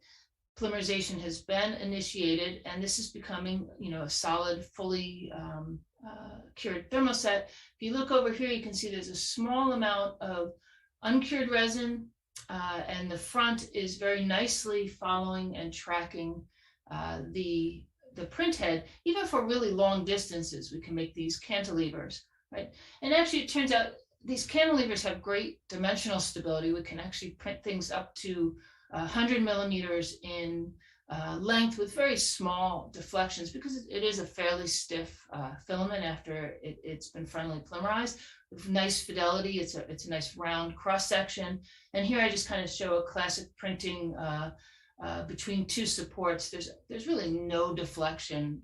There's no chance for this to slump because it is polymerizing on the fly. So we can get really spans with really high aspect ratios that aren't typical of most direct ink write processes. Let me say a little bit more about how the front is following the print head. This is one of the kind of the interesting things about this process. We call it a self-regulating front speed. Yet there's no sensors or anything like that that's controlling the front. This is all just a feedback mechanism from the physics of the process. And so let me just describe the key parameters here. Again, this is an IR image. We call the temperature of the gel right behind the front T gel, because and of course in after the front it's polymerizing and of course very hot. The velocity of the front we call V front. The velocity of the print head is what you typically control, and that we call V print. And this distance of uncured material, where it's just gel that's about to become polymerized, we were calling that L. Right. And if we look at just some controlled experiments of single filaments, like I was just showing before, if I set the print speed fairly slow, in this case 1.2 millimeters per second, that is less than the front speed at ambient temperature. And you can see that basically as you start out here, the front is moving faster than the print head. But because as the front moves in, it runs into colder material, it actually self-regulates itself back down to the front speed. Likewise, if I go faster, if I increase the print speed, which is say to 2.6 millimeters per second in this case, that is greater than the front speed at this temperature. And what you see in the top plot is the velocity of the front will continue to meet and equilibrate or regulate to the print speed, right? And I likewise I show what's going on here with the length of this uncured spar L also hits and it equilibrates, as well as the temperature of the gel. And the reason that we can get this kind of self-regulating response is because the front speed itself depends on the temperature of the gel. And so if the let me show this in a way of it monotonically increases with gel temperature, and you can kind of think we've modeled this as somewhat of a feedback loop with the help of the Gubel group. But basically, if we control the print speed and they're initially the front speed and the print speed aren't equal, what happens is that the print speed sets up a certain length L of uncured material. There's a certain temperature of the gel that depends on all of the boundary conditions. But this front speed is a function of this temperature of the gel. And it kind of goes into this cycle where the front speed will automatically adjust to the print speed within a range of values. Obviously, if you go too fast and L gets too large, you would have difficulties. Going too slow isn't too problematic. Using this type of model too, it's interesting, we can actually predict the responses that we measure experimentally, and that predictive tool actually turns out to be quite useful. You can also see this illustrated in a different way, that there's this inherent coupling of the front. If I choose a variable print speed, which is shown in the dark line in the top, then you can see the front speed that follows behind it. It really does follow it. The front senses and adapts to whatever the printing nozzle is doing, as does this length of the uncured region and the temperature of the gel. All right, and we can predict this type of regulating feedback loop response as well. All right, so let me quickly finish up with the types of things that we can print. And I'll just show you an example of some freeform printing. Let me get the video started. This has hit the heated print bed, and you can see as this goes through this spiral pattern, you can see very carefully hopefully it's coming through okay with good resolution. You can see the front tracking along with the print head. That's an example of this self-regulating response, as I said before. You can see that this gel has really nice extensional properties because we're able to freeform print in this helix. And what you'll see at the end of this video is that this material is a fully cured thermoset. So we're able to make a lot of different parts, just so some different spirals here. We printed a DCPD molecule just for fun, which is the monomeric building block. We can do overhanging structures, as you saw in the beginning. And what we were doing with this is that we have very high print fidelity to the pre-programmed print path that we choose. So we can do these spirals. We can even do these corners by changing by the variable print speed and the fact that the front is slowing and speeding up as we change the print speed. We can print these things like a star. And then we can also do these combinations of things. I haven't showed you a lot of layer by layer. I'm going to show you that in a moment, where we have this combination of freeform, which form these little spider legs, and layer by layer to form the spider body. All right, so, and the last thing that we've been working, or not the last thing we're working on, an additional thing that we've been working on to looking at towards the printing of composites that contain nanoparticles. The nanoparticles also are very helpful for printing because they form a transient percolating network. And so the process works the same. It also lets us introduce different comonomers, which also let us tailor properties. And so with this direct ink writing with the silica nanoparticle inks that also frontally polymerize, the nanoparticles give us the ability to tune the nanoparticle volume fraction, which of course controls the shear rheology. And we do have to get into with increasing concentration of nanoparticles. And here for today, I'm just talking about fumed silica nanoparticles. We can tune the yield stress and really affect the shear thinning response of this material. And we can really tune this. I showed an example of a quick example of layer by layer with the neat polymer, but with the nanoparticles, we really can get excellent layer by layer structuring. And then we also have this ability to tune the degree of cure, that basically let this gel a little bit. And that gives us varying amount of extensional rheology, so we can do these freeform printing with our nanoparticle inks as well, because as you might imagine, as we add nanoparticles, we lose some of the extensional strain. Let me show you an example of layer by layer printing with a silica DCPD ink.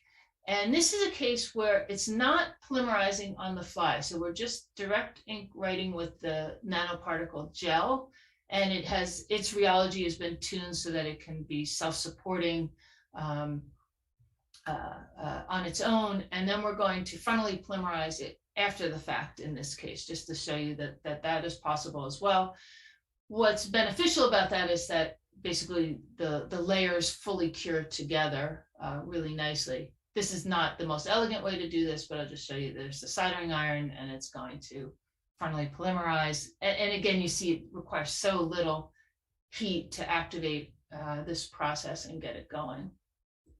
And we can make layer by layer prints of various geometries and shapes. And we've been working on studying the capabilities of these nanoparticle inks. We've also been looking at ways to tailor the mechanical properties of these systems. The DCPD, as I showed you, has high modulus, high TG. We've been adding in comonomers that have more rubbery elements, and that allows us to tune our ink by varying the concentration. Here we introduce a comonomer. This is cyclooctadiene. Actually, this is cured by itself. It makes a rubbery polybutadiene. And basically you can, here we're just showing printing of small dog bone coupons. The dog bone coupons after frontal polymerization are really beautiful. They just look like regular dog bone, like almost molded dog bones. And we can get this range in properties from the DCPD material all the way to a much more rubbery, lower modulus material. And we believe we can kind of tune these things on the fly as we introduce mixing on the fly of the co-monomers. A couple of interesting things going on. And this plot just shows for a given concentration of nanoparticles how we can change the modulus, the strength, the strain to failure, and the glass transition temperature of our frontally polymerized material just by changing the co-monomer fraction by entering this rubbery material. So with that, I'll summarize that, hopefully introduce you to a new tool, frontal polymerization for direct ink write of thermosetting polymers and composites. We've shown this self-regulating control of the front speed enables freeform 3D printing of complex features with large unsupported aspect ratios. And the shear rheology can be controlled through gelation or through nanoparticles, and it enables layer by layer printing, and you can have combinations of layer by layer and freeform printing. And the ink composition can be modified on the fly to tune the mechanical, thermal, and electrical properties of these printed nanocomposites. I didn't show you some of the, obviously we can use conductive fillers in these as well. But they function much like the silicon nanoparticles that I was able to show. So that, I'll show you the entire group, undergrads included here, and a little bit of what University of Illinois and the Beckman Institute looks like right now in the fall. And take any questions. Thank you very much, Nancy. We have a hand raised by Helena, please. You're muted. So unmute. Can you please unmute, Helena? Sorry, yeah, very nice. I mean, it looks easier than with metals. Can you tune the color of this with these nanoparticles, or? Oh yeah, so there's a couple ways to tune color that are interesting. One, we do have thermochromic dyes that change color as it's polymerizing. Certainly, you can change the color of the monomer itself. We can also pattern the color. That's a little bit depending on the thermal history of the material. And certainly you could add particles that enhance color as well. We have a question also from Ugo. He says, what about incorporation of continuous fibers if not already done? Can you comment on that, Nancy? So we are working on incorporation of continuous fibers. I thought about adding a slide or two on that, but I knew I was going to be over. And the images aren't beautiful yet, but we are working on a strategy for continuous fibers. We just actually got a bigger printer. The print bed on on all the things I showed you here is fairly small, and it's really too small for like we can just write, maybe a few centimeters, and that's it. And so now and we can also go taller now, and there's a lot of challenges. And like much of the thermosetting world, we're figuring out whether we want to infuse resin into the fibers on the fly. And many of you may not know, but DCPD has a very low viscosity before it's gelled, and it's very easy for it to infuse it, much easier than a typical epoxy.